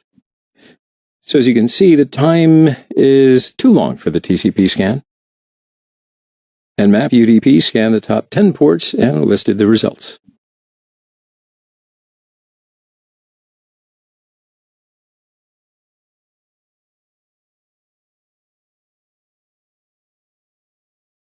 Up to now, we have seen the most important scanning types to discover a network. There are some other scanning techniques in Nmap which are not used as much as the others, but in some cases, you may need to find some other ways to be able to discover the sensitive hosts in a network. In this slide, we'll see 3 more scan types: null, fin, and Christmas scans. The common ground of these 3 scanning methods, null, fin, and Christmas scans, is that they send packets to the target systems in which SYN, ACK, and RIST flags are not set. Null scan, S uppercase N, does not set any bits. That is, the TCP flag header is 0. Fin scan, S uppercase F, sets just the TCP fin bit. Christmas scan, S uppercase X, sets the fin, push, and urge flags. lighting the packet up like a Christmas tree.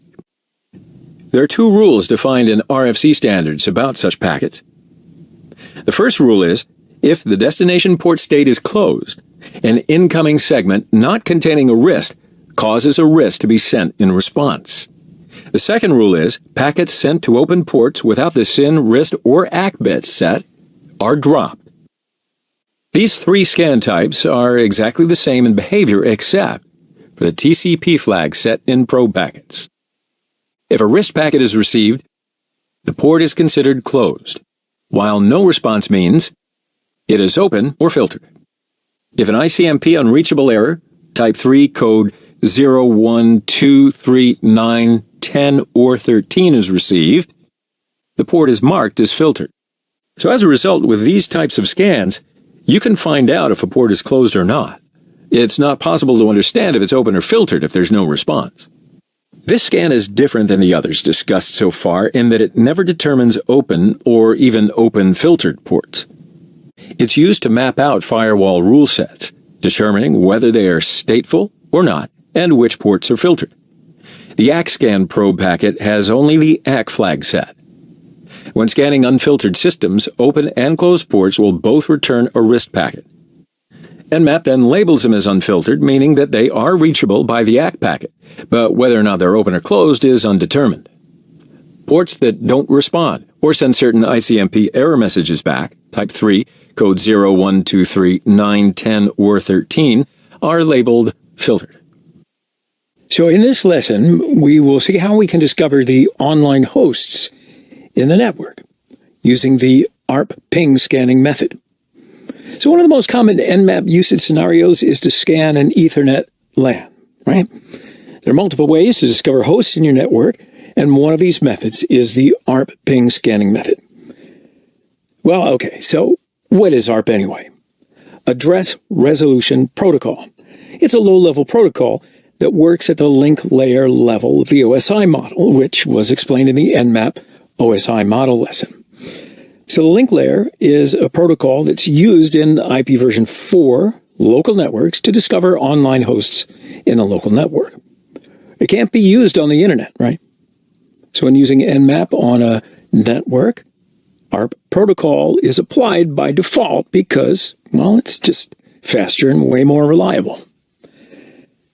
All right, so how does ARP ping scanning work? ARP ping scanning works in a pretty simple way, actually. A regular ARP packet request looks for the MAC address using the device's IP address. Nmap sends ARP requests to the destination IP addresses, and if a host responds with an ARP reply, that means a host is online. Nmap uses the -PR parameter for ARP discovery. So let's go ahead and try this.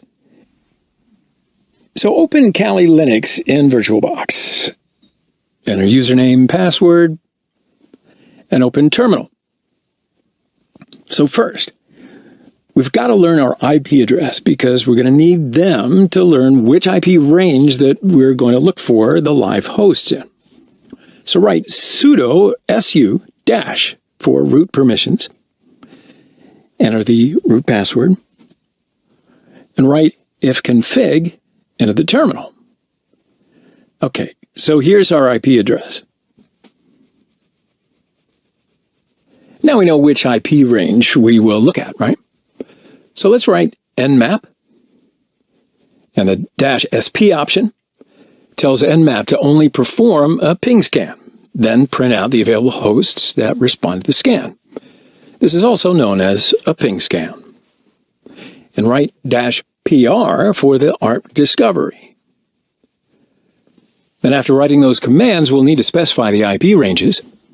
We can specify the range like writing /24. That's at the end of the IP address, or we can just put the asterisk at the end of the IP address.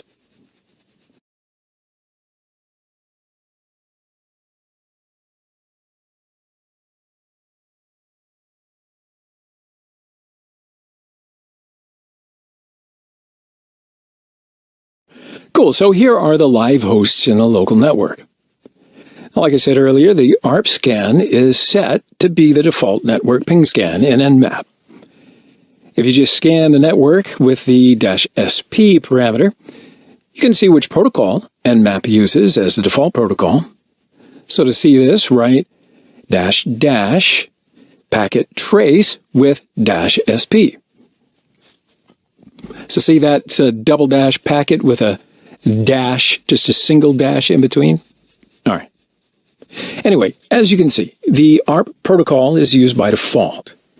Now, if you don't want to use the ARP protocol, you've got to write -- disable -ARP. All right, so let's see this. Write nmap -- packet -trace -SP space -- disable -ARP -ping and the IP range that Nmap is going to look for. So press enter.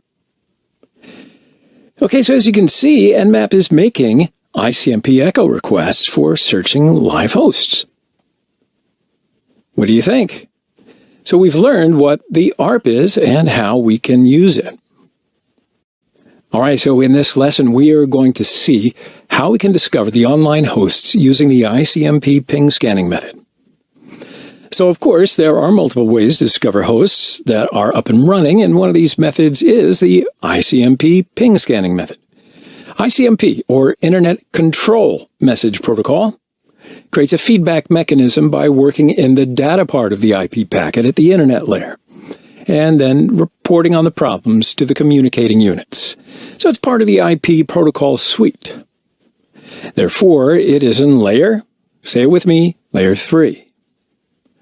So ICMP is a protocol that helps TCP/IP to work, provides feedback by the host in case of error. So ICMP protocol will run on every host. Hence, ICMP echo requests are blocked, even through simple firewalls. ICMP is also used for checking live systems. Ping is the most well-known utility that uses ICMP requests, and the principle is pretty simple. ICMP scanning sends requests to hosts and then waits for an echo request to check and see whether the system is alive. An ICMP ping scan can have 3 parameters.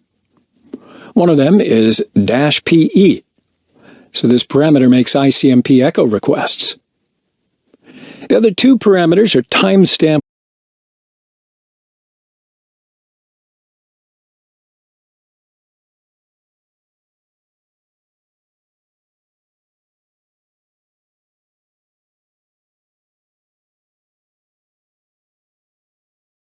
out of the root password, write nmap -SP.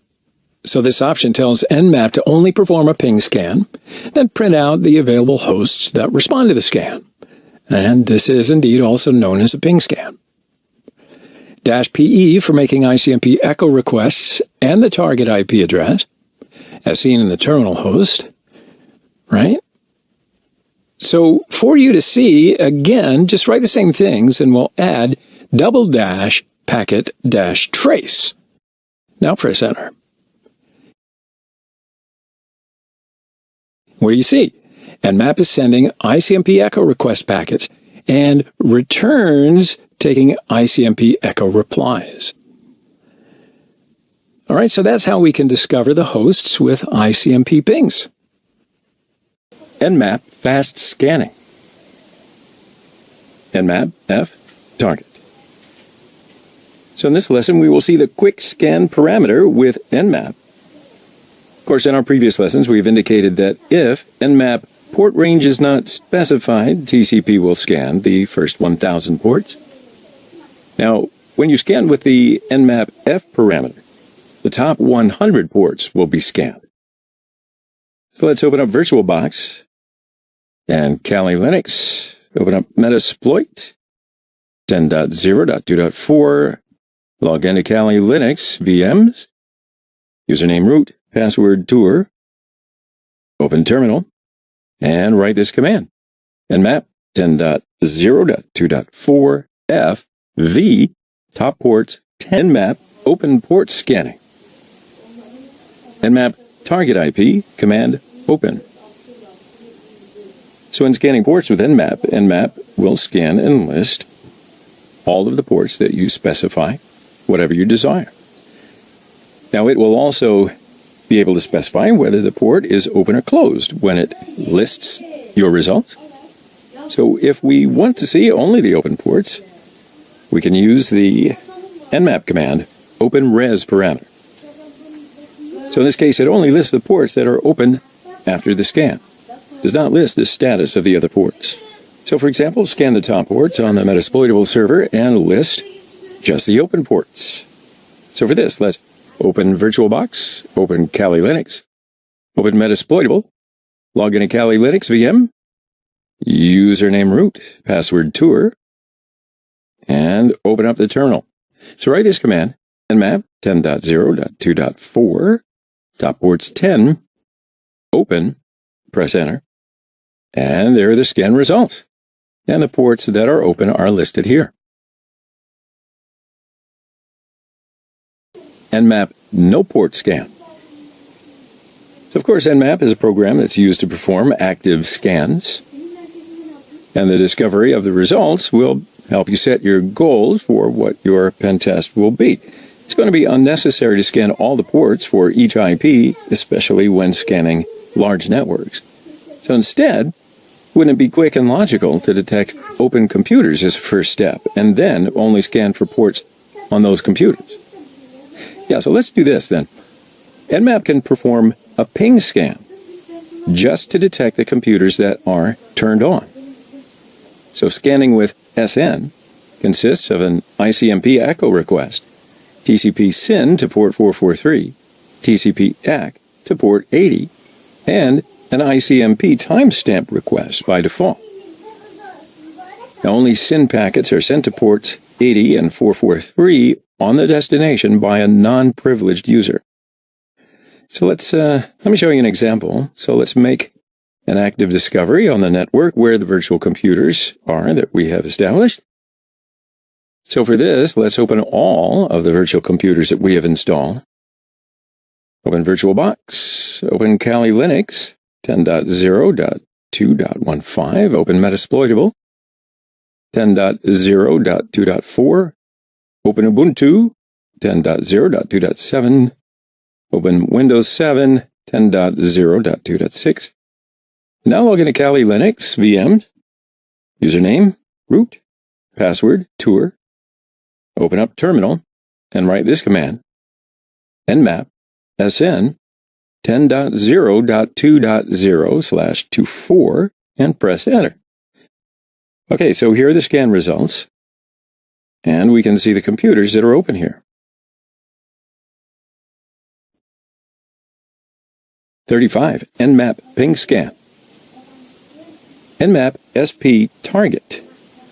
So this scan type lists the host in the specified range that will respond to a ping. It allows you to determine which computers are online rather than which ports are open. So basically there are 4 methods in Nmap for ping scanning. It will send an ICMP echo request packet to the target system. And if an ICMP echo reply is received, then the system turns on and ICMP packets are not blocked. If there is no response to the ICMP ping, Nmap attempts a TCP ping to determine whether ICMP is blocked or whether the host is actually online. The TCP ping sends a SYN or ACK packet to any port on the remote system, and of course the default is 80. If reset or a SYN ACK is returned, the remote system will go online. And if the remote system does not respond, it is offline or the selected port is filtered and then therefore does not respond to anything. So when you run an Nmap ping scan as root, the default will be to use the ICMP and ACK methods. However, this method may not work correctly on all networks, especially where ping packets are prohibited. Let me show you an example. So we'll make an active discovery on the network where the virtual computers are that we have established. So for this, let's open all of the virtual computers that we have installed. Open VirtualBox. Open Kali Linux 10.0.2.15. Open Metasploitable 10.0.2.4. Open Ubuntu 10.0.2.7. Open Windows 7 10.0.2.6. And then log into Kali Linux VMs. Username root, password tour. Open terminal. And write this command. nmap sp 10.0.2.0/24. Press enter. And the scan results appear. And we can see that the computers are open right here.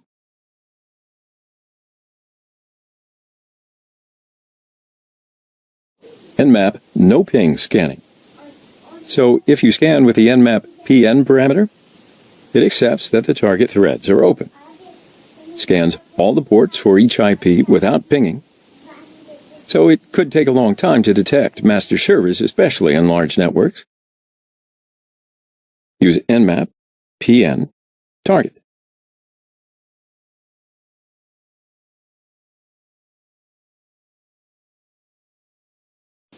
nmap v command.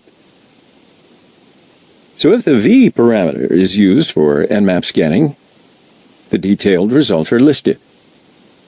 And if the v parameter is used twice, the results can be more detailed.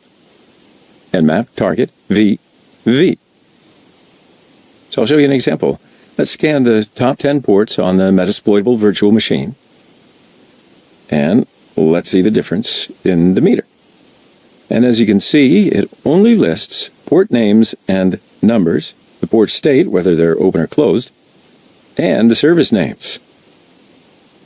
Now we'll do the same operation with the v parameter. nmap 10.0.2.4, top ports 10 v, and press enter. And there's the different scan results. So as you can see, you get more details and in the list. Now, if we do the same operation twice by putting the v parameter in, let's see how that works. nmap 10.0.2.4, top ports 10 v v, press enter. And there are your scan results. Indeed, we have much more detail in the list. So for this, open VirtualBox, open Kali Linux 10.0.2.15, open Metasploitable 10.0.2.4, log into Kali Linux, username root, password tour, open terminal, and write this command, nmap 10.0.2.4, top ports 10, press enter. Now the scan results follow. Indeed, we have much more detail in the list.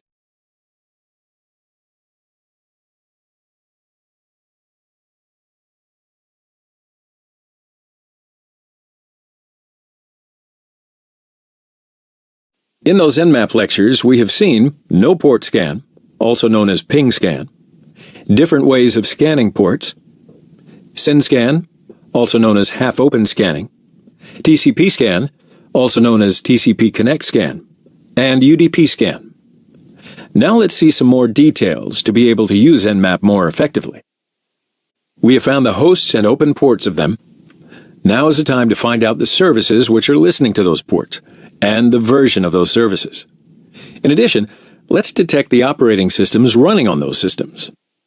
Suppose that you ran an nmap query and it told you that ports 25 TCP, 80 TCP, and 53 UDP are open.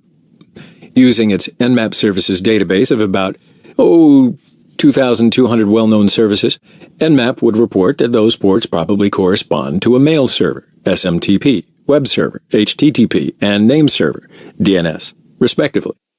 This lookup is usually accurate. The vast majority of daemons listening on TCP port 25 are in fact mail servers. However, you should not bet your security on this. People can and do run services on strange ports. Even if nmap is right, and the hypothetical server above is running SMTP, HTTP, and DNS servers, that is not a lot of information. When doing vulnerability assessments, or even simple network inventories of your companies or clients, you really want to know which mail and DNS servers and versions are running. Having an accurate version number helps dramatically in determining which exploits a server is vulnerable to, and version detection helps you obtain this information. After TCP and/or UDP ports are discovered using one of the other scan methods, version detection interrogates those ports to determine more about what is actually running. The Nmap Service Probes database contains probes for querying various services and match expressions to recognize and parse responses. Nmap tries to determine the service protocol, for example, FTP, SSH, Telnet, HTTP. The application name could be ISC bind, Apache HTTPD, Solaris Telnet-D. The version number, host name, device type, something like a printer or a router, and the OS family. You know what that is, Windows, Linux, etc. So let's see how to use service and version detection in Nmap and why it's important. Okay, go to Kali and open a new terminal window. Let's create the Nmap scan command. Nmap is the command itself. N is to avoid the DNS resolution. Uppercase PN is to avoid the host discovery. I'm using the SYNSCAN this time. I write the destination IP, which is the IP address of my Metasploitable VM, and the destination ports, the top 10 ports. Let's run this command first to see the results of a command without version detection. Now, I open a new terminal window to create a new Nmap command. I prepared the command with the same configuration. SYNSCAN, Metasploitable, and top 10 ports. I add S uppercase V parameter for version detection and hit Enter. As you see, the query takes longer this time. The SYNSCAN without the version detection took less than a second, and the SYNSCAN with version detection took, about 12 seconds. In the first query, service names are estimated by Nmap according to the default services running on those ports. In the second query, on the other hand, Nmap probed the ports to determine more about what is actually running. Now, I want to show you the most important reason of using version detection in Nmap queries. In Kali, I'm going to run SSH on port 443, and then scan the port with Nmap. Let's perform the demo together. First, look at the listening services if SSH is running. Netstat, TNLP. SSH is running on port 22 at the moment. Type service SSH stop to stop SSH service and hit Enter. Now, to change the port of SSH, we're going to change the configuration. Open the sshd_config file with a text editor to change it. I use Nano text editor for this purpose. Type nano/etc/ssh/sshd_config and hit Enter. Find the port line, delete the sharp to make it a valid configuration line. The sharp was used to make it a comment line. Change the port number to 443. Control X to exit Nano, Y to save changes, and hit Enter to save over the existing file. Start SSH again, using the service SSH start command. Look at the listening ports to double-check. Netstat TNLP. SSH service is running on port 443 now. Let's scan port 443 of Kali with Nmap. Prepare the Nmap SYNSCAN command. No version detection for this query. Nmap detects that the port is open. Look at the service. Nmap says the service is HTTPS. Using its Nmap services database, Nmap reported that this port probably corresponds to a web server for HTTPS, and we know that's not true. So let's prepare the Nmap SYNSCAN again, but this time use S uppercase V parameter to run the version detection mechanism. Now, as you see, port 443 is running and the service is SSH, not HTTPS. Version detection interrogated the port to determine more about what is actually running. Nmap queried the port using the probes of the Nmap Service Probes database and matched expressions to recognize and parse responses. And the version of SSH is OpenSSH version 7.6p1. So, if you are not 100% sure about the type of the running service on a port, run version detection. Got it? Good. So one of Nmap's best-known features is remote OS detection using TCP/IP stack fingerprinting. Nmap sends a series of TCP and UDP packets to the remote host and examines practically every bit of the responses.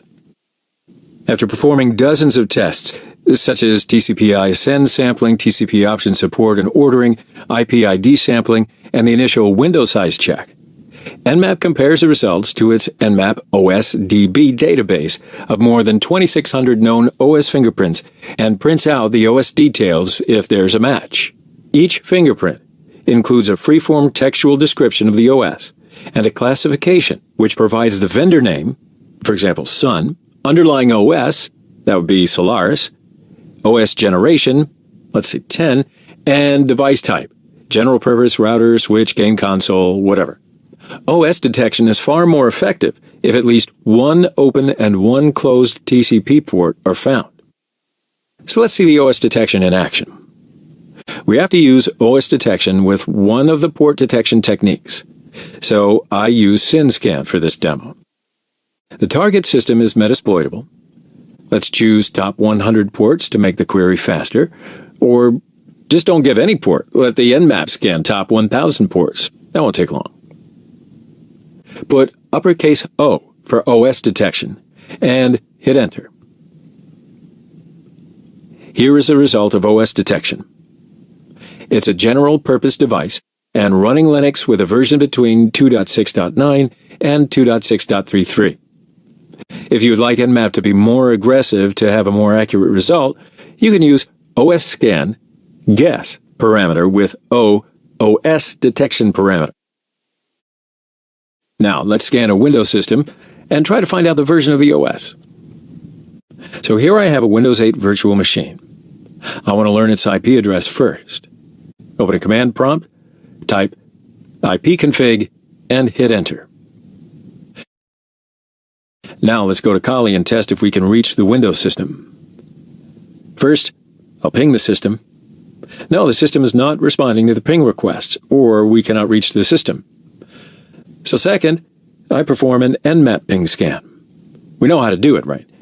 Type nmap sn 172.16.99.171 and hit Enter. Yes, Nmap says the host is up. So we are able to reach the system.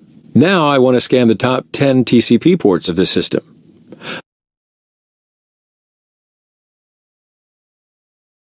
I add the reason parameter to see the reasons of the results.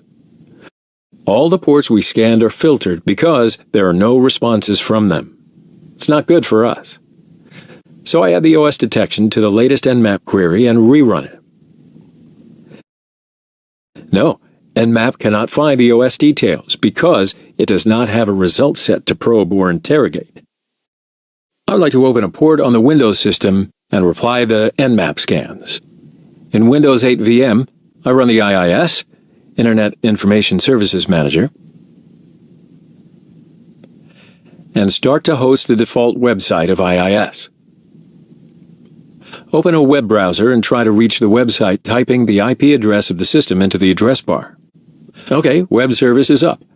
Let's test if I can reach the website from Kali. I go to Kali, open a browser, enter the IP address of the Windows 8 VM, and hit Enter. No, I cannot, and I think I know the reason. In Windows VM, let's look at the firewall if HTTP traffic is allowed. So I open the firewall. At the upper left corner, I click Allow an app or feature through Windows Firewall link. Click Change Settings, which needs to have admin privileges. Go to the end of the list. As I thought, HTTP services are not allowed. Check it and click OK to apply the changes. Now in a command prompt to see port 80, I run netstat an command. When I come back to Kali, I see that the page is loaded in the browser. That means Kali can reach port 80 of my Windows 8 VM. Now in Terminal Screen, I want to run SynScan for the Windows system's top 10 ports. Here we have an open port now. So let's reply the scan with OS detection option. Now we have the OS detection result. First, Nmap warns us about the results.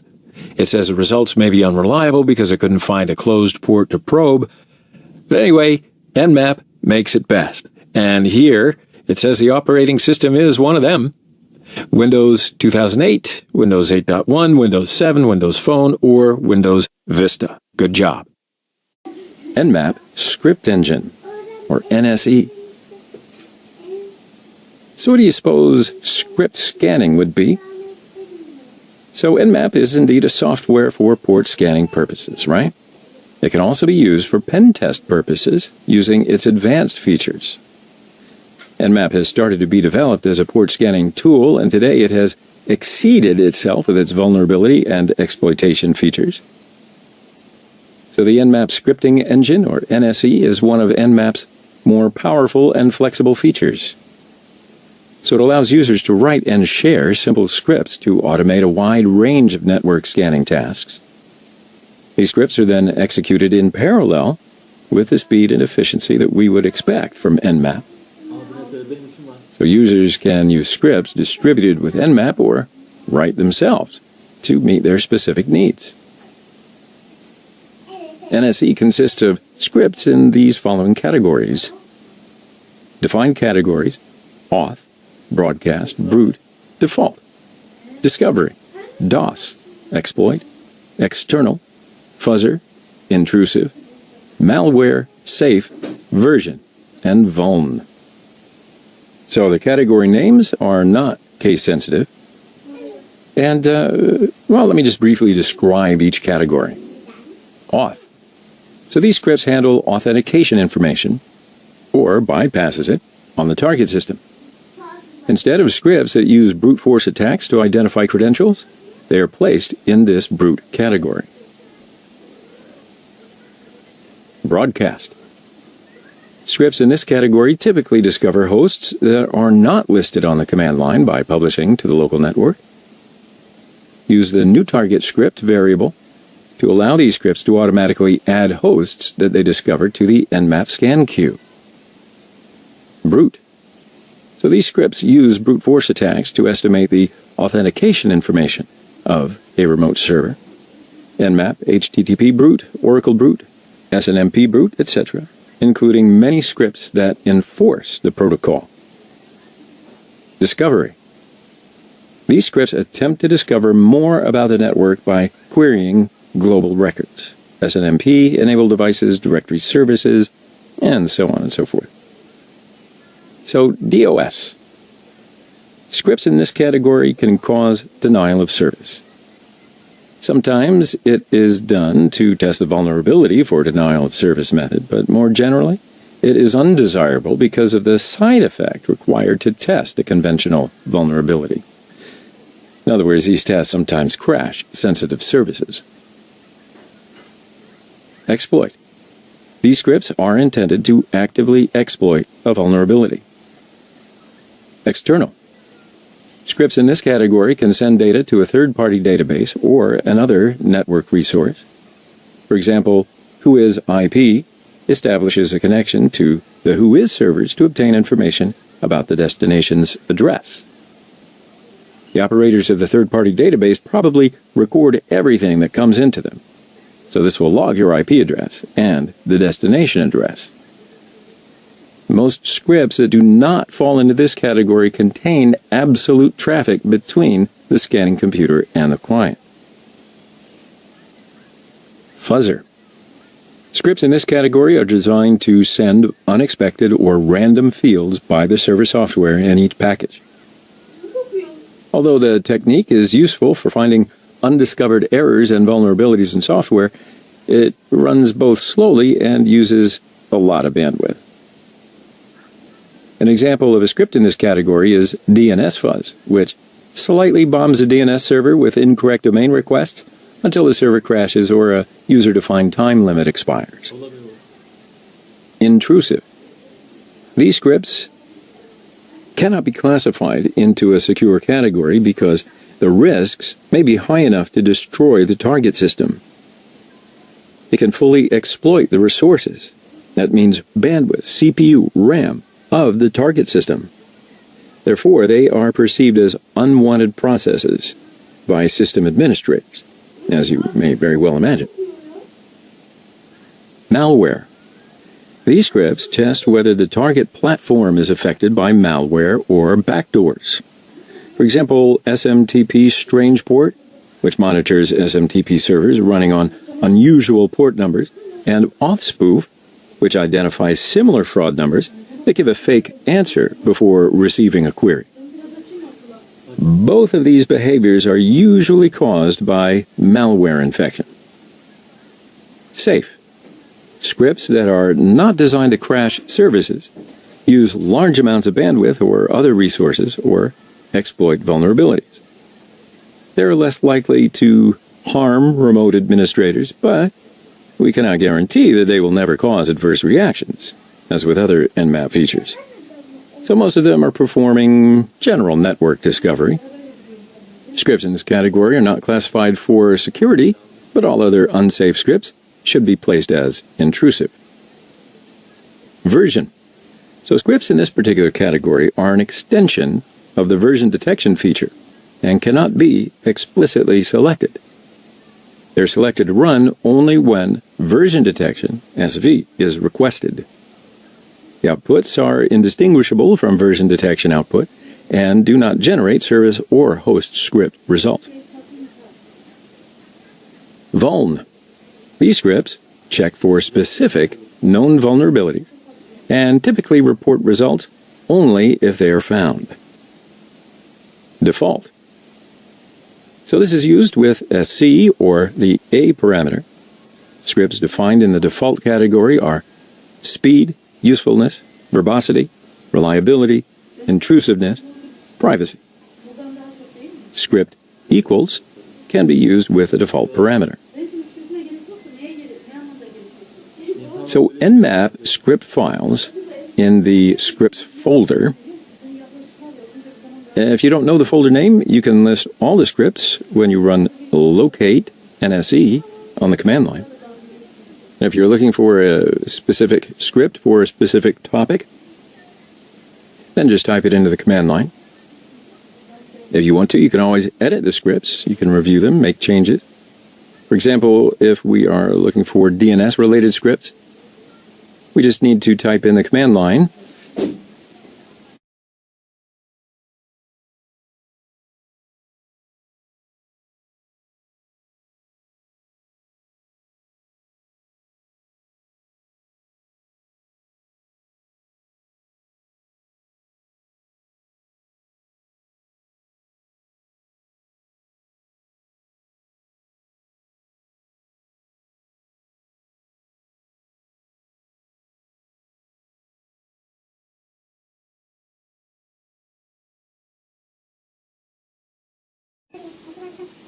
Current NSE scripts are available at nmap.org. You can view all scripts and usage patterns at this address, nmap.org, NSE doc. So Nmap, since NSE is open source, it's constantly updated. Therefore, it is necessary to update the script database before scanning with scripts, yeah?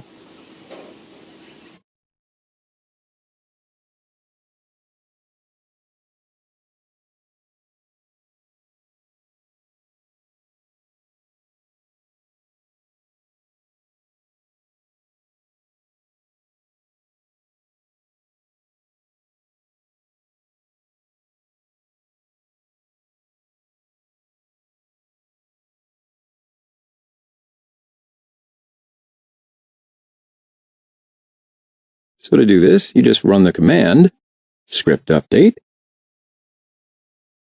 Now there are a few parameters to scan the script with Nmap, and I'll show you a few of them. Nmap SC. If we only use the SC parameter, Nmap scans for each IP and port with scripts defined in the default category. Nmap script name, target. So in this case, Nmap will scan with the specified script. So if you want to get help with a script, we can use Nmap script help script name. Nmap scripts can be used with other parameters as well. So the script that we use here must be compatible with the service that we scan. Might not seem obvious, but... So let's write a few examples of nmap commands.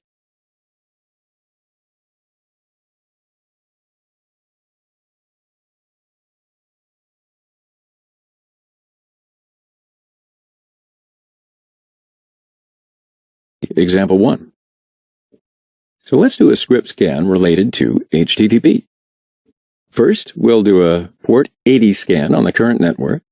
So we'll turn on virtual machines that we have installed, open VirtualBox, open Kali Linux 10.0.2.15, open Metasploitable 10.0.2.4, open Ubuntu 10.0.2.7, open Windows 7 10.0.2.6, and log in to Kali Linux VMs. Username root, password tour, open terminal, and write this command. nmap 10.0.2.0/24 P80, press enter. Okay, so here are the scan results. And one of the machines that we found is Metasploitable 10.0.2.4. So let's check out what scripts we have. So go to the command line, locate *.nse pipe grep HTTP. And let's look at the results. So we can scan all of these scripts by using them, or you can use them one by one. So in this example, let's run an HTTP brute scan. On the command line, enter nmap 10.0.2.4 script HTTP brute and press enter. So if we want to look at what is in the script, we can write leafpad user share nmap scripts http brute.nse. Then when we open the script file, we can see all of the commands used and the explanations put in by the person who wrote the script.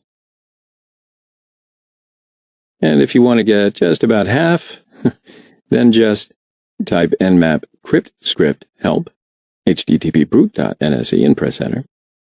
So here you can review it by clicking on the link on the Internet NSE doc. The scan results will be listed as follows.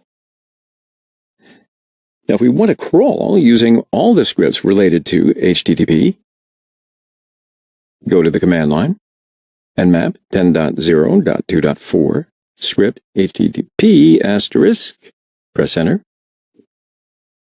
But I'll be honest with you, this command can take a long time to run, because nmap will try all of the HTTP scripts in sequence. So in this example, let's do a script scan on the Ubuntu VM using the default and safe categories. Now to get help on the default and safe scripts, at the command line, type nmap script help default and safe, press enter. And the help information related to each script will be listed. So we can turn on the virtual machines that we have installed, open VirtualBox, open Ubuntu 10.0.2.7, open Kali 10.0.2.15, log into Kali Linux VMs, username root, password tour, open terminal, and write this command at the command line, nmap 10.0.2.7, script, default, and safe. Press enter. There's your scan results.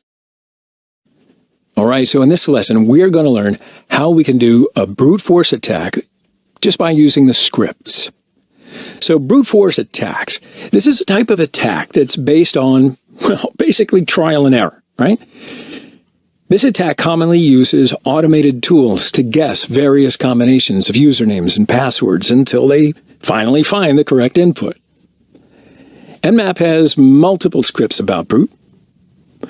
If we list out the scripts, you can see nmap has multiple scripts that vary from technology to technology. So in this lesson, what we're going to do is use MySQL brute, SSH brute, and FTP brute scripts, and we'll test the Metasploitable 2 machine. You ready to try these scripts? So first, run the Metasploitable 2 machine, open Kali Linux and VirtualBox, enter username and password,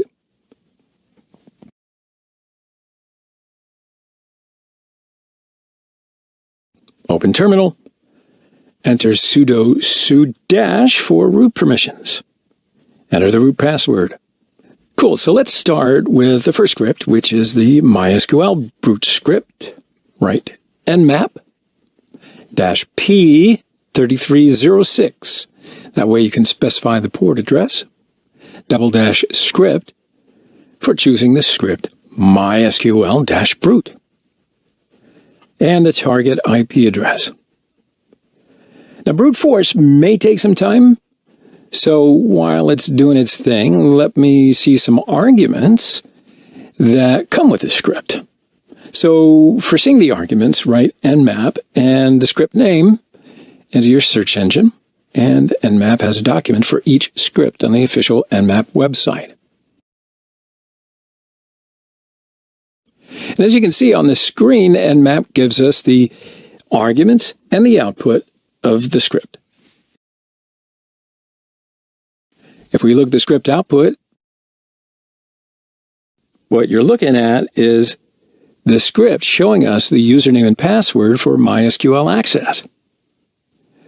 The second script is SSH brute. So we can write in the terminal nmap -p22 for specifying the port address, --script for choosing the script SSH-brute, and the target IP address. Cool, so the script immediately starts to try to find the username and password. Why don't we have a look at the arguments that belong to this script?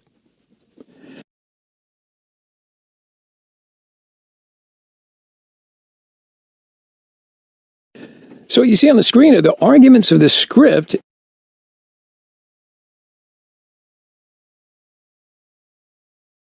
And here is the example usage. So the script shows the username and password for SSH authentication. Whew. So the third script, it's FTP brute. Write nmap -p21 to specify the port address, --script for choosing the script FTP brute, and the target IP address. And the script starts to try to find that username and password. Why don't we have a look at the arguments that belong to the script?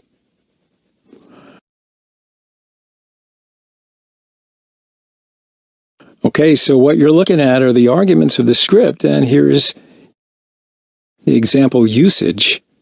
So the script shows us the username and password for FTP login. All right, that's everything you need to know about how to use brute scripts. Nmap timing templates. So in scanning on these networks, our goal, of course, is to make discoveries as soon as possible without being noticed. And this discovery identifies to us the computers and ports that may be open. This next step is to obtain the necessary information. Now, our biggest obstacle when scanning, of course, is security systems. But Nmap offers different alternatives for scanning without being caught in security systems. They are activated by the T parameter and named in the range 0 to 5. So the T parameter is only related to timing when it's used with other parameters. T0, paranoid, only one port is scanned at a time, and it's used to send packets very slowly. The time difference between the two packets sent is 5 minutes. So this option is one of the modes used to bypass security systems. T1, sneaky. So this mode is used when you want to send packets quickly, but it's still slower than a normal scan. The time difference between two packets sent is 15 seconds. Of course, this option will be the second mode that's used to bypass security systems. T2, polite. So in this mode, you'll be sending packets quickly, well, more quickly than T0 and T1, but certainly slower than a normal scan. So the time difference between the two packets sent is 0.4 of a second, and when scanning in this mode, you may be visible to security systems. T3 is our normal operation, so this mode is the default Nmap timing pattern used when the T parameter is not specified. So yeah, what is the time difference between the two packets sent? Is 1/10 of a second. T4, aggressive. You will use this mode when you want to send packets very quickly, and Nmap will wait only 1.25 seconds for a response. So the time difference between the two packets sent is up to 10 milliseconds.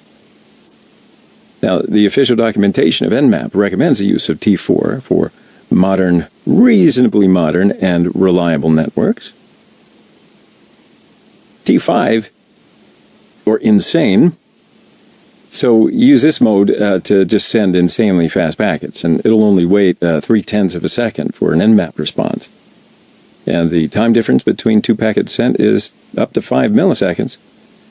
So, of course, this mode makes scanning super fast, but sometimes you're going to sacrifice accuracy. So if it fails to complete a scan within 15 minutes, Nmap will give up a host. Otherwise, the T5 should only be used on a fast network and high-quality systems, because sending packets that fast can affect the operation of the network or the entire system and can even cause system failure. Bypass of IPS and IDS systems with Nmap. So what is IPS and IDS? With the development of network systems, security problems have arisen exponentially. The network system can attack the computers. Unauthorized persons may attempt to access computers. The outgoing packets over the network can be viewed by third parties and saved and viewed on their own computer. Critical systems running over the network can then be rendered inoperable and face many security problems. That's why they're called vulnerabilities. So in order to prevent these security problems, systems that constantly monitor the network and prevent future attacks are deployed. So these such systems are called IPS, or Intrusion Prevention Systems, and IDS, or Intrusion Detection Systems. So today there are many very advanced IPS and IDS systems. With the development of the Internet and these computer systems, many types of attacks can be conducted over a network. Therefore, IPS and IDS systems are used in just about every network system. Ooh, okay, so how can we scan that with Nmap? How can I scan without getting caught within an IPS and IDS system? I'm glad you asked. It's time to learn about that.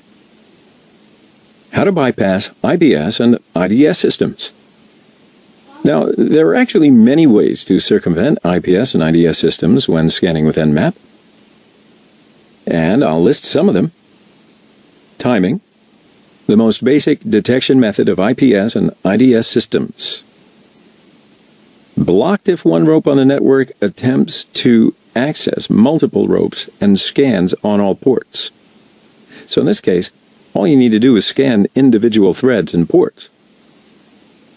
And then don't access more than one IP and one port at the same time. So in other words, you'll disable parallel scanning. So to do this, it's necessary to scan with Nmap in either T0 or T1 mode. But do remember that T0 and T1 will take a much longer time to scan. Source port.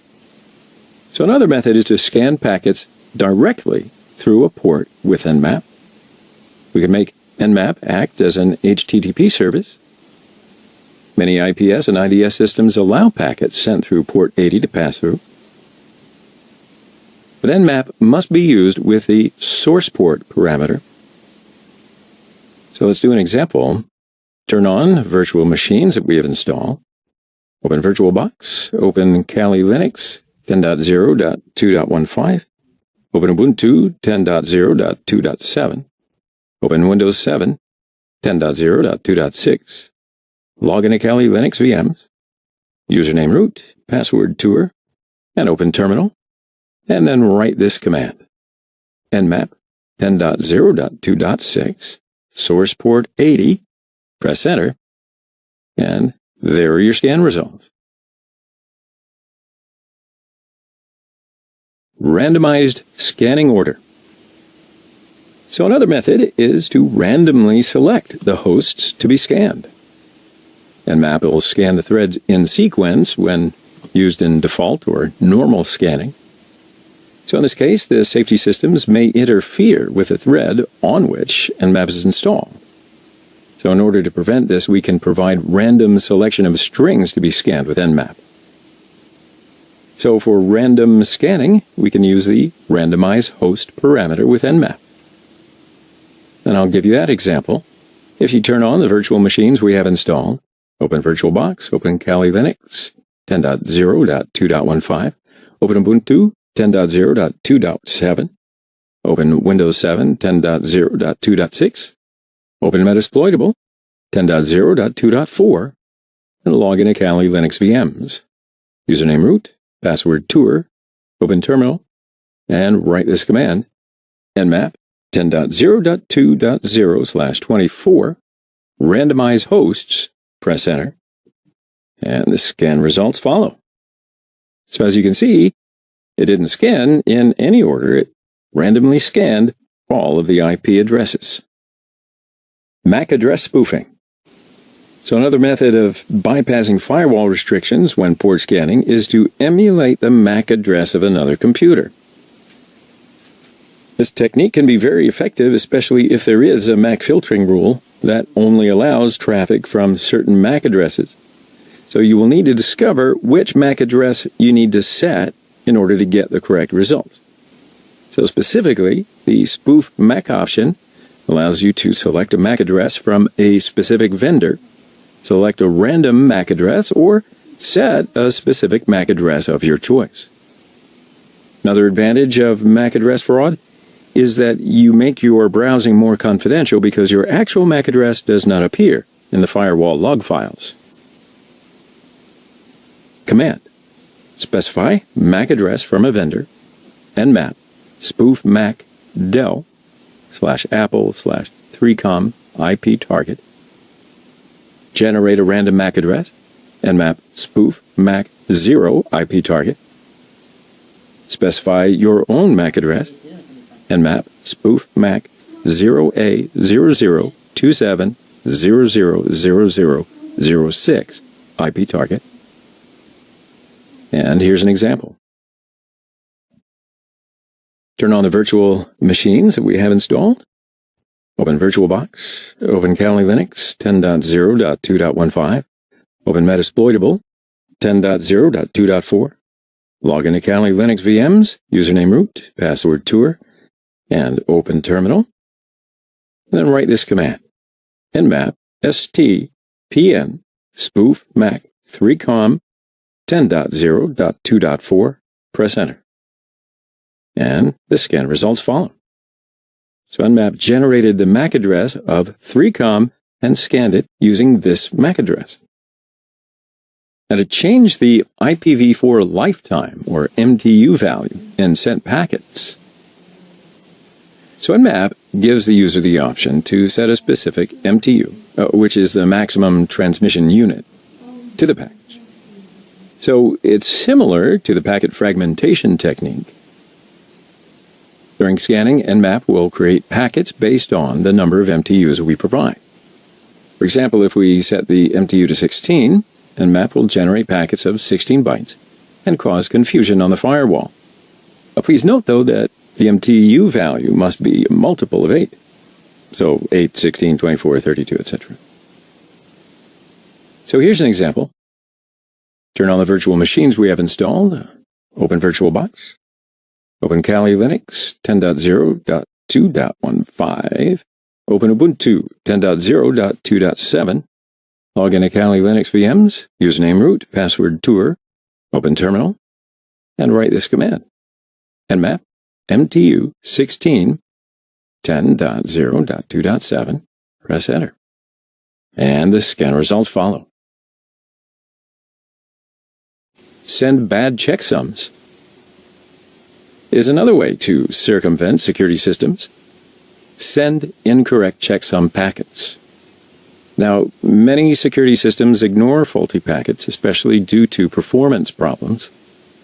So by taking advantage of this incorrect behavior, we may be able to send incorrect checksum packets with Nmap.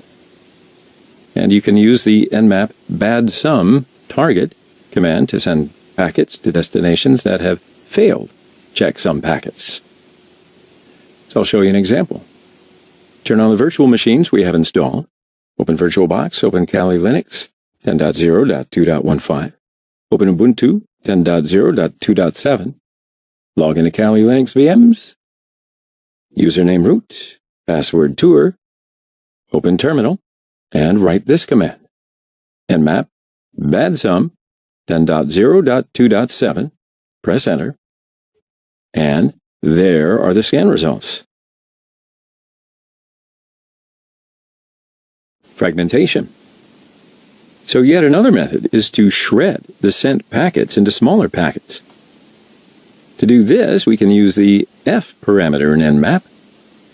For example, if you turn on the virtual machines we have installed, open VirtualBox, open Kali Linux 10.0.2.15, open Ubuntu 10.0.2.7, log into Kali Linux VMs, username root, password tour, open terminal, and write this command, nmap f 10.0.2.7, press enter, and there are your scan results.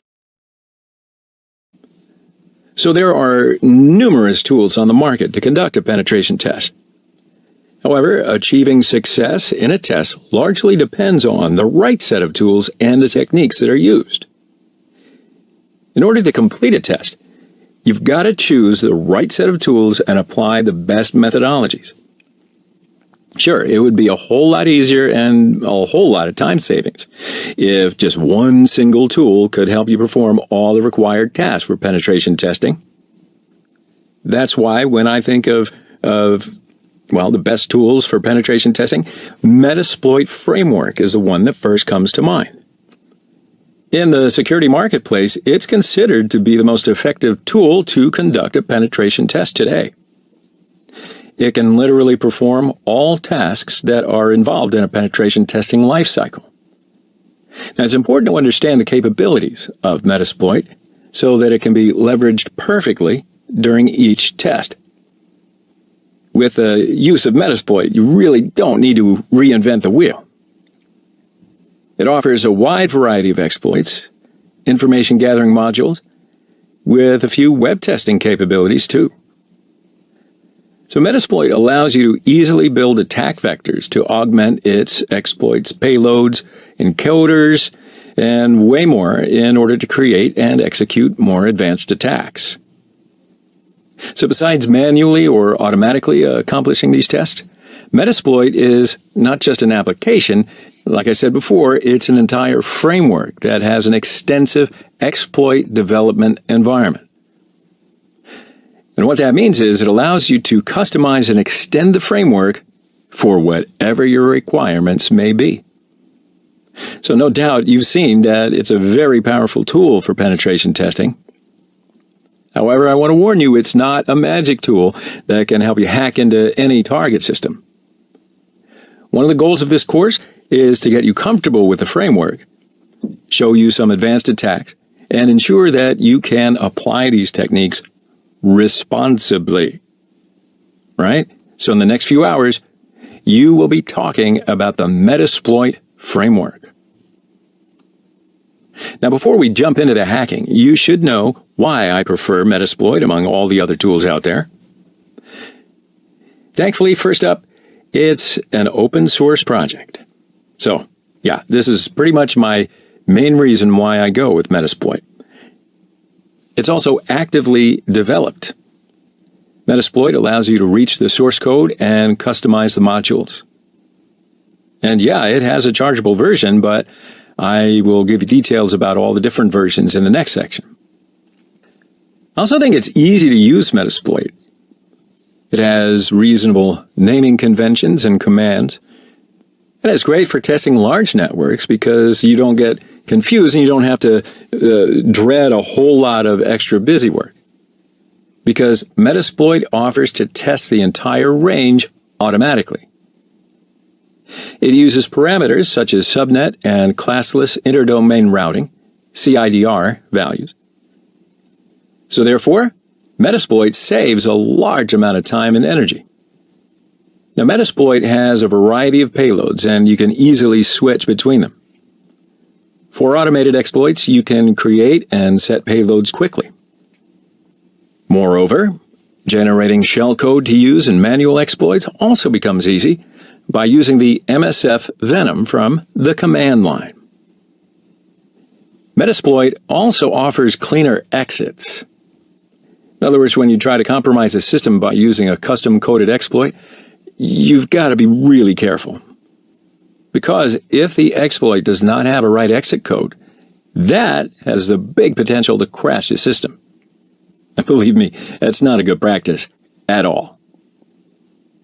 So if you don't want to face such situations and the wrath that it brings upon you, Metasploit is also responsible for making a much cleaner exit from the system that you want to get into. And luckily, the graphical user interface. Yeah, the commercial and the community version of Metasploit has GUI, and you can perform most anything from there. So this brings up the question, what do you have for Metasploit framework? The answer is Armitage, which is a third-party interface. Hopefully you're going to be learning these environments more in the later sections. So stick with me. So, over the last decade or so, technology development has dramatically increased, which can easily be observed when you have a look at what's in your pocket. I'm talking about your cell phone. So, therefore, a new form of technology pops up, and it finds application fields in the market. Bitcoin, cloud, IoT, virtual reality, artificial intelligence, and machine learning applications, and so on. Also, now programming languages and frameworks are far more powerful and versatile. So I'm hoping that therefore this evolution will never end. Gives me something to do anyway. Moreover, private and governmental organizations are in such a competition for applying these improvements. Almost all the businesses move partially or completely to IT. They create new web applications, buy new hardware, and set up new data warehouses. Almost everything is automated. And even you are part of the system. So while these technologies completely change the way you do things, they also bring along some threats with them.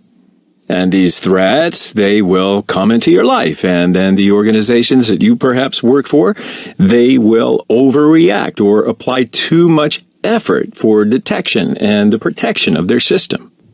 They are so deeply concerned about keeping their data safe, they'll invest millions and millions of dollars in security programs to prevent possible data breaches. Then attackers can discover new ways of manipulating technology, and then the security programs develop new ways to prevent data breaches, and it goes on and on.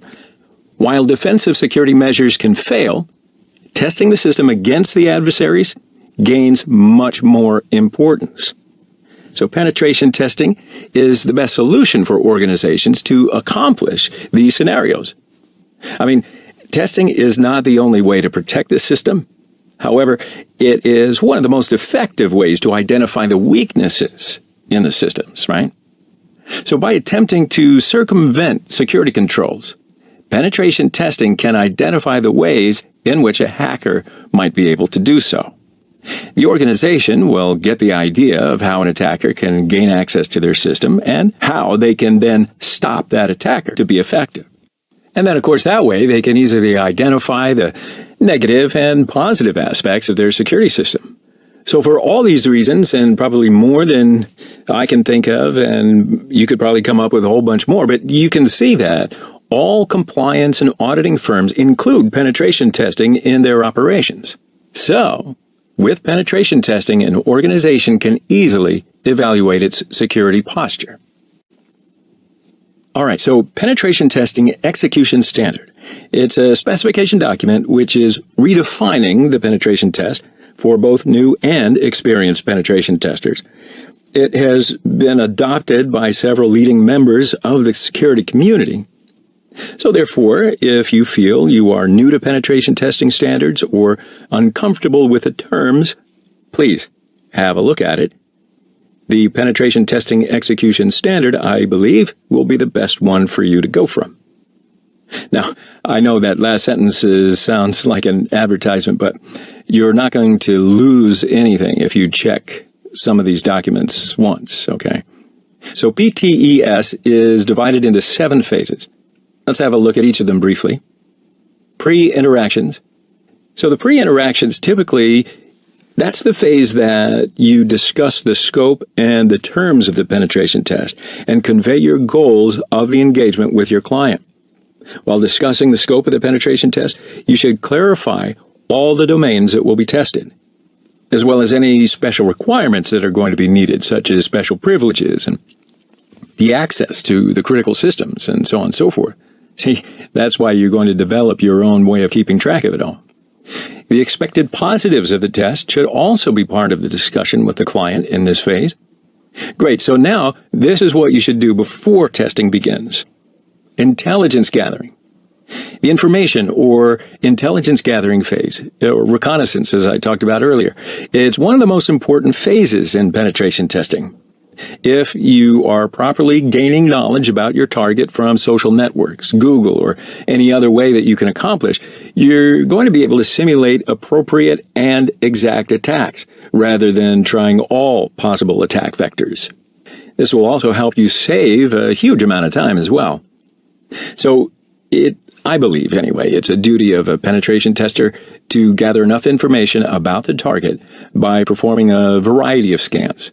So that includes looking for open ports, identifying services running on those ports, and you're also going to be able to discover what vulnerable services exist. I find this phase particularly important. So, in the Metasploit framework, there are many auxiliary modules that enable you to gather information from the targets. Now, the next phase is threat modeling. So this phase focuses on categorization and modeling of the threats based on their impacts on the system. Now, in my point of view, this phase is not necessarily always applicable. It depends upon how much time you have. If you are performing a long-term red team activity, modeling threats are going to work for you. But on the other hand, in an ordinary situation, you probably don't have the time to model a threat. You're going to look rapidly for a way to exploit and gain access to the system. So our next phase will be vulnerability analysis. Now, in this phase, you analyze the target network and make a vulnerability scan over that network to identify all of the weaknesses. Once again, this is a very important phase. It's also what I would call a stepping stone into the exploitation phase. So the next phase is exploitation. Either manually or automatically, you will detect vulnerabilities for this network. In this phase, you'll identify which vulnerability is applicable, if possible, and then you run the appropriate exploit for this particular vulnerability. Now, being successful in this phase means that you have access to the system. Now, believe me, you will be satisfied. And now it's time to gather some extra information. So this next phase is called post-exploitation. After gaining access to the target, you will look for some extra information and use some advanced ways to maintain your access. Now this phase, if you haven't ever done it before, this is going to be really mind-blowing for you. And then our last phase is reporting. So you've done a whole mess of things, okay? So you've exploited the target, maintained your access, and all kinds of things. Now, to a client, this might not even seem like much. You might not even have been detected by the client. So you have to report on what you have done on the system in a proper way. So it's important for this to make absolute clear sense. And otherwise, clients, they're pretty much going to wonder what you actually do. So it's important that you practice what you've learned while the course develops. And for that reason, you should build your own lab. Mwahaha. So don't worry, I'm going to help you build it step by step. This is going to be your own lab, so you can customize it the way you want, but I will teach you each step one at a time. So before you even jump to any conclusion, all the lab environments will cost you zip, nada, nothing. Only your time and perhaps patience. So first, let's have a look at the requirements. When you prepare your lab, you should make sure that your setup will meet the basic system requirements. Because we'll be using virtual machines and some pretty processor-intensive tools, I highly recommend that your system should be capable of handling at least 2 virtual machines at the same time. So for storage, I don't want to give you, just any random numbers about the size of available hard drive space, but you really will need it. If you don't have enough, you're probably going to face some problems. Now for memory, insufficient memory fails suck, so I strongly advise using at least 16 gigabytes of RAM. For your processor, I think if you're on this course, it means that you've probably got a good enough processor to support virtualization. Now, you should activate it from BIOS if this is the first time for you to actually start up with a virtual machine. And what about for a hypervisor? VMware Player, VMware Workstation, or VirtualBox? All of them are going to be good options to build this lab on. You're going to watch me using VirtualBox because, well, some intentionally vulnerable virtual machines only work on VirtualBox, so I would highly recommend you do that too. And finally, we'll talk about your internet access. You are going to need internet, but only when you're setting up the lab. Otherwise, I don't think you're going to need it. You can do it offline, but it'll be good to search for extra information. So basically, the lab network will be all that.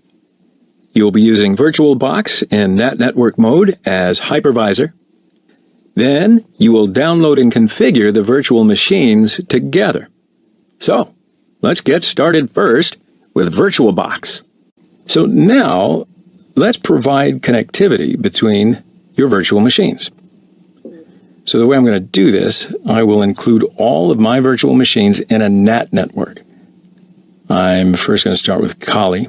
So I'll choose it, click Settings, go to Network Settings, change NAT to NAT Network, right? And click OK.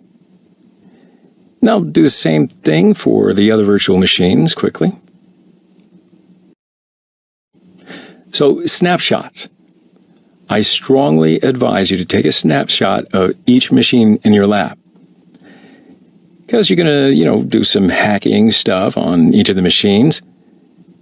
They're going to contain many payloads and exploits on them. You may crash them or trash them or do whatever the heck you can to them. So take snapshots so you don't have to create and import the machines from the very beginning. You can go to the Snapshots menu from here, or from the above menu, go to Machine Tools, Snapshots, and you'll see this pane here. So choose your virtual machine and click this green plus sign, and then give a name and write a definition about your snapshot.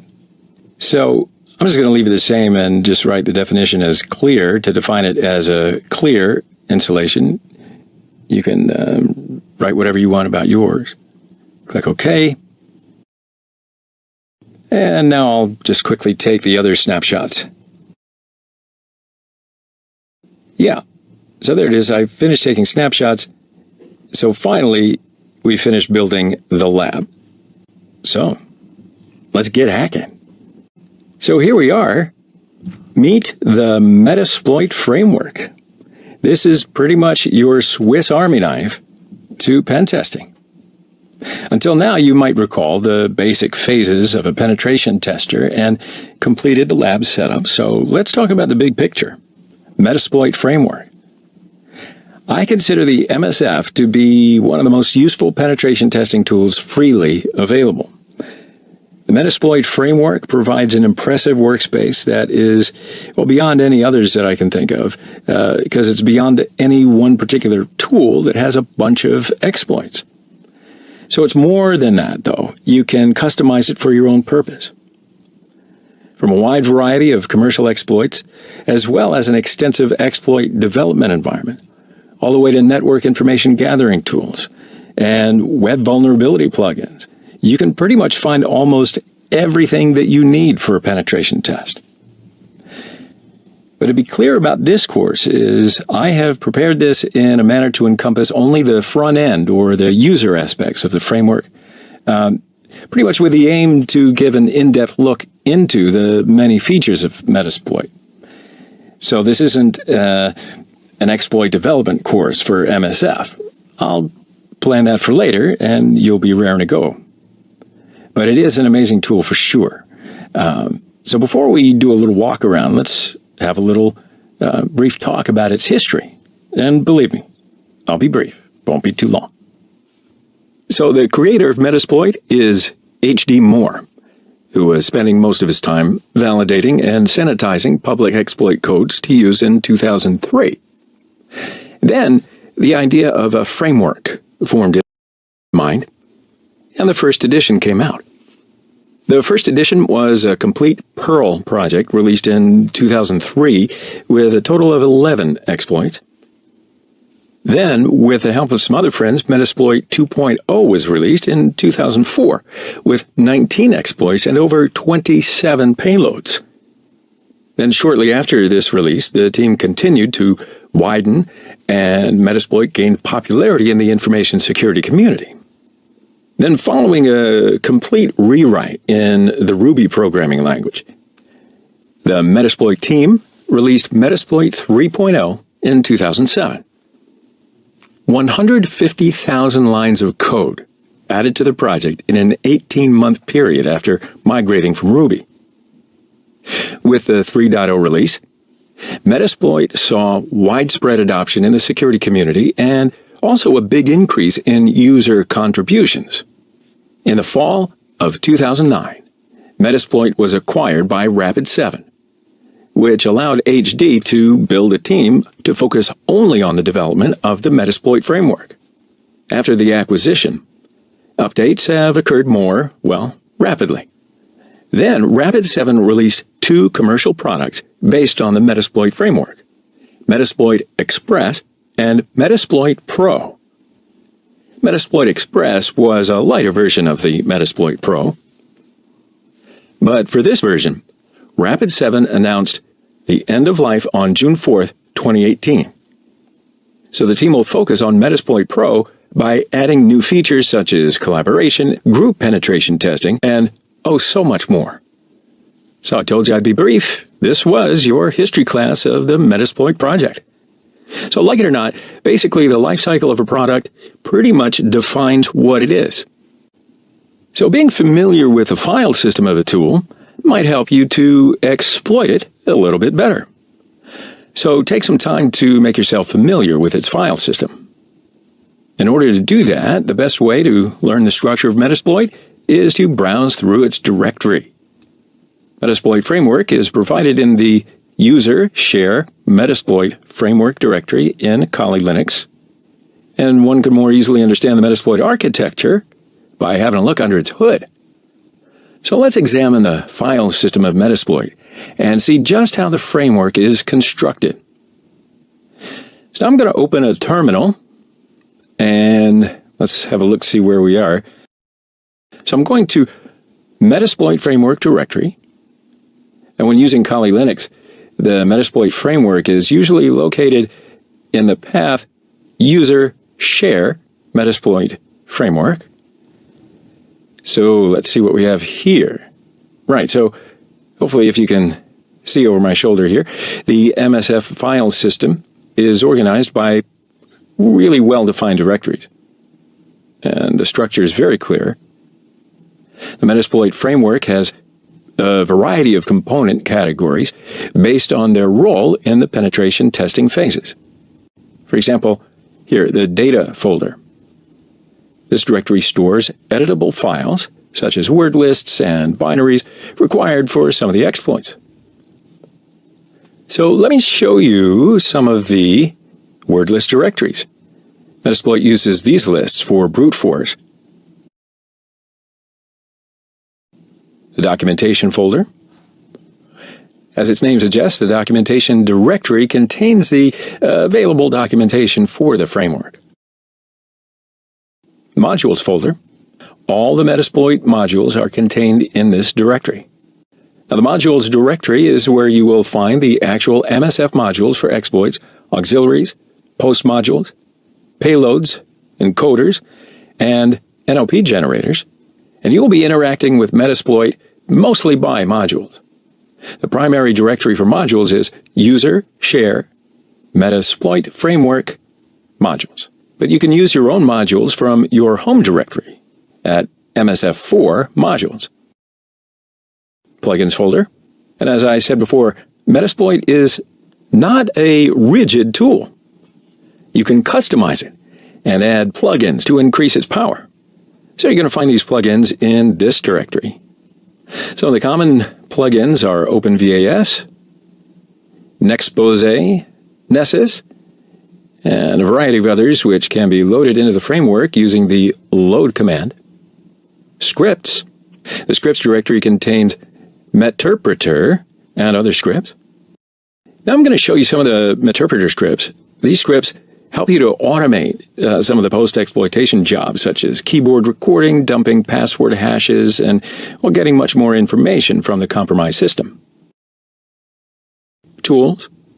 The tools directory has various useful command line utilities that aid in penetration testing, and that's contained in this folder. Oh, I also want to show you how to view the Metasploit directory from the GUI.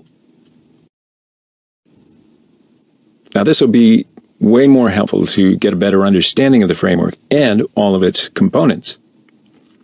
So from folder view, user, share, Metasploit framework, and now you're in the Metasploit directory. You can open the folders that you have viewed from the terminal. So you've learned so far that Metasploit is a complete penetration testing framework, and it's not just a single tool.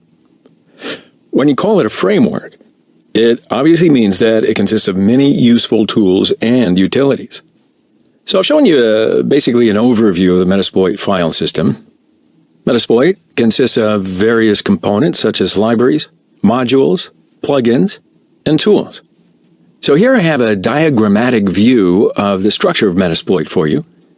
Let's have a look to understand the use of the various libraries as explained in the diagram. Rex handles almost all core functions such as setting up sockets, connections, formatting, and all the other raw functions. MSF Core provides the basic API, and the actual core that describes the framework, MSF Base, provides some friendly API support to the modules. So if you're not developing exploits or some of the other modules, you will mostly deal with prepared penetration modules, showed here in the red rectangle in the diagram. So you have the option to load modules either at runtime or from the MSF console. To load modules at runtime, from the terminal, pass the M option when running MSF console. But you can also load your modules from MSF console by using the load path command. Now let's have a look at this colorful diagram. It's a broad level structure of Metasploit framework. You're going to be using auxiliary modules to carry out operations such as information gathering, fingerprinting, logging into various services, and so on. These modules are particular to enumeration. For example, you might want to perform a version detection on an FTP service to model an attack. Such tasks can be very easily accomplished using auxiliary modules present in the Metasploit framework. As I created this course, there are over 1,000 auxiliary modules spread across 19 categories in the Metasploit framework. This screenshot shows various categories of the auxiliary modules present in the Metasploit framework. Now, I'm just giving you an idea of how deep it is. I don't need you to get overwhelmed by the number of auxiliary modules present in the Metasploit framework. So you don't need to know each module. You only need to know how to find the appropriate one. All you do is search the right module in the required context and use it accordingly. You're going to cover extensive usage of examples of auxiliary modules in some of the later sections of this course. But since you asked, let me quickly show you one. So I'm going to make a TCP port scan on Metasploitable 2. But first, look at the path of the auxiliary TCP port scan module. All right, so it's here, as you see in the path. So let me bring the Metasploit 2 to the record screen. It's on my second screen. Okay, so look at the IP address, 10.10.2.14. So I'm going to make a port scan on this IP. Open your terminal with me. And before I start Metasploit, it's better to start PostgreSQL. I'll talk about databases after you're familiar with the environment. So I'll initialize the Metasploit databases with msfdb init command, then type msf console q to start Metasploit in quiet mode. Okay, so finally it's open. Now the basic syntax of usage is like this. Type use, and then the name of the module that you want to use. In this case, auxiliary scanner port scan. Now here I'll press tab. As you can see here, Metasploit has a magnificent tab completion. So now I can type the rest. And to show the variables of the module type, show options. You see the variable names make sense. Ports, rhosts. You can set a variable like this. Set rhosts 10.10.2.14. Same for ports variable. Set ports between 20 and 500. Then run the module. So it'll take a few minutes to scan for the ports between 20 and 500. And there, it's finished. So as you can see, these TCP ports are open on Metasploit 2. And this is pretty much the basic usage of an auxiliary module. So let's go ahead and meet some of the other types of modules. A payload is a piece of code that executes on the target system, and it helps us carry out some of the operations, such as connect to the command line of the target after a successful exploitation. To basically understand what a payload does, let's consider a real-world example. So I want to show you an example that I heard of before, which helps me understand it as well. Payloads are kind of an explosive material that's in the head of a missile. When the missile hits the target, the explosive material causes the damage desired by the owner. Now, the owner of the missile can change the explosive material as well as the payloads. So that's the way that the Metasploit framework works with payloads. It allows you to perform some operations on the target system. For example, a reverse shell is a payload that creates a connection from the target machine back to you as a Windows command prompt. Whereas a bind shell is a payload that binds a command prompt to a listening port on the target machine, which you can then connect to. This screenshot shows various categories of payload modules present in the Metasploit framework. So I'm going to go to the Metasploit directory to view payloads. I'm using GUI to be clearer. And here, under the payload folder, you're going to see three different kinds of folders named singles, stagers, and stages. These are the main payload types. Singles are the payloads that consist of the exploit and require shellcode, which means they have everything that is required to exploit the vulnerability on the target. Naturally, the size of these payloads is pretty big. Thus, it's not going to be good for if you want to be stealthy. So, for example, this one, Meterpreter Reverse TCP. And stagers. Just so you know, sometimes size really matters. Okay, the stagers payload comes in handy in such a situation. So they don't have the exploit code. That means they're going to be smaller in size, and it's going to help you in many other tests. Like this one, bind TCP and reverse TCP. And then finally, stages. After the stagers communicate with the target system, stages are then uploaded to the target system to do the actual actions desired by the penetration tester or attacker. And here you see the Meterpreter payload, which is the most used stages payload. And you'll use it in many exploits, but we're going to get to that in some of the later sections. All right, so that's enough theory, don't you think? So open up your terminal again. And just like before, you can use an auxiliary module. Usage is the same. Use, and then the payload name. Use payload, Windows, Meterpreter, bind TCP. Now, let me tell you an important point here. Bind TCP payloads make the attacking machine directly connect to the target. So, when you show the options of this module, there will be rhost and lport variables. Rhost defines the address of the target machine.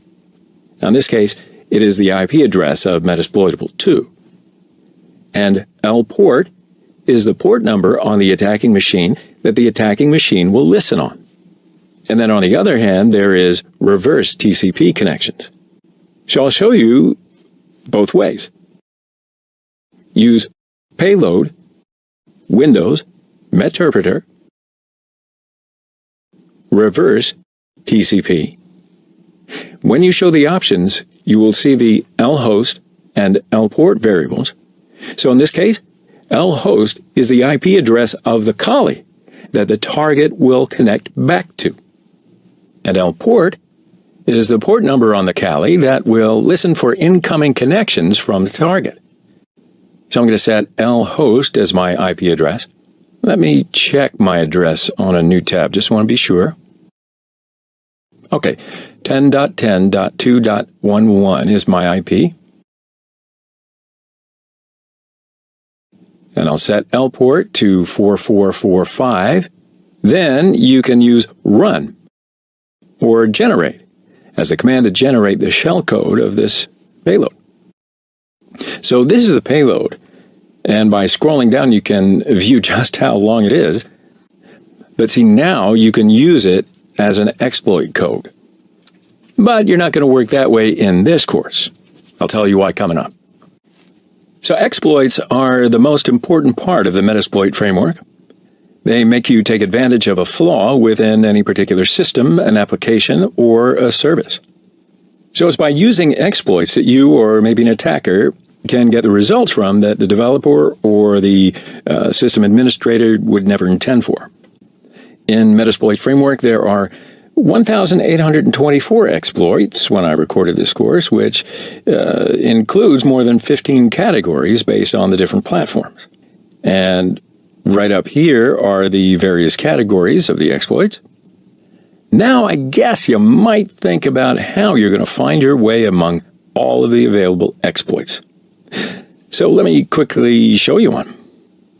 Now, first, I got to mention you've got to be very careful before using any of these exploits. So let me suggest to you that you make an extensive enumeration on the target that you want to use an exploit on. A proper enumeration of a target might give the operating system of the target, including the exact version and architecture, open ports on the target, both TCP or UDP, services with a version information, and probability of a particular service being vulnerable. So, first, let's have a look at the exploit modules from the GUI. Look into the folder, and here there are over 15 categories. And under each one, you'll find even more categories. Under Unix FTP. Here's the exploit that I want to use. So we'll go back to the terminal. Now I want to clear the screen. Usage is the same as auxiliaries. Use, and the name of the exploit. Use exploit Unix FTP vsftpd backdoor. So I'll use this one just as an example. Then show you the options of the exploit. Set rhost to your Metasploitable2 IP address. Default port number is 21. So you don't need to change it unless you find that this version of FTP is running on another port. And I'll show you the options again. Okay, so here you go. Type exploit to run the exploit code against the Metasploitable2. And ta-da! You have your first shell on the target. As you can see here, Metasploit warns us about the open shell. So this is not an interactive shell. And while you can type some Linux commands directly here, who am I using the shell?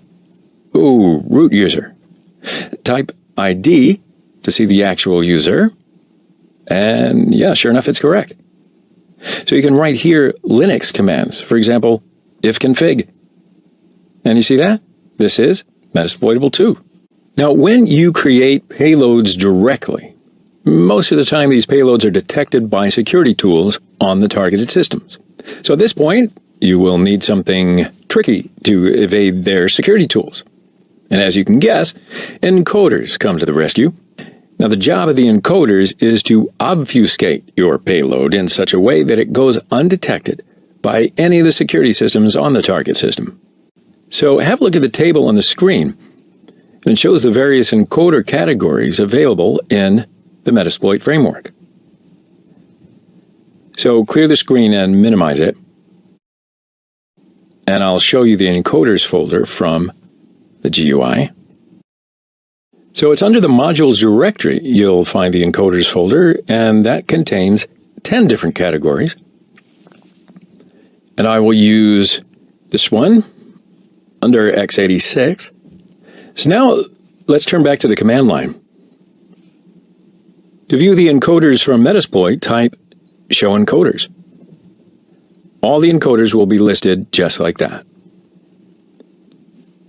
Now you are allowed to encode each payload directly in Metasploit by typing set encoder and then the encoder schema name. But mostly you will use encoders with MSF Venom tool separately. So I'll do that in this tab. Open a new tab. Now, let's not get confused about MSF Venom. I'll tell you about it later in a separate section, just wanted to show you what the deal is. So now, let's just focus on the E parameter. With this parameter, you will define the encoding schema for your payload. So let me complete this example.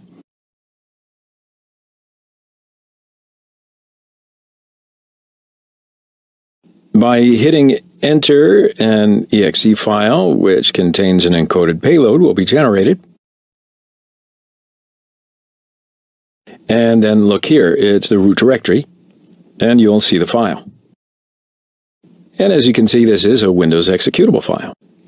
Now, the post modules contain various scripts and utilities that help you to further infiltrate your target system after a successful exploitation. Once you successfully exploit a vulnerability and get into your target system, the post-exploitation modules are going to help you in the following ways. Escalate user privileges, dump OS credentials, steal cookies and saved passwords, get key logs from the target system, execute PowerShell scripts, and make your access persistent. The Metasploit framework has more than 250 such post-exploitation utilities and scripts. So after gaining a shell, you can choose the appropriate post module to gather more information from the target or escalate your privileges. So let's see what a post modules directory looks like. Under modules, post, and there are the post module directories. So because I have exploited a Linux system, I'll need to use Linux post-exploitation modules. So let's go have a look at the Linux folder. And under Linux, there's a gather folder. And what do you have here? The hash dump module. Now, it's not only for Linux. If you look over here, you have the same for Windows as well. Now, before we go jumping into the command line, I just want you to realize just how meaningful the Metasploit directory structure really is. Now, you might ask, can you find your way around only by examining the structure? Let's go back to terminal. So now I'm going to use the VSFTP exploit again. So use exploit, Unix, FTP, VSFTPD, show options. Everything is ready to exploit. Then exploit J. So this command will exploit the target, and if I get a session, then it will hold that session in the background. Type sessions to list the available sessions in the background. And there it is. It's session 4. So now is the time to use a post module over this session. Now the usage syntax of a post module is the same. Type use, and then the name of the post module. Use post, Linux, gather, hash dump. Now, show the options to me. Only the session variable. So, set this variable to the index of the session 4. Then exploit. Ha ha ha ha. So here are the password hashes of Metasploitable2 users. Now you don't have to stay with that. You can also use some of the other post modules. Metasploit comes in various editions. And now that there are 3 options, the Express edition isn't used any longer. The first one is a commercial edition, Metasploit Pro. So this edition offers tons of great features. It allows you to scan web applications, evade antiviruses, as well as automate exploitation. The Pro version is generally used for advanced penetration testing and included in organization security programs. So let's see what the next flavor is. Metasploit Community. So this is a free edition. It might fit for students and small businesses who want to deal with security. Now, naturally, the edition is not as capable as the Pro version is, but it can really fit into your requirements. And then the last edition is Metasploit Framework. This is the command line edition with all the manual tasks, such as manual exploitation, third-party import, and so on and so forth. And because the framework is the base for all the editions, this is the one that makes more sense for the developers and the security researchers. Now, I also want to clarify something important, that throughout this course, I will be using the Metasploit Framework edition. So except for some of the experimental purposes, I'm not going to be using the other editions.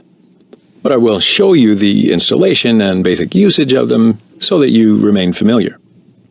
So unless I particularly specify Metasploit, you should take it to mean the Metasploit Framework from now on. And sometimes I'll say MSF, which is short for Metasploit Framework. Now this illustration can help you to understand the differences between the editions. And of course, Metasploit Pro has some additional features. So it is indeed obvious to me, and certainly I hope to you, that Metasploit Pro is addressed more by security professionals and the security consulting practices. Now, unlike the others, the Pro version has an increased execution and browsing functionality. So besides what open source framework offers, Metasploit Pro goes above and beyond by delivering a full graphical user interface, automated exploitation capabilities, and complete user action audit logs, as well as customizable reporting. The Pro features an advanced penetration testing workflow that includes antivirus evasion, customized reporting, social engineering capabilities, web application support, VPN pivoting, and multi-user capabilities. Metasploit Pro can also be installed on Windows, Linux, and Mac OS X machines, and you can certainly run it on almost any web browser. Or you can continue to use the command line interface, which they call ProConsole. Metasploit Pro is fully supported by Rapid7's security and support specialists, in addition to the large and, well, it's been growing, the Metasploit community. So to use Metasploit Pro, you will need to purchase it from Rapid7 and install it on your system. However, they have cleverly developed a trial version, so you can go ahead and download it and examine what the Pro version offers in detail. The Metasploit community is a lighter version of the Metasploit Pro. Now, like the Pro Edition, you will have a graphical user interface over the web browser. And that will incredibly help you to simplify your efforts, such as network discovery and vulnerability verification for specific exploits. You can increase the effectiveness of your vulnerability scanners, such as Nessus, Nexpose, and so forth, by using them with the community version. The Metasploit community offers some great features. Map your network. That supports you to scan and make host identification. Provide a concurrent export-import capability that helps you to work with tools such as Nessus, Nmap, and others. In addition, Nexpose scans can be initiated from within the Metasploit Community Edition. And a bunch of other wonderful features you're going to see. So the only thing you should be watching here is enumeration and safe exploitation. Oh, and another thing that I forgot to say. I think it's the best part. It's free. Still. So let's have a look at the interface. Now, although there is a whole section about community, I only want to show you the interface for now. If you don't want to install it by yourself, you don't have to do it now. It's in its own section. So have a look at the interface. And it displays over the web browser. So I'm just going to open my browser. I happen to have it bookmarked here. And this is a login screen for the Community Edition. Going to enter my login info. And click Sign In. And this is the main view. Now I'm going to zoom in and hide this panel to get a better view. Yeah, that's a little better. So as you can see, the projects reside here. You can list or create a new project from this menu. And over here on the upper right-hand corner, you will see the global settings and community user account information. All right, so now let's view the details of Pentest 1. So this is the overview, the summary of the project. However, on the above menu, you can also see some special items to work with Metasploit community. For example, you can manage hosts, your sessions, and your credentials. Some menu items like web apps are only in the Pro version. So that means you're going to see this annoying page. Metasploit also offers various types of user interfaces, and each one has its own advantages. The GUI interface. With the graphical user interface, some people say GUI. I tend to prefer GUI. Almost everything might be done by clicking a button. This interface is user-friendly, and that helps to provide a cleaner scanning and exploiting environment. I've showed you that while talking about the Pro and the Community Editions. You might like it a whole lot better because it just, is a clean way to exploit a target. Now, this is the console interface.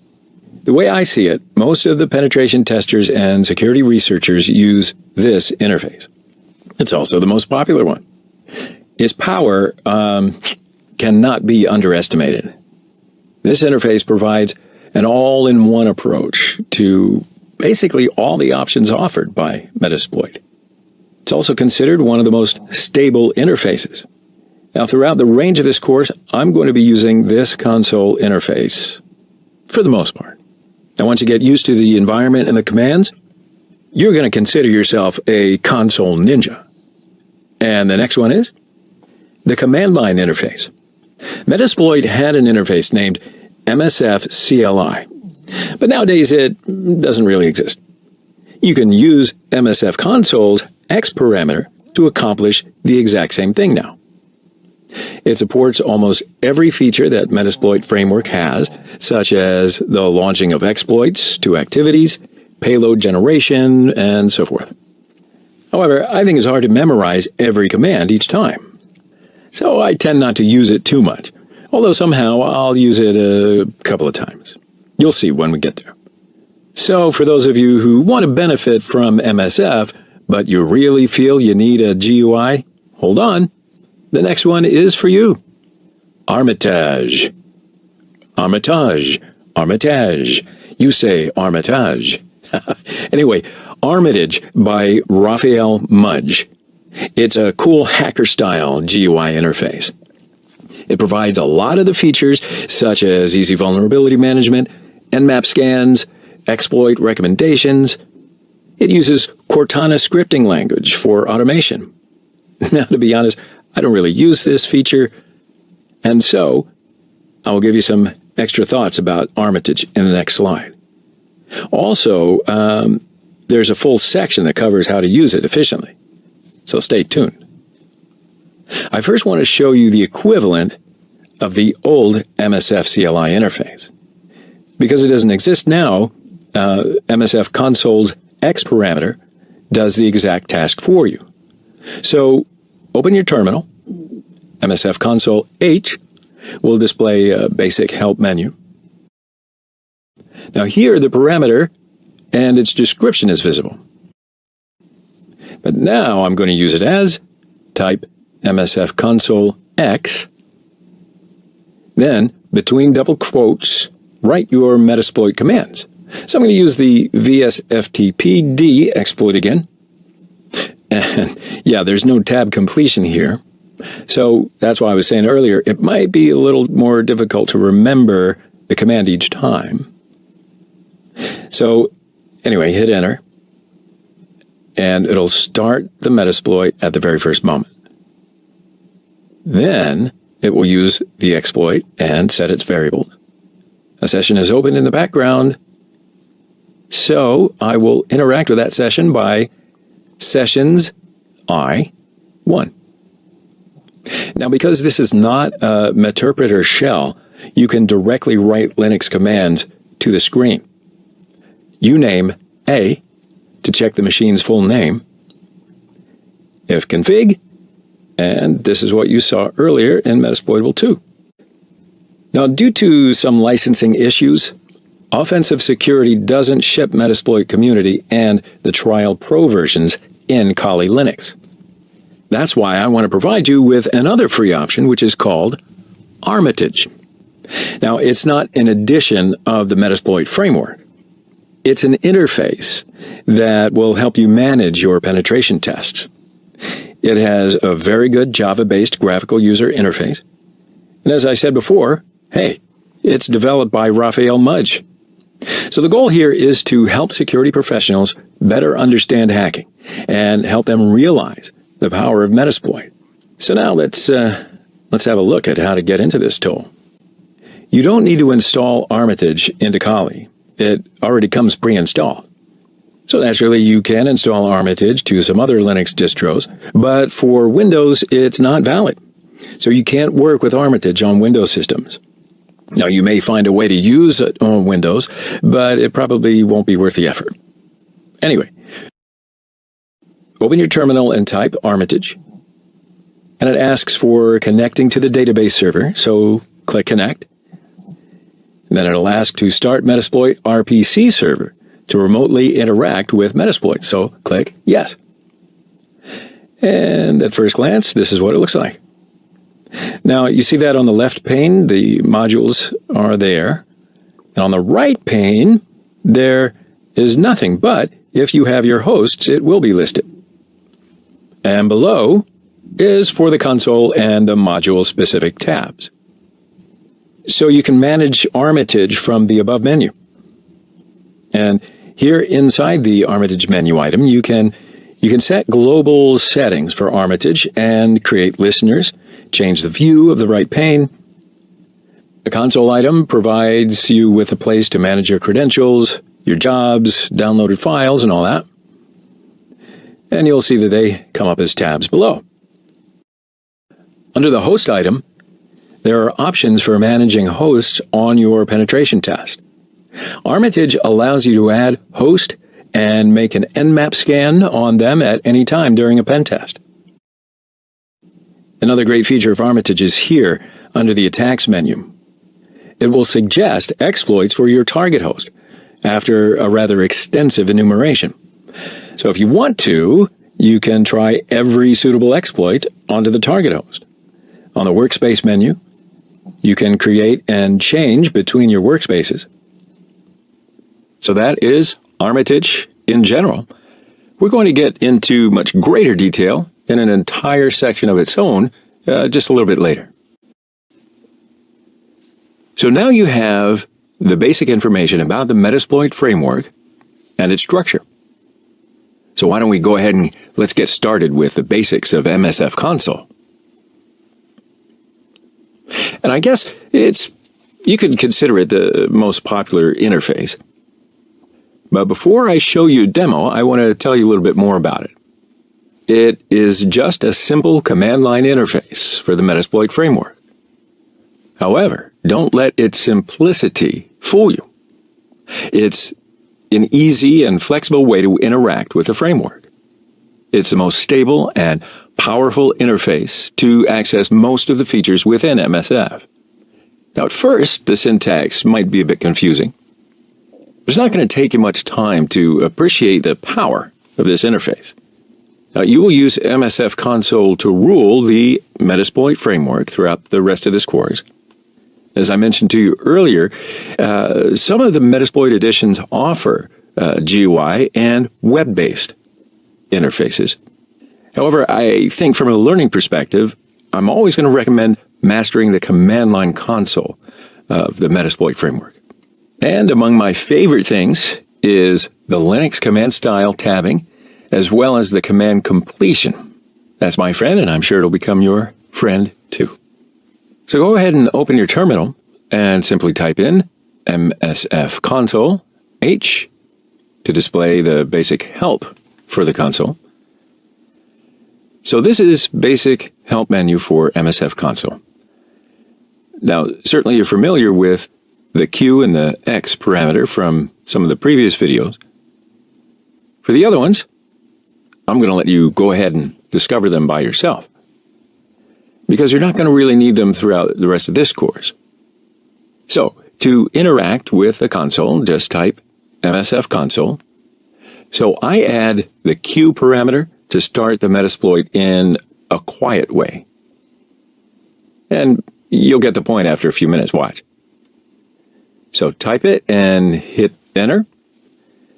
Now, if this is the first time you start it up, you may need to wait a little longer, but not too much. And look at that. That's all there is. MSF console is all that. So to find your way and take advantage of using Metasploit, MSF console provides some commands, and you can type help to view the commands. So they're categorized by their usage purpose. Here are some of the core commands. The core commands work all the time. They are not specific to a particular module or something else. And then the module commands, these ones are related to the modules such as exploit, payloads, and those are the ones that we've used in previous videos. Job commands help you manage handlers, your incoming connections. Resource commands are very useful when you want to automate your work. Now, because Metasploit was developed with Ruby, it also provides you a Ruby shell to interact with. And then all the developer commands help you to specialize your Metasploit experience. Now, Metasploit has the ability to use a database, such as MySQL, PostgreSQL.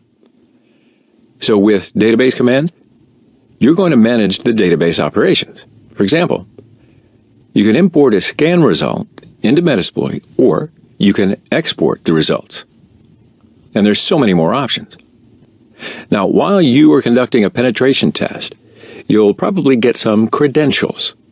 So that's usernames, passwords, hashes, etc. With creds, you can view, add, or delete these credentials. Of course, you can if you use Metasploit. And now I want to dive into MSF console commands in the next section, so come with me. So MSF has such a wide variety of different commands, and they all have well-defined name conventions that will help you to rule the framework. So let's have a look. Core commands. These are the basic commands of Metasploit. You can use them to make general purpose as well as framework-level tasks. Module commands. They're there to help you move between modules and to pass values to the variables. You can view and use a module with these commands. Job commands are basically used for interacting with your sessions to view the status of the jobs that you've started. Resource script commands allow you to record and to run your own scripts to automate your routines. Developer commands allow you to edit the files and interact with Ruby. Database commands are, like we were talking about before, importing and exporting as well as the connection to a database. With these commands, that's where you're going to save your findings. And the credential commands are used when you activate database, and they help you to store and get credentials found while you're doing your penetration testing. So I chose some sets so that you get the basic idea about how to use them. So why don't we go ahead and jump into Kali to see them in action. Go ahead and open your terminal and just write MSF console. So this time, you see that I don't put the Q as a parameter because, well, I don't want to view that banner. Banners are these funny things here. You can change them every time by typing the banner command. But believe me, that's not the actual fun part. You're going to find the real fun in later modules, but I want to make sure that you're well versed in the basics. So I'll choose to divide the MSF console commands into groups to show you in a more meaningful way and make it clear. So, okay, let's start. Color command will provide a colorful output if you enable it. Now, by default, it is enabled, and you may disable it for whatever reason you like. I'm going to enable it by putting in color true. Now, to view the MSF version, just type the version command. All right, so this is my installation version when I was recording the course. And then beside MSF console commands, the interface allows you to execute Linux system commands. Now, I don't know if it's the same in Windows, but on Linux, you have this flexibility. I can change my directory and view it, or I can check my IP address. But anyway, I think you get the point. So you still have questions about the commands? All right, so type this into the console, and it will help you. Or just put help, and you'll see the same output. Now let's say this is not enough, and you want some specific info about a particular command. Type help, and then the command name. So for example, help workspace. Or maybe help. There's only so much it can do. Okay, so type help search. And then let's have a look at the search command help output. So this command will really be helpful to find a module. And you're going to use it many times. It's okay. You just stick in a search term and you'll see the results. And as you can see from the help screen, you can also be more specific while you're searching. So let's type in search name Java. Now, that, as you see, will bring up many Java-related modules to the screen. Let's search name Java, rank excellent, date 2011. Okay, so only 3 results. So obviously you can narrow the result by being more specific. Okay, so the next thing is grepping. You can grep the output of this command like this. Metasploit also records your history like bash, so it has a history file. And with the history command, you can view what you have entered in the MSF console, just like that. Here you can see some of my previous commands. But you can also save all the output, not only to history. So look at the spool command. We'll type spool and then the output file name, and then it will save everything. Spool desktop msf.log. So now whatever you see in MSF console will be saved to that file. So let's cat this file. And there it is, it saves everything. Here you might want to type spool stop, but I'm not going to do that now. In a penetration test, you may also configure the Metasploit according to your needs. And you are allowed to save your configuration by simply typing the save command. And then your configuration will be saved to that file. Now here, because I'm not making any change to the default settings, you won't see anything. If you finish your work with Metasploit, you can then quit. By using quit or the exit command, you can close up Metasploit and exit just like that. So now open your terminal and start the MSF console. The first command of this part is show. Now when you work with a module, it helps you to display the variables and properties of that module. So the help screen is for showing us that. Type the show command and then the name of the object.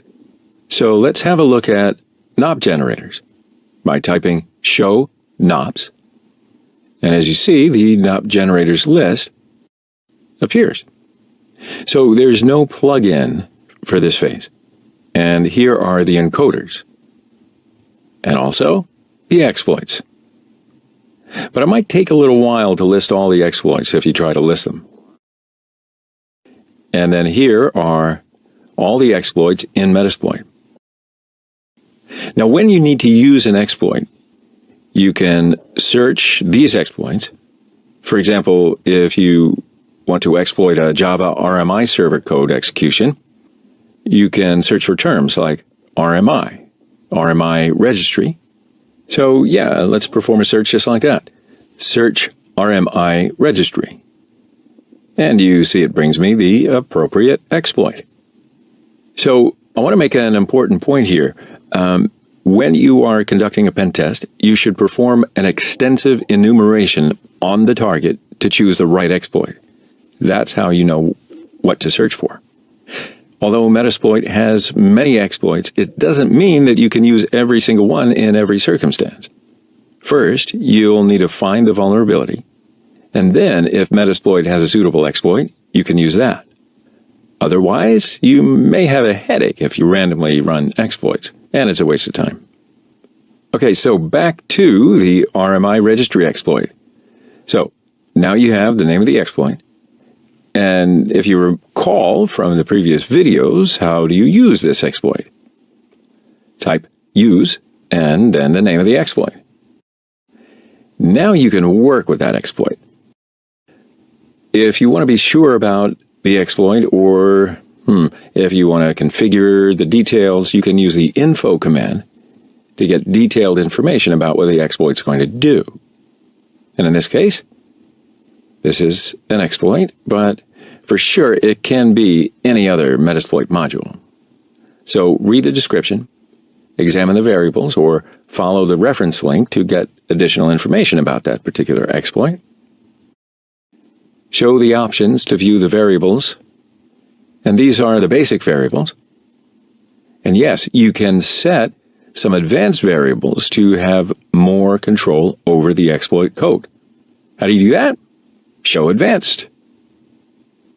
So, here are the other variables of the exploit to make some of the advanced configurations.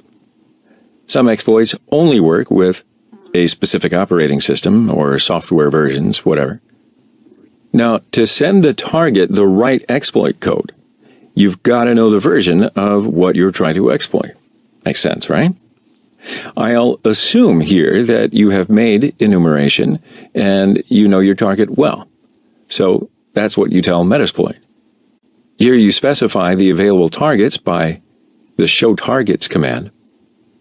As I hope you see on the screen, there's only 5 types of targets.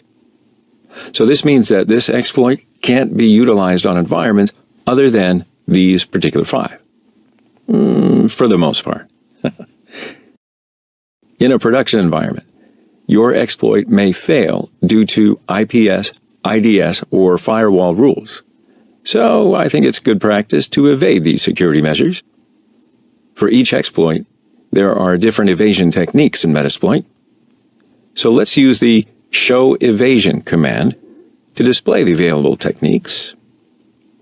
And if you want, you can choose these. And these are the payloads that I listed by the show payloads command.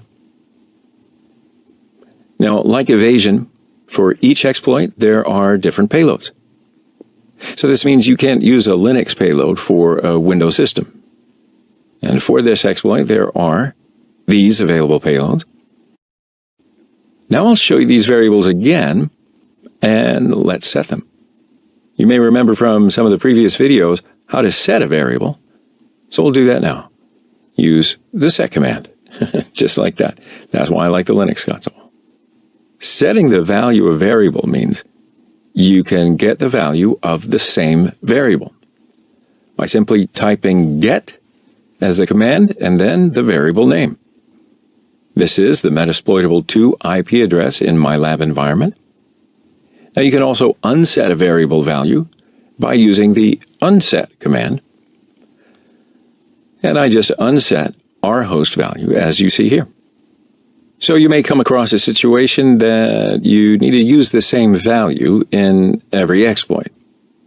So you can just set the variable to the same value in each exploit again. If you use setG command, you can globally set a variable value. And by using the getG command, you can get the global value of a variable. And then simply you can unset a global variable by using the unsetG command. Now, after setting all the variables, you can get the exploit to execute by either using the run or the exploit commands. It actually doesn't matter. So these messages here show what's going on in the background. And you will also be informed by Metasploit if a session is open. So now I have the session, and by typing the sessions command, I will list my available sessions. And as expected, I have only this one. Now to interact with that session, type sessions as your command with the I parameter, and then an index of the session appears. In my case, it's 3. Okay, so now I'm in the Meterpreter shell. Later, you're going to have your deep dive into Meterpreter, I promise. But for now, I'm going to only show you that I have exploited the Metasploitable2. Then let's type in background to turn back to the MSF console again. Now, when you're finished with an exploit, you can pick another one directly by using the use command like this, or you can use the back and then utilize the new one by the use command. That's pretty much how I work. Then show the exploit options.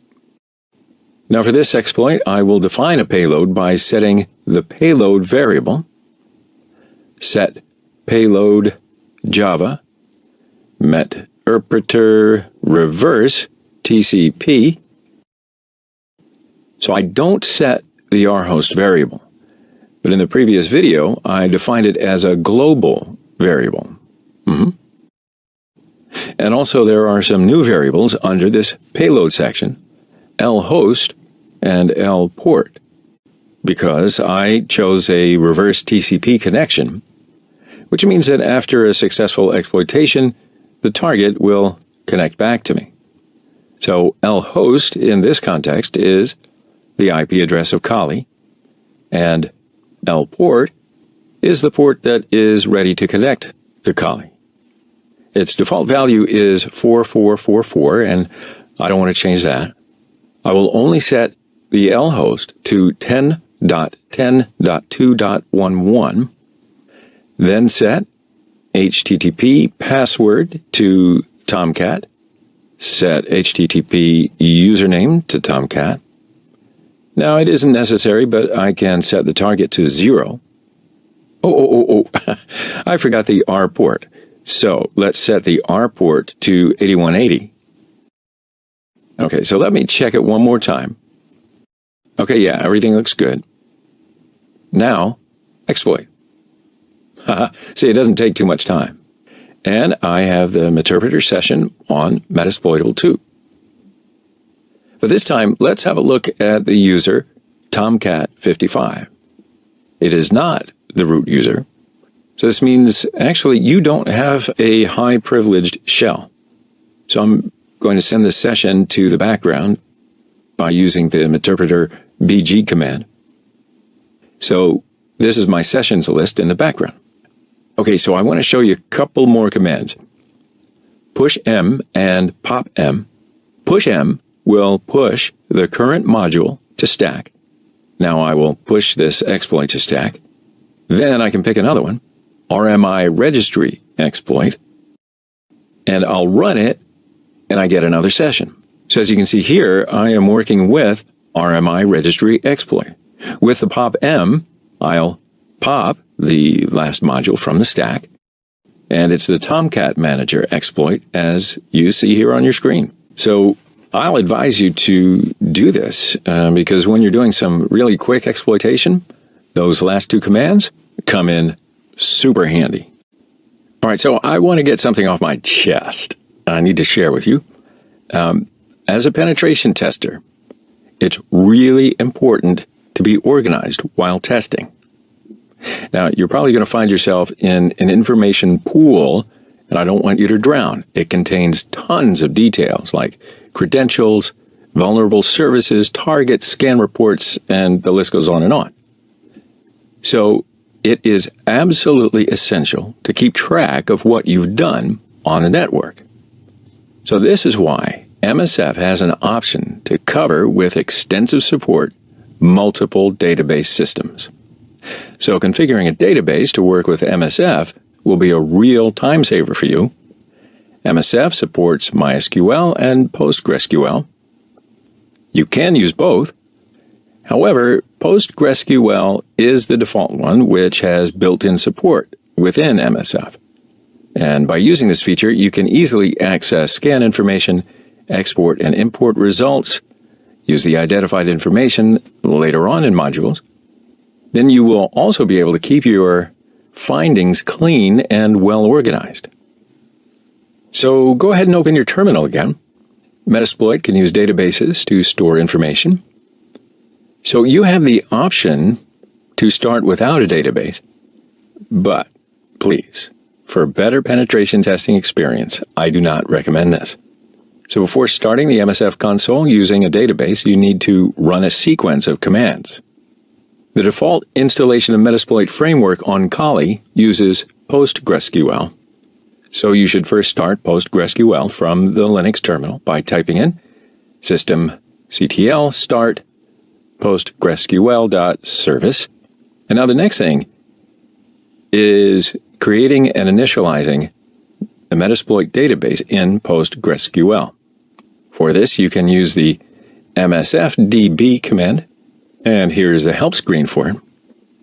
So let's check the database status by typing in msfdb status, and what comes up is PostgreSQL is running, and msfdb finds a database connection file in the default directory. So if you start msfdb, it will use the information in this file for connecting to PostgreSQL. So I'm going to go ahead and delete that database, and let's create it from the beginning. msfdb delete. for deletion. Okay, so now initialization with MSFDB init. Then start the MSFDB with MSFDB start. Now, actually, when you run MSFDB, it will automatically start PostgreSQL.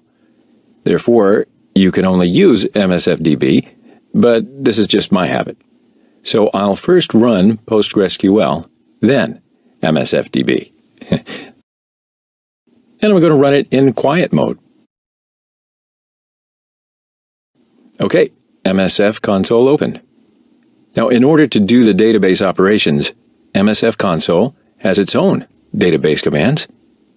So let's type in help database to get a look at these commands. And here are some of them. And you can see the names are very clear. Check database status with DB status. And Metasploit connected to default MSF3.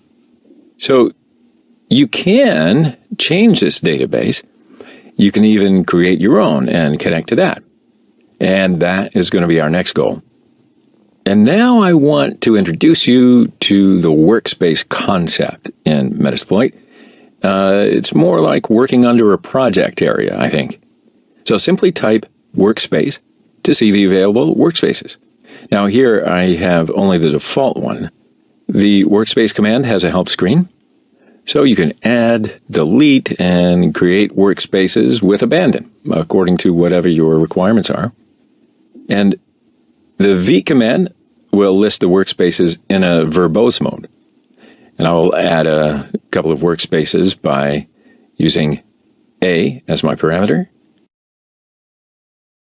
And here are the workspaces that I have added. Now, automatically, the last one is chosen, as you see here. Now, you can also delete a workspace by using the D parameter. And let's say you want to change your workspace anytime. Just write its name after the workspace command. Oh, I'm already using Pentest 4. Alrighty then. Let's connect Metasploit to our own database. So it is quite easy and I think natural if you want to use another DBMS such as MySQL or another database in PostgreSQL. So I'm going to change the current database to another one in PostgreSQL. But before I do that, I need to create a database. So these are my workspaces, but I'm not going to need them now. So I'm going to disconnect from the MSF3 database. Then exit from Metasploit. Now, I think it's good practice to stop PostgreSQL for a while, then start it again. But this is just one of my old habits that I pass on to you. Okay, so now I'm going to get the full name of the PostgreSQL user by these commands. The name is Postgres. Type SU, Postgres, to get into PostgreSQL user shell. Now here you're not going to need a password because the default installation there is no password. Now the logic is the same if there is a password, you will need to type it. Alright then, list databases with PSQL L, and here are the databases. So now I'm going to create a user first by using the create user command. Create user, user for MSFP. I'm going to enter my very strong password 2 times. And now let's create a database by create DB. That's the command that is owned by the user for MSF that we just created. So create DB, DB for MSF, owner equals user for MSF. All right, so let's list the databases. And sure enough, here I have the database. So I am now finished with Postgres shell, and I'm going to exit. And I'll open MSF console in quiet mode again. It's finally open. And let's just quickly check the DB status. So as you can see here, it connects to the default database. So now I'm going to disconnect from that database, and that's successful. Now I'm going to connect to my new database, DB for MSF. DB connect user for MSF 1234 at localhost 5432/DB4MSF1234 is my strong password, as you can see. All right, so now let's check the status of the database. Okay, good. So here you see that I have connected the new one. And you can now work within the workspaces. Add, delete, choose. It's all on you now. So I'm not going to lie to you. Sometimes you're going to hear words like active exploit or passive exploit, right? Basically, exploits in the Metasploit framework are divided into two categories, active or passive. So, what does that mean to you? Active exploits will exploit a specific host, run until completion, and then exit. For example, brute force modules will exit immediately when a shell opens, and execution of the module stops if an error occurs. Oh, and by the way, you can force an active exploit to work in the background by entering J into the exploit command. And of course, on the other hand, passive exploits wait for incoming hosts and then exploit them as they connect.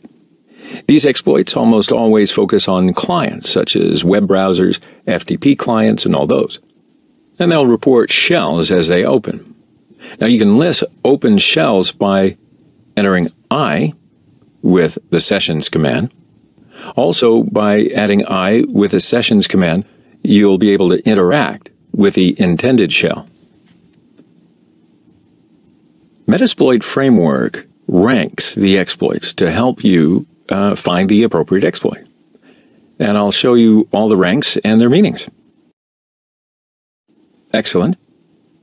The exploit will never crash the service. This is the case for SQL injection, CMD execution, RFI, LFI, etc. There's no typical memory corruption exploits should be given this ranking unless there are some extraordinary circumstances. Great.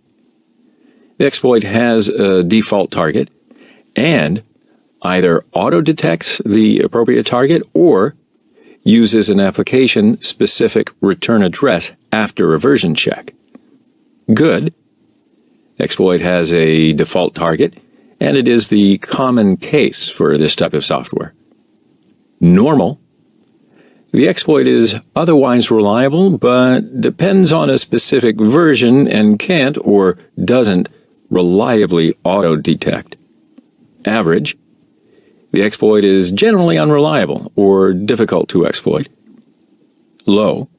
The exploit is nearly impossible to exploit, or I'd say under a 50% success rate for common platforms.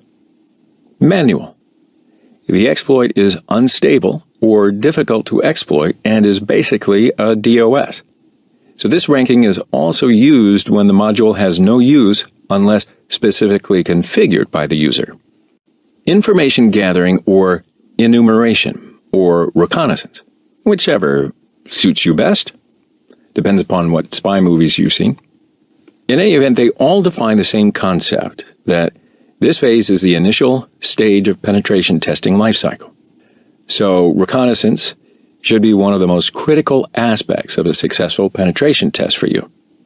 This phase involves identification of various software and services running on the target. Now, I'm serious here. The first step for you to take while penetration testing is to figure out which particular version of the software is running on the target. Then you will have a wealth of intelligence about your target by following comprehensive information gathering and enumeration. And that's how you decide specifically which attack is good for you to compromise the system. Now, you may be tempted to immediately launch an automated tool. However, I really do think that these attempts are less likely to help you to compromise a system. Failing in this phase might waste your time and also makes you go around attacking machines randomly. So this isn't something that's good, and believe me, you don't want to do it. So the MSF has enumeration capabilities, and it provides you with many auxiliary modules for performing information gathering. So in order to do that, in this upcoming section, I will be exploring a variety of auxiliary modules within the MSF, so pay attention. And what I'm going to do is enumerate the services that use various protocols, such as TCP, UDP, FTP, SMB, SMTP, HTTP, SSH, and a bunch of others. SMB, which stands for Server Message Block, is a protocol for sharing files, printers, serial ports, and communications abstractions such as named pipes and mail slots between computers. In addition to that, Samba is a freely available SMB server for Unix. It's an implementation of SMB for Unix-like systems. SMB can run directly over TCP ports 137, 139, 445, or on UDP ports 137 and 138. Now, some versions of SMB protocol has known vulnerabilities, so you should enumerate the SMB services. Now let's step back into the lab to use MSF modules for SMB. All right, so you have made a scan over Metasploitable 2 and 3. To check to see if the SMB port is open, type the services command with a P parameter and SMB port numbers 139 and 445. And the ports are open on both machines. MSF has a meaningful directory structure, so you can find SMB-related auxiliary scanners under this directory. You're not going to need to write every word. Just hit the tab button to complete the commands. Now, the basic logic behind the enumeration is service banner and version detection.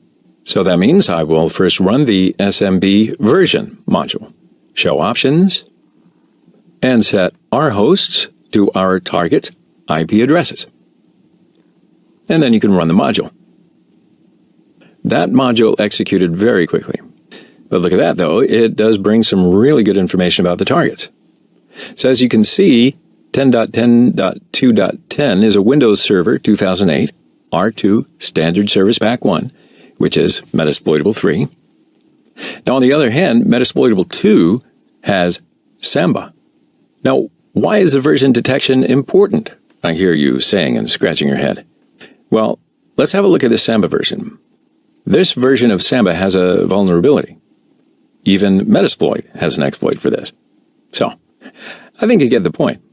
But just one more point here. Metasploit saves this information to improve your penetration tests. So let's type hosts as our command with C as the parameter. Now you see, Windows 7 changed to Windows 2008. So now let's go with another module. You can try all the others, but I'm going to choose SMB MS1710, show the options, set the rhosts variable, and run the module. And it looks like Metasploitable 3 is vulnerable to MS17 through 10. So let's Google this vulnerability, shall we? There are many topics about this vulnerability, and Metasploit has an exploit module for that particular vulnerability. So that's a good way, I think, to illustrate how enumeration gives you better results. So make a note of this vulnerability. You're going to need it later. Okay, so let's go back to the MSF console. All right, so this is the last one. This is the SMB login module. I will immediately set our hosts. Now, I'll need a dictionary file to brute force. So in a new tab, I will create one. For this, you can use the Cool tool. It's really simple and very handy. D for how deeper to crawl a target page, and M for minimum character numbers for words in the dictionary, and then the name of the output file. So here I'm going to use the address of the GitHub page of Metasploitable 3 as the target page that Cool will derive the words from. So this process can take way too much time, but I'm going to stop it here because the dictionary file has already been created. So let's go back to the MSF console and use it. I'll set the SMB user to vagrant, set the pass file to that dictionary file, and then run the module. So I'm going to interrupt the execution. Did you see at the beginning of the output, did you notice the green color? That's because you need to enter the pair vagrant. Okay, so that's what we need. So make a note of that. Now, SMB reveal is the valuable information that you get. MySQL is one of the most used databases, and it's almost in every network, either for production or for development purposes. Out-of-date or poorly configured MySQL installations may allow you to get in the system. So, your first step is to discover the version. MSF has a couple of modules for MySQL. So let's have a look at them and gather information from the MySQL server in order. So do you remember, as I do, that there are MySQL databases in the result of the db nmap command? So then, how do you view it? I can view it by going to Services, P3306, entering that command, and sure enough, there they are. So there are some useful auxiliaries in Metasploit for MySQL, and you can search it like that. So here they are. And like always, I will start with version enumeration, although Nmap already did it. Show the options. Just going to set our hosts as my variable. Show options. And run. Yeah, it's executed quickly, and the result is the same as the db nmap command. So check this out. Now I'm going to use the MySQL login module. Show the options. And the rhost's value comes up globally. And there are some file variables, as you can see. And I'll set blank passwords to true. So the module will try blank passwords also. So I'm going to start a brute force in just a little bit, but I first need to create a dictionary file specialized for MySQL. And to accomplish this, I'll search on the internet for a reasonable dictionary file, or you can also create one by yourself like we did earlier. But I just want to use the related words like this. So here in the second row, there's a GitHub page. And under default credentials, you will see a MySQL default password file. So I'm going to copy that and say thank you to the owner of the page. Okay, so I'll save it in a file in Kali. And I'll save it here in the desktop. I think I did that before. So let's go back to the MSF console. Set the user pass file variable to the file that you've just created. Okay? Then run.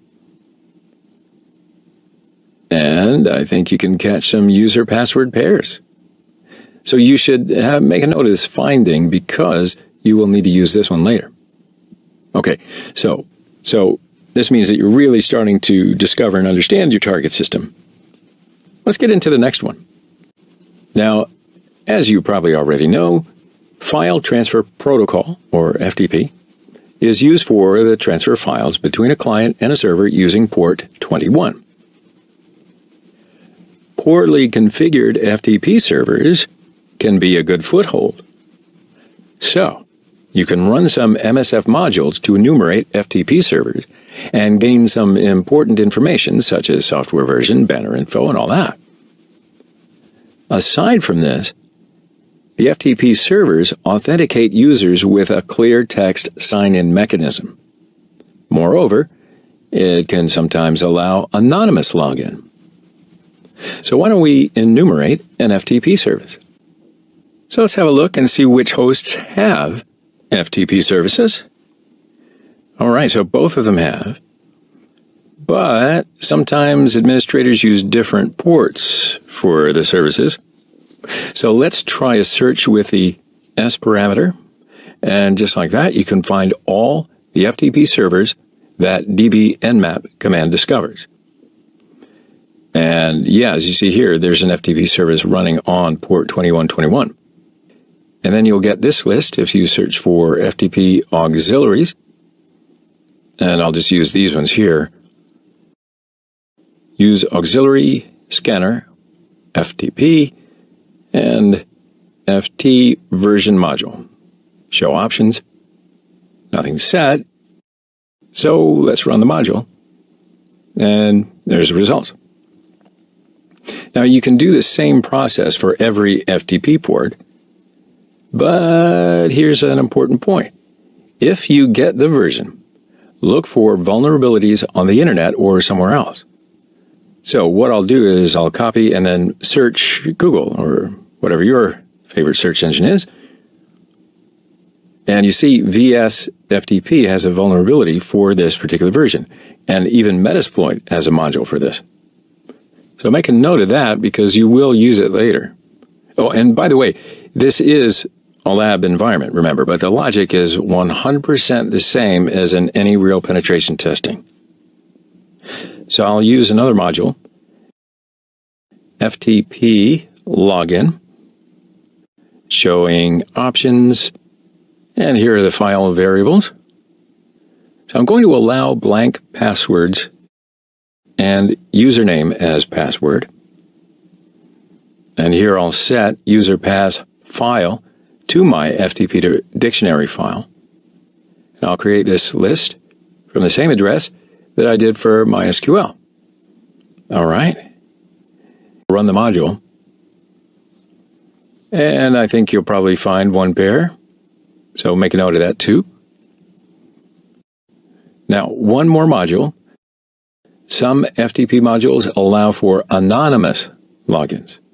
So when you perform a vulnerability scan, you probably are going to get this finding. But you can quickly check to see if any of the discovered FTP services allows this. That's why this module is so handy. Show options. Okay, so I'll need to configure nothing, so I'll just run the module. And the result comes up pretty quickly. So yeah, you can connect this FTP service on Metasploitable 2 anonymously. So now that we got the hang of that, let's enumerate some other services. SSH stands for Secure Shell and works on port 22. It helps administrators make operations over an encrypted channel. Now, although SSH might come in handy when you want to access remote systems, sometimes, but not so often, but it's good to be aware of it, SSH itself can have some configuration vulnerabilities. So let me just quickly show you an example of a poorly configured SSH server. So first let's search for SSH auxiliaries. There aren't too many modules. And I'll follow the same sequence that I did in the previous videos. And I'll try to discover the version, the users. So I will pick SSH version as my first module. Show the options. Now, because I set the rhosts variable as global, the value is automatically assigned. And there's nothing changed here, so let's run the module. And here's the result. So it contains more details on the SSH services on both machines. You should also make a note of that. Now, I don't want to look for vulnerabilities for these versions, but you can if you want to, and test them in the lab environments if you find any.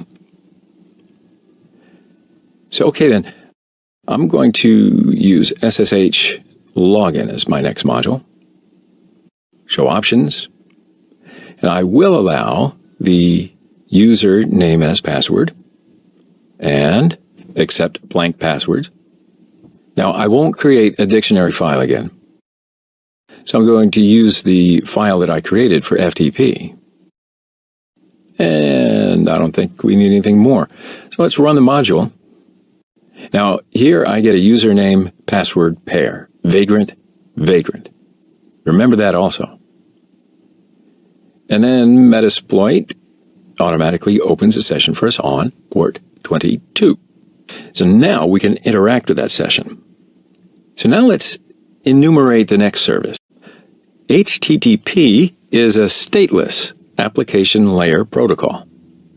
Generally uses TCP port 80 and exchanges data over the World Wide Web. You can fingerprint the HTTP service and gain a whole lot of information about the target system.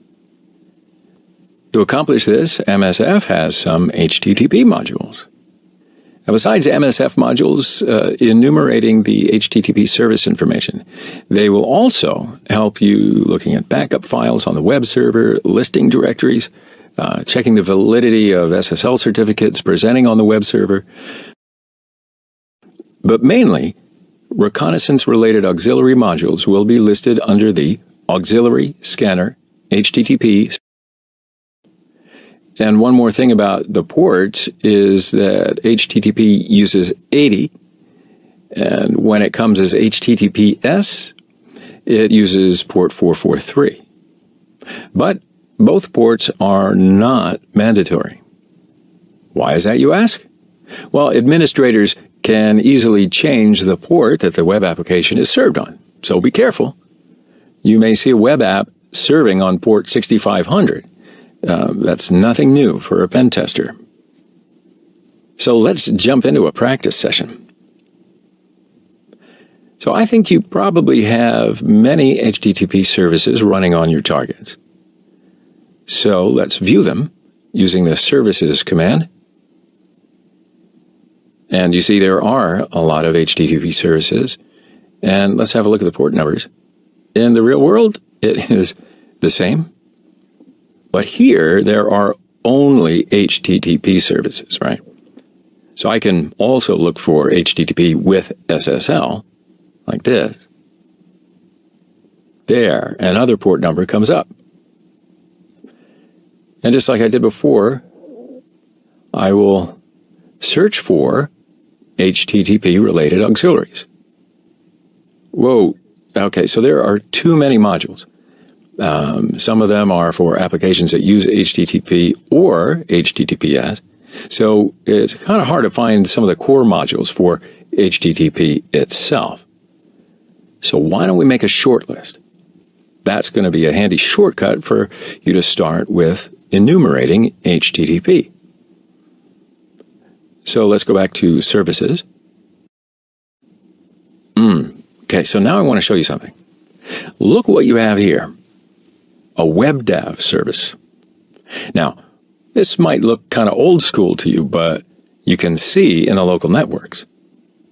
This is Metasploitable 3. A web dev service is also available on Metasploitable 2. So you can use all these modules in the lab to improve your skills, but I'll intentionally choose HTTP put module. Show me the options. Right, so this module will use HTTP put as the method to test if the web server allows for uploading a junk file. But the module wants a path variable. So I can try every possible path on the server. Let's try to find a reasonable path. So at this point, I'll use another module, crawler. And then this module will crawl pages and list the paths on the server. Show me the options. And I'll quickly set the variables. Our port to 8585. All right, so let's check. And run the module.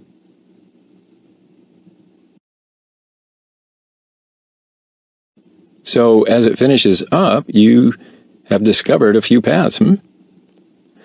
And here, the uploads path probably is what you were looking for. So what I'm going to do is I'll use this path, and I'll turn back to the HTTP put module.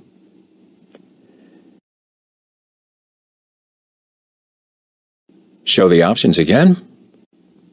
Just going to set our hosts as my variable. Set path to uploads. Everything looks good. So let's run the module.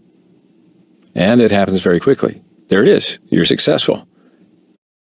So now you can upload a malicious file to the web server and call this file to get a session on the server. So if you follow the link, you will get this page. And this proves that one can easily upload something to the server. That is what a vulnerability is. The Simple Network Management Protocol, SNMP, is used to query network devices for information such as bandwidth utilization, collision rates, and a whole lot of other information. But it doesn't only provide network management and monitoring capabilities, but it's also capable of changing the configurations on the host, allowing the remote management of the network device. Yes, I can tell this gets you excited, huh? My young apprentice. And you are right. So SNMP servers can offer considerable information for penetration testers to perform reconnaissance on a specific system. You may also see SNMP installations on some operating systems to specify information such as CPU utilization, free memory, and so on. It's often automatically installed on many network devices with public in the read string and private in the write string. On Windows-based devices by poorly configured SNMP, you can extract patch levels, running services, usernames, uptime, routes, and, well, so much information that it'll totally level up the penetration test for you. So let's use the services command to search for SNMP service. And yes, indeed, you only have to open the SNMP port on Metasploitable 3. The version is 1. SNMP version 1 and version 2 both have proven security flaws. But SNMP version 3 is improved with encryption, as well as better check mechanisms. But anyway, I'll search for SNMP auxiliaries. And this time, I'm going to start with SNMP enum. Show me the options. Oh, and by the way, the community strings are essentially passwords that are used to read or write information to a device. So if the SNMP version is right, and you guess the community strings, the SNMP itself can allow anything from excessive information disclosure to full system compromise. Let me give you an example. If you get the read-write SNMP community string for a Cisco router, you can download, modify, and upload the configuration to the router with a backdoor. So here, I'm not going to change the community variable. I will just set the port to 161, and yeah, everything looks quite good. Now I'll run the module. So as you can see, SNMP brings all the information about the target, Metasploitable 3. From running applications to network interfaces, service information, device information, user enumeration, nearly everything about the target. SMTP serves on port 25, and it's used for sending and receiving emails. So this service has two interesting commands that reveal information about the mail server users. They are EXPN and VRFY. There are numerous ways to get names with these commands, but let's go and check out the MSF auxiliaries. So these auxiliary modules probe the SMTP server on the target for the version and then list the SMTP server users. So you have a SMTP port open on Metasploitable 2. Services, SMTP, and here's the info. SMTP verify, that's a command that helps you to check for users. And before using any module, I want to show you that from the MSF console tray, you can connect SMTP service on Metasploitable 2. Telnet 10.10.2.10.25, and the connection's established. So, verify admin. There is no admin. Verify Metasploit. Okay, no user with that name. Verify MSF admin. Okay, yes, so I found one username. Verify root. Yeah, second username. Verify administrator. Okay, no user with that name. Verify sys. Another correct username. I think you get the point. Because without any vulnerability, you get usernames. Exit Telnet. Oops, quit Telnet. Okay, so as always, search for SMTP auxiliaries. And first, pick SMTP version. Show options. Okay, so I will set our hosts to 10.10.2.14 and run the module. So this is the SMTP service banner. Now let's pick another module. SMTP enum. Show options. And I will very quickly set our hosts. So let me check if everything is fine with all the variables. Okay, so set threads to 10 and run the module. Okay, so I think I have a problem with module execution. Did you catch it? Because it lasts a whole lot longer than it ought to. So let's set threads 1 again and run the module. And this time it works. And here are the SMTP users. So make a note of these users. You're going to be able to use them in the brute force dictionaries.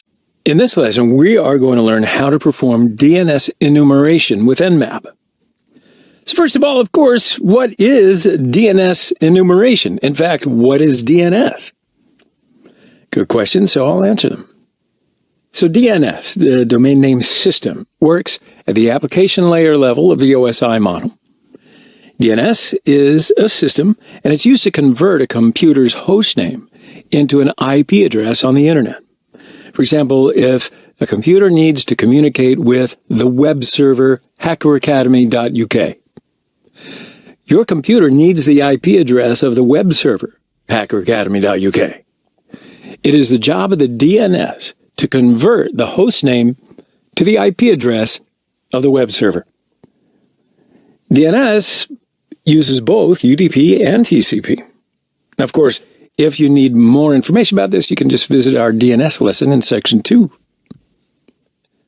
So DNS enumeration, it's one of the most popular discovery tasks available to create a profile of your target.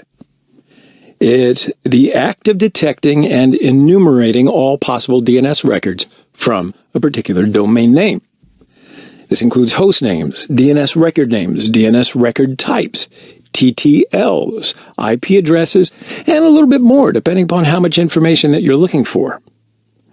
So after DNS enumeration is complete, unauthenticated users can then use this information to observe internal network records and obtain useful DNS information that allows the attacker to access a complete DNS map.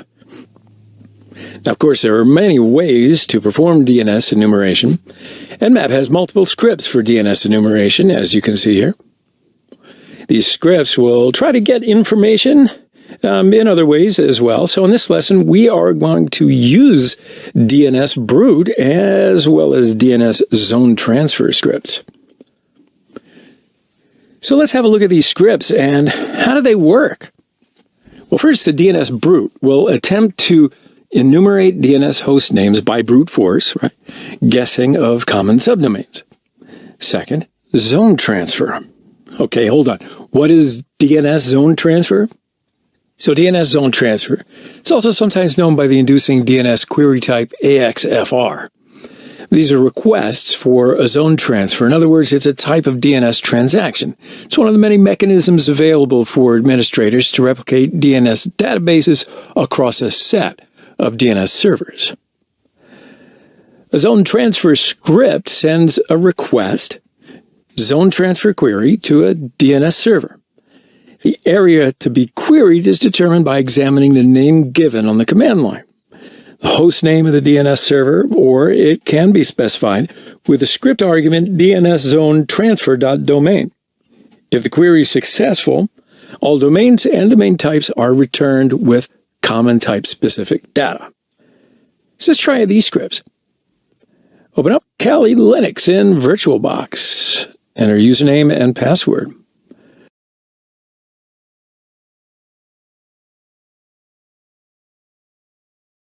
Open terminal. Enter sudo su dash. This will give you root permissions. Enter the root password. Now in this test, we are going to use zonetransfer.me for DNS enumeration because this website is developed just for you to get some experience regarding security problems related to DNS zone transfer. All right. So first we'll try the DNS brute script. So write nmap-p53 for specifying the port because DNS works on port 53. And then the script name, DNS-brute. So we'll need to specify the domain name because we want to get DNS information about zonetransfer.me. So we'll add the domain argument to the command. And the target DNS server, to find the DNS server of the target, you can use the domain information groper tool. So it's a powerful command line tool for querying DNS name servers. And look at that. You can see that the script shows us the subdomain names. Second, DNS zone transfer script. Write nmap-p53 for specifying the port and selecting the script name DNS-zone-transfer. And we'll need to specify the domain name, so we need an argument. Write /script-args DNS-zone-transfer.domain zonetransfer.me and the target DNS server. So as you can see, the script shows us the methods, the descriptions, as well as the DNS records about the domain.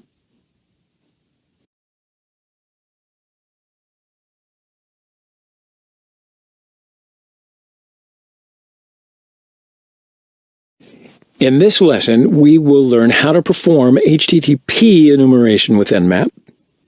So first of all, wait, what? Did you say HTTP enumeration? Yeah, because HTTP enumeration is gathering information from websites and web applications. As the number of web applications on the web server increases, the security vulnerabilities have increased as much, right? So in other words, there's many scripts in the Nmap script engine that can be used in many different applications. And as you can see, if we list all the HTTP scripts, there are plenty of scripts in Nmap script engine to display many vulnerabilities. Okay, so the script that you will use will change according to the technology that you're going to be facing. So for now, we're going to enumerate information from the target. We'll not try to exploit the target. So in this lesson, we're just going to use the HTTP enum script. So HTTP enum is the script that enumerates directories used by popular web apps and servers. So let's go ahead and try this script. So in this test, we are going to use Metasploitable 2 for the HTTP enum script. So first we'll run the Metasploitable 2 machine. And we'll open Kali Linux in VirtualBox. Username and password.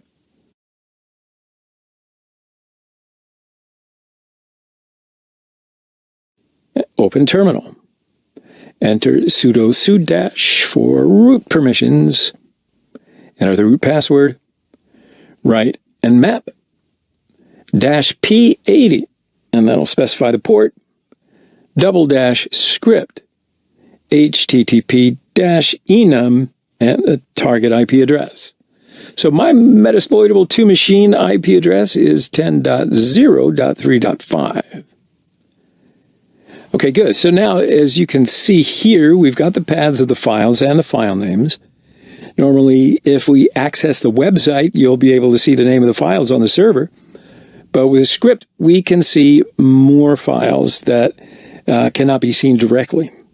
So with hidden directories, you can access some hidden information like the Apache version or admin login page and all kinds of stuff. So you understand vulnerability. In this lesson, we are going to learn how to perform MySQL enumeration with Nmap. So first of all, what is MySQL? And then what is MySQL enumeration? Well, I'm sure you might have heard of it, but let me just tell you that MySQL is one of the most popular open source relational database management systems. And it has emerged as the relational database. MySQL is a freely available database system. However, there are a few paid versions where you can use more advanced functions. It's really easy to use compared to other database software like MySQL, Microsoft SQL Server, Oracle Database, and so on. So MySQL can run on multiple platforms such as Linux, Windows, Mac, and an information schema to define and manage your metadata. MySQL runs on port 3306 by default.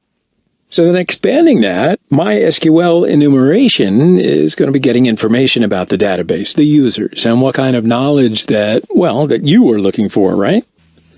So in this lesson, we're going to use the Metasploitable 2 machine for MySQL enumeration, and we're going to gather as much information as possible from the MySQL server. So first, we'll list out the various Nmap scripts that are available to us regarding MySQL. Cool. So as you can see, we've got a few scripts, and each of them are slightly different. So scripts will depend on the information that you have.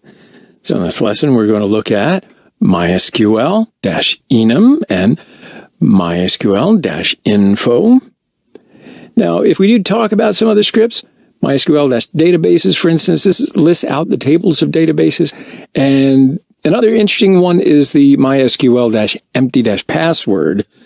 It's basically trying to find users that don't happen to have a password. What sort of user would that be? You'd be surprised. So let's try these two scripts and talk about them as we go. First, we'll run the Metasploitable 2 machine. Open Kali Linux and VirtualBox. Enter username and password.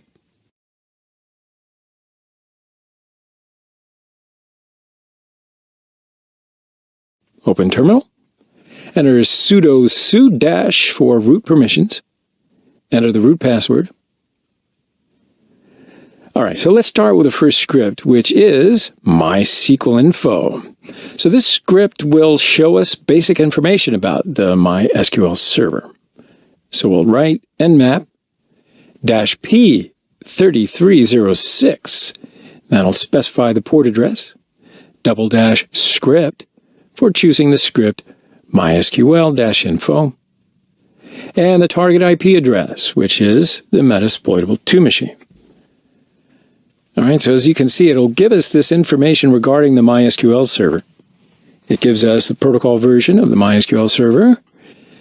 So you see that this can be very performative for vulnerability analysis. It also gives us the capabilities listed here. Supports authentication and transactions, and it gives us SALT. So it's very useful information when you're dealing with passwords.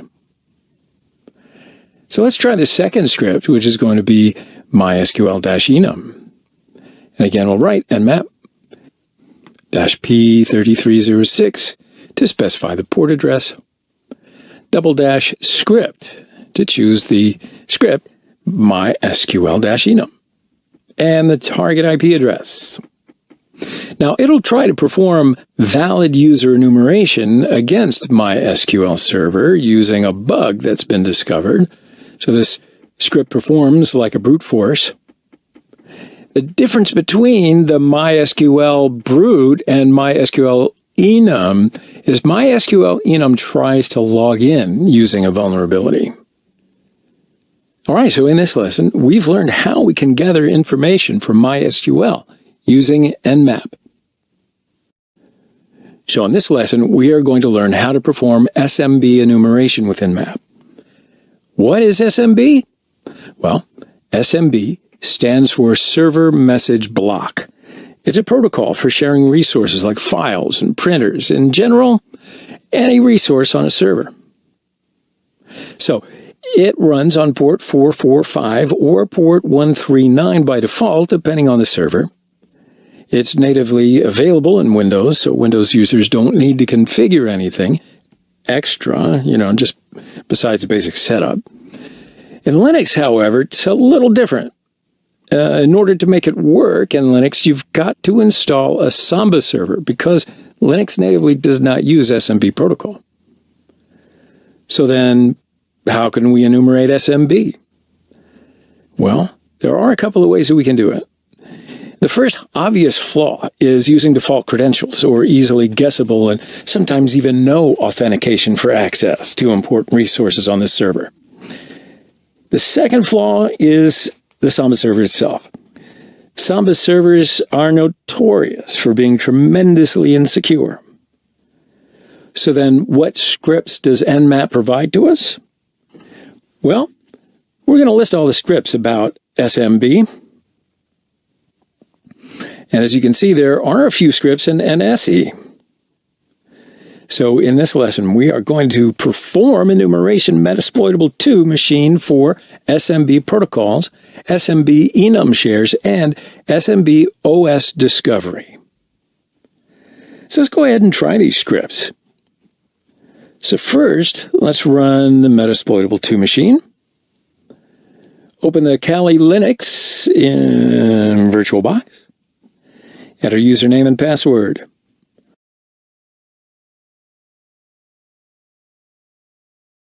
Open terminal. Enter sudo sudo- for root permissions. Enter the root password. Okay, so let's start with the first script, which happens to be SMB protocol script. So this script will show us basic information about the SMB. So write nmap -p445 so that we can specify the port, and -- for choosing script SMB-protocols. And of course, the target IP address. And what we're looking at here, the server is running NTLM. And this is the version, which is SMB version 1. So it's dangerous by default. So again, we've got to say that this gives us information on how we can act on it, what kinds of exploits that we can run. So this script gives us that initial idea. Now the second script is SMB OS discovery. So write nmap -p445 to specify the port address. -- for choosing the script SMB-OS-discovery and the target IP address. Now this script gives us information about the operating system that's running on the target machine. The server is running Samba, and here is the computer name. The third script is SMB enum shares -p445 for specifying the port address, -- for choosing script SMB-enum shares, as well as the target IP address. So this script lists out all the shares active on the target. It also lists out permissions as to whether or not we can access those shares remotely or directly with or without credentials. So as you can see, the script lists out the shares that we can have access to. What do you think? It's a virtual gold mine. So in this lesson, we learned what SMB is and how we can perform SMB enumeration. So in this lesson, we're going to learn how to perform SNMP enumeration with Nmap. What is SNMP, you might say? Well, SNMP is also known as Simple Network Management Protocol. And as the name suggests, it is a simple application layer protocol that helps a network administrator while managing the network. So it's by using SNMP and its basic information, such as the temperature of the devices on the network, such as the router, the switch, the access server, the bridge, and even the computer, and the users connected to the device, the internet connection speed, device operating time, all of this info can be obtained. So SNMP is running on port 161 by default. So, SNMP enumeration, what's that? Well, the SNMP enumeration process enumerates user accounts as well as the devices on a target system using the SNMP. So SNMP consists of a manager and an agent. Agents are embedded on every network device, and the manager is installed on a separate computer. So attackers enumerate SNMP to extract information about network resources such as hosts, routers, devices, shares, and all that, as well as network information such as ARP tables, routing tables, traffic, just about everything you can think of. So why don't we go ahead and list out the various Nmap scripts that are available to us regarding this SNMP. Okay, so as you can see, we've got a few scripts, and each of them are slightly different. Scripts will depend on the information that you have, but in this particular lesson, we are going to look at SNMP processes, SNMP netstat, and SNMP interfaces, as well as SNMP sys description. All right, so let's get started.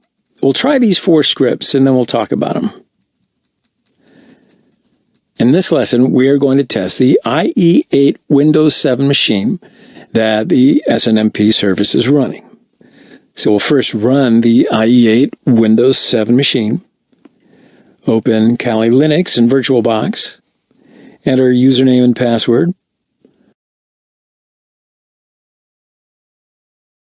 open the terminal, enter sudo sudo- for root permissions, and a root password. So let's start with the first script, which is the SNMP processes script. This script attempts to enumerate running processes through SNMP.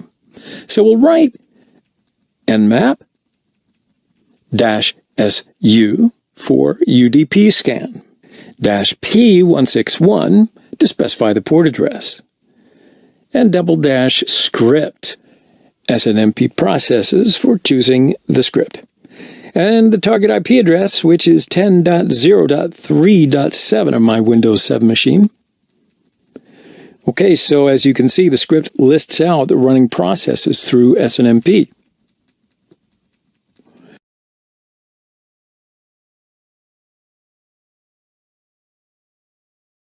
The second script is SNMP netstat.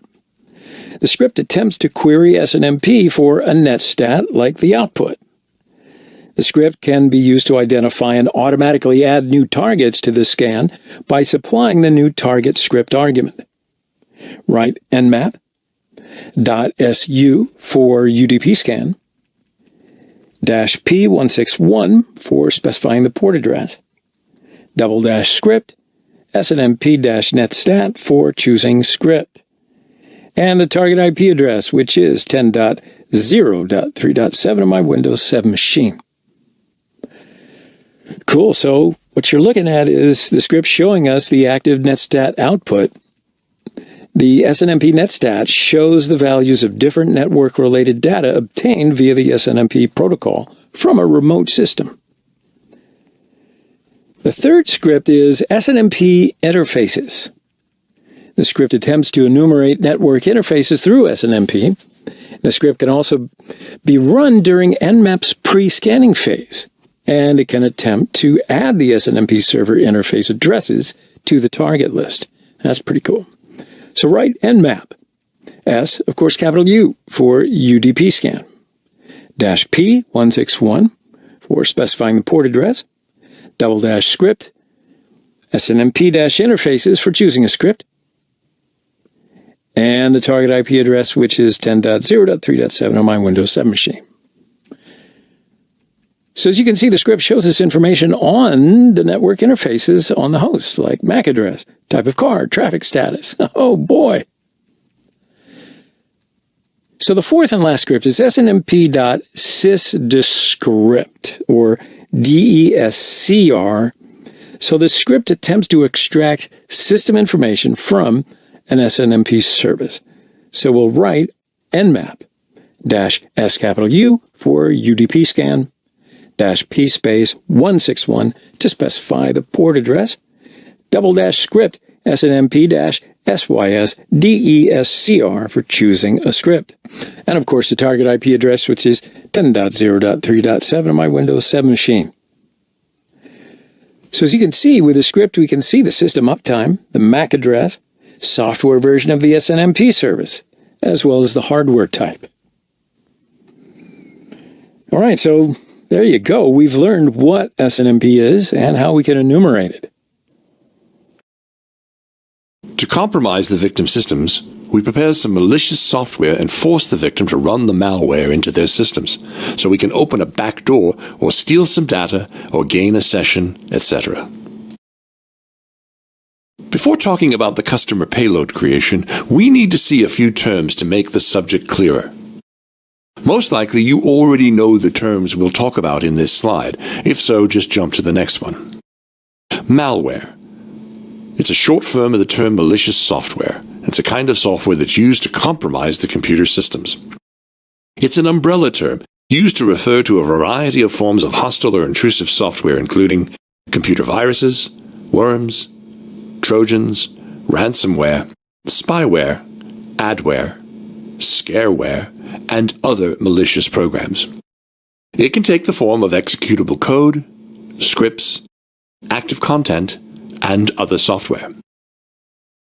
Payload, inside malware, is the portion of the malware which performs malicious action. Metasploit framework is one of the most known terms in the cybersecurity domain. As the open-source sub-project of the Metasploit project, Metasploit framework is a tool for developing and executing exploit code against the target machine. Even though they're depreciated and removed from Metasploit framework, I'd like to talk about MSF payload and MSF encode first. They're depreciated because their abilities are collected into a single tool, MSF Venom. To understand what MSF Venom does, it's better to talk about MSF Payload and MSF Encode first. MSF Payload was a command line tool that's used to generate and output all the various types of shellcode that are available in Metasploit.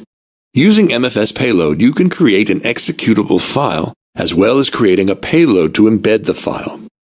The parameters displayed in the slide give us some more about what the MSF Payload does.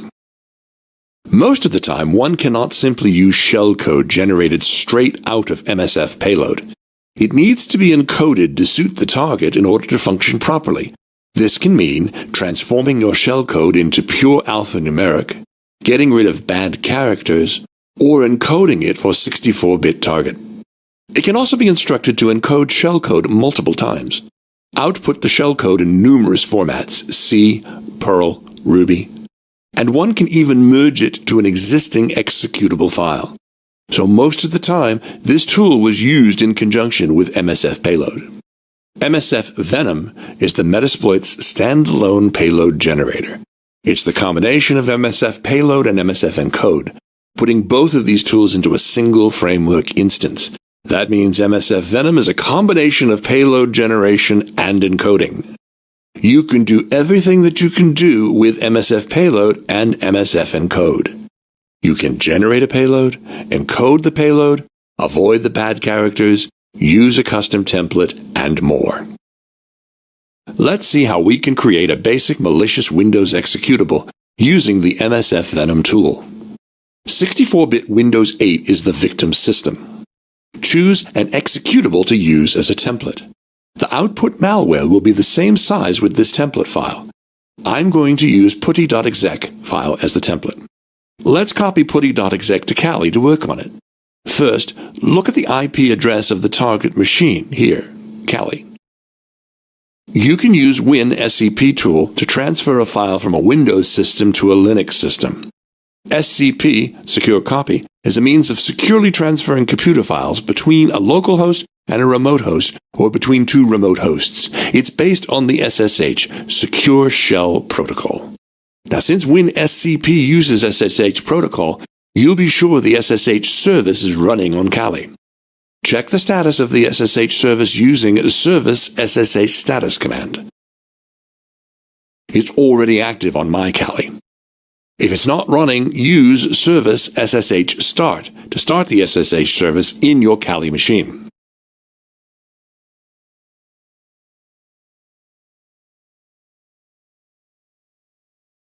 If you try to log in WinSCP using root user, you may see the access denied message. That means using SSH service with root user is denied in your Kali machine's SSH service configurations. Either change the SSH service config to be able to connect with root user or create a new user to use SSH connections. I choose to create a new user. You can use add user or user add commands on the terminal screen, or users interface to add a new user. Now, I've already added a user before SSH user for this purpose.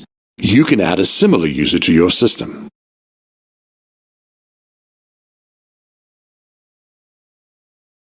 Connect WinSCP using SSH user credentials.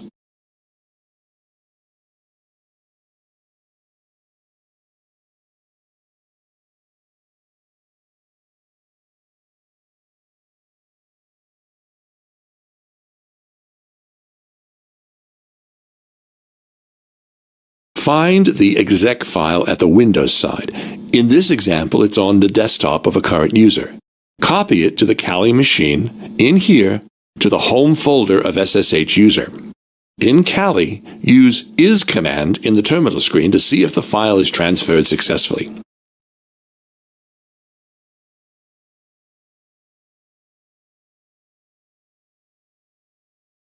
Now we're ready to create a malicious executable using the putty.exec file as a template. Prepare the appropriate MSF Venom command. The first parameter is -p, which specifies the payload used. You have to find a correct payload according to your target. Don't forget to choose a payload with the correct platform, correct architecture, correct connection method, etc. You can see the available payload using MSF Venom-L payloads command. There are a lot of payloads available, and since the target machine is 64-bit, we can filter the results using grep command with pipe.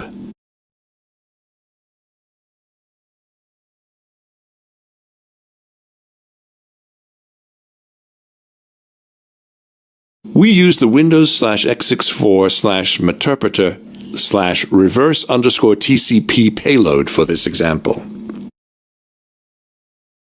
Let's have a pause here and have a small introduction to the world of Metasploit.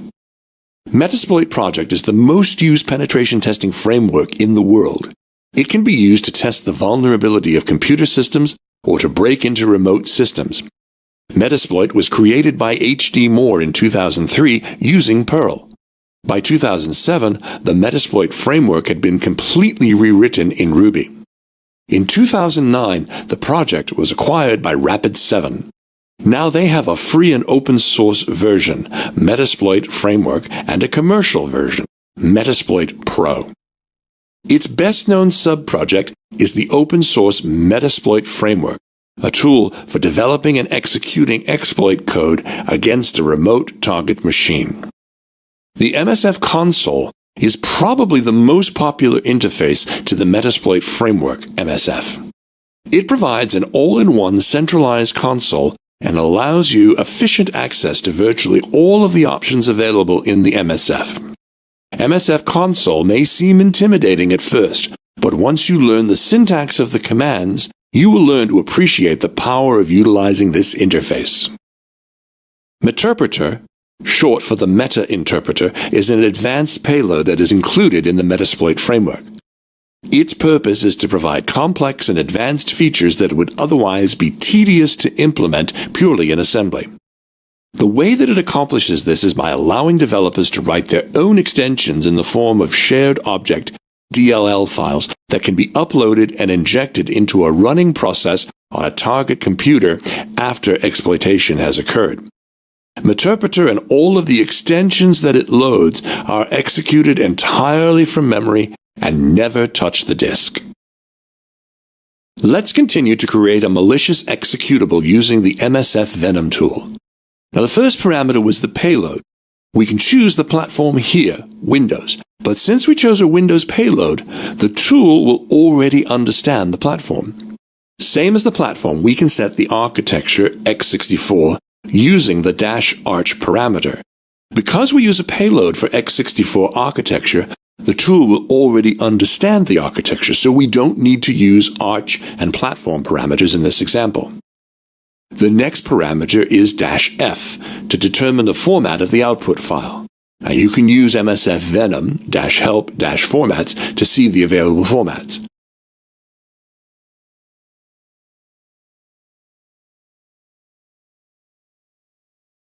We only use the exec in this example.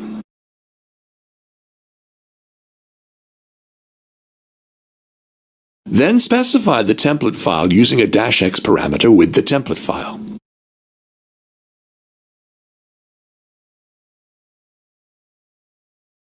Name the output file with the -o parameter.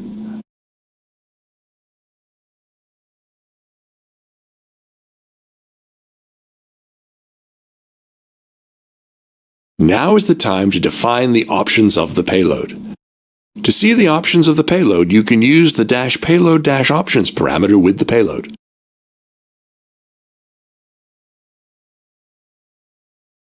We have to define the L-host and the L-port options of the payload here. Complete the command again, output file format, template file,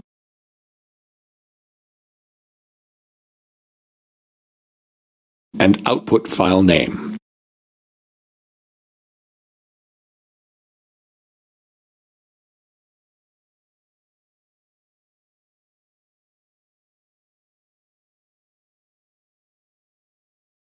Now assign L-host and L-port options of the payload. L-host is the IP address of the listener machine, in this example, our Kali machine. L-port is the port which will be open to listen to the sessions. Hit Enter to create the malware.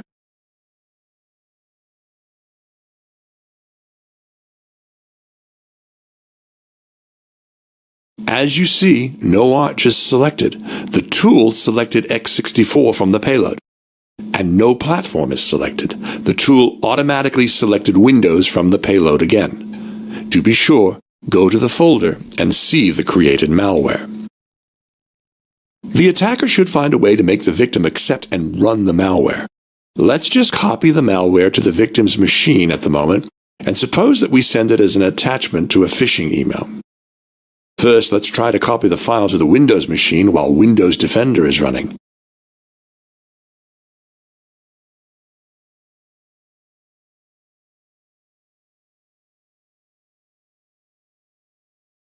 As you can see, Windows Defender recognized the malware.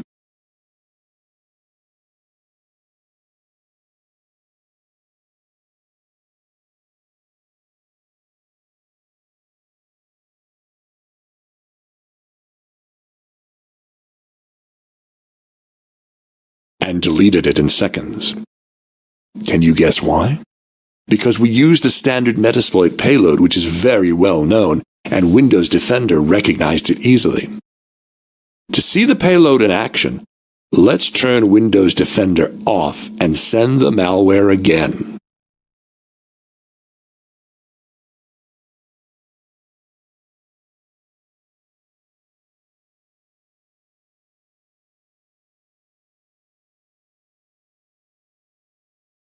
As an attacker, we need to listen to capture the sessions of the victims who run the malware. Start MSF console. You'll have a Metasploit framework shell. Search for the handlers.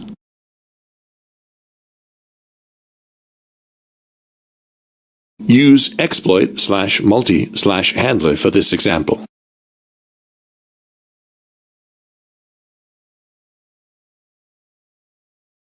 In handler, we have to use the same payload that we use in the malware.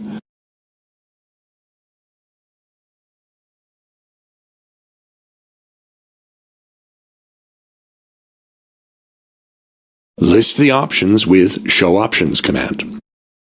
Set the listener address and port. Since the default port is the same with the port we assigned in the malware, we can leave it as is. And run the handler, it starts to listen at that moment. Now go back to the victim machine and run the malware. Voila! We got the session from the victim machine. Look at the system info using sysinfo meterpreter command. It's a 64-bit Windows machine. Look at the user ID. Meterpreter has a lot of excellent commands to compromise the victim's machine. Use help command to see some of them.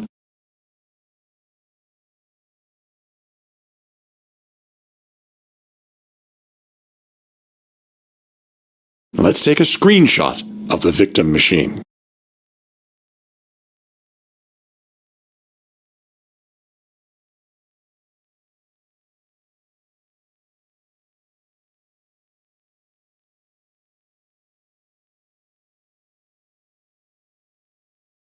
When we list the currently running processes using tasklist command in the victim machine, we see the malware running. You can kill it using the taskkill command with /PID parameter.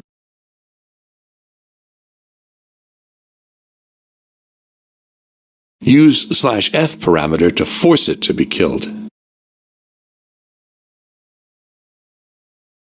As soon as the malware process is killed, the meterpreter session dies as well. Using MSF Venom, you can create more complicated malware. Doing this, you may suppose it will not be easy for the security systems to recognize the malware.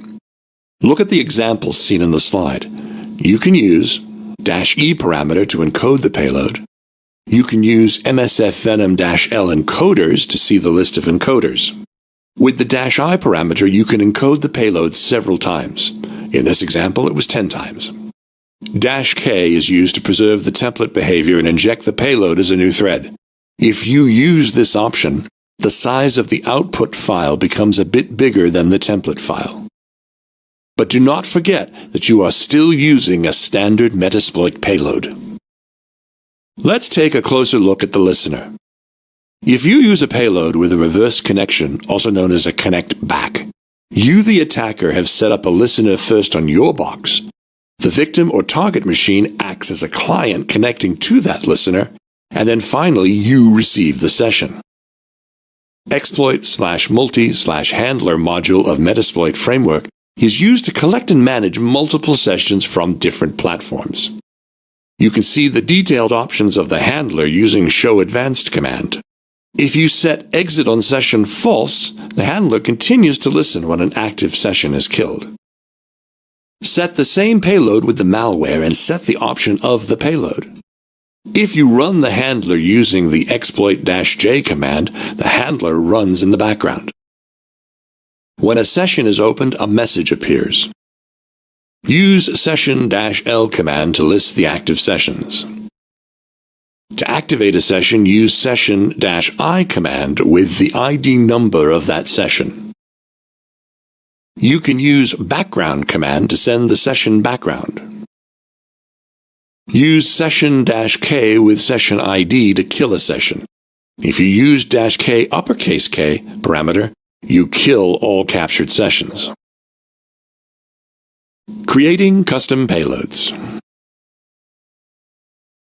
The payloads of well-known frameworks such as Metasploit are easily recognized by the security systems. The best way to avoid this is to create your own payload. There are open source and free tools to create your own malware and payloads such as Veil, Avoid with a 0 instead of an O, Syringe, Fat Rat, and Empire. Now you will see how to create a custom payload using Veil Framework. First, let's install it to our Kali machine. If we Google as Veil Evasion, the first link will be the GitHub page of Veil Evasion. This page redirects us to the GitHub page of Veil 3.0. In the README part of the page, we see the quick installation guide. We simply follow the steps of this installation guide. Install Git if it's not already installed. Create the clone of the Veil 3.0 project.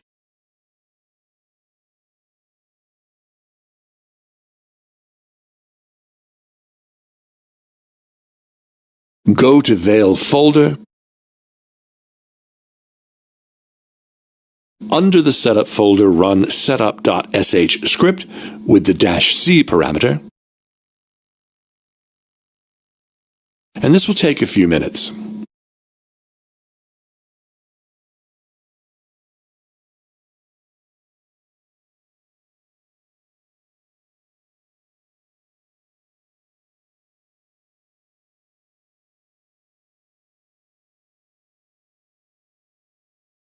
In this period, some install wizards are opened. Don't worry, they're all next finish wizards.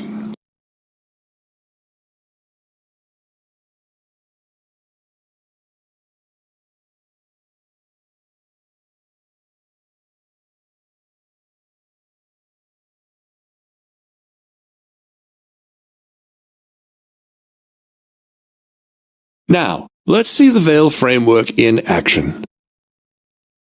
Go to the Veil folder and run veil.py script.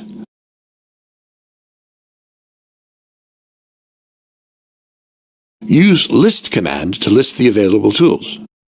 We would like to use the evasion tool, so print use one and hit enter. Veil evasion menu is opened. Use the list command to see all available payloads. There are more than 40 different payloads. Let's use Meterpreter payload, which is using a reverse HTTPS connection. Copy the file name with the full path. We'll use it on the next step. Print use 27 to use the payload we selected and hit enter. The options of the payload are listed. Change as many options as possible to make the payload more customized. The most important options here are the address and port number of the listener machine, lhost and lport options. Again, listener will be our Kali machine, so assign the IP address of Kali as lhost. Let the lport remain as 4444. To keep the example simple, I'm not going to change any other option at this point. Now we're ready to generate the payload. Use the generate command for this purpose. Give the base name for the output files. To be more meaningful, I'd like to use connection type reverse protocol HTTPS and the port number that uses 4444 in the file name. And last, it's asking the method to create the executable file from the script code. Choose the first one.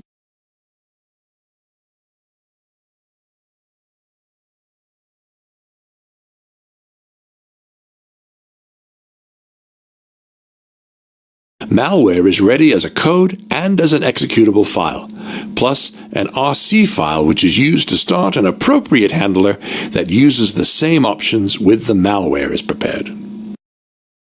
Let's transfer the malware to our victim machine using the WinSCP tool. First, I copy the malware to the home folder of the SSH user.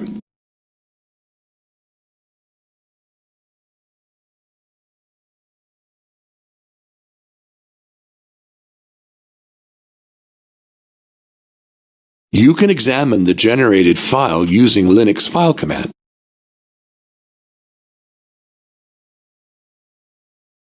Yes, it's Windows executable. Now, go to the victim machine, run WinSCP, and connect to the Kali machine with SSH user.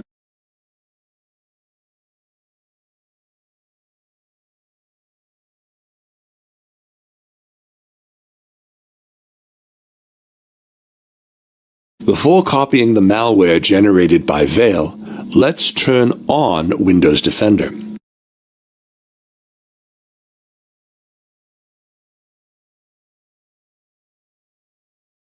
Now, while Windows Defender is running, copy the malware to the victim machine.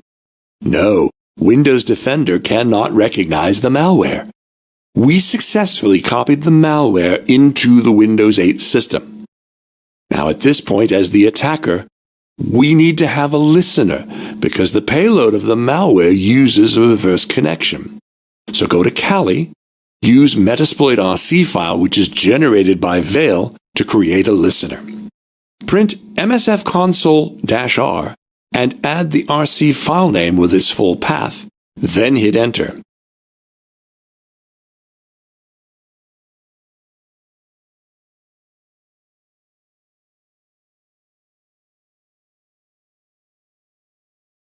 An HTTPS reverse handler starts on our Kali machine's 4444 port as background job. Now go to the Windows machine and run the malware.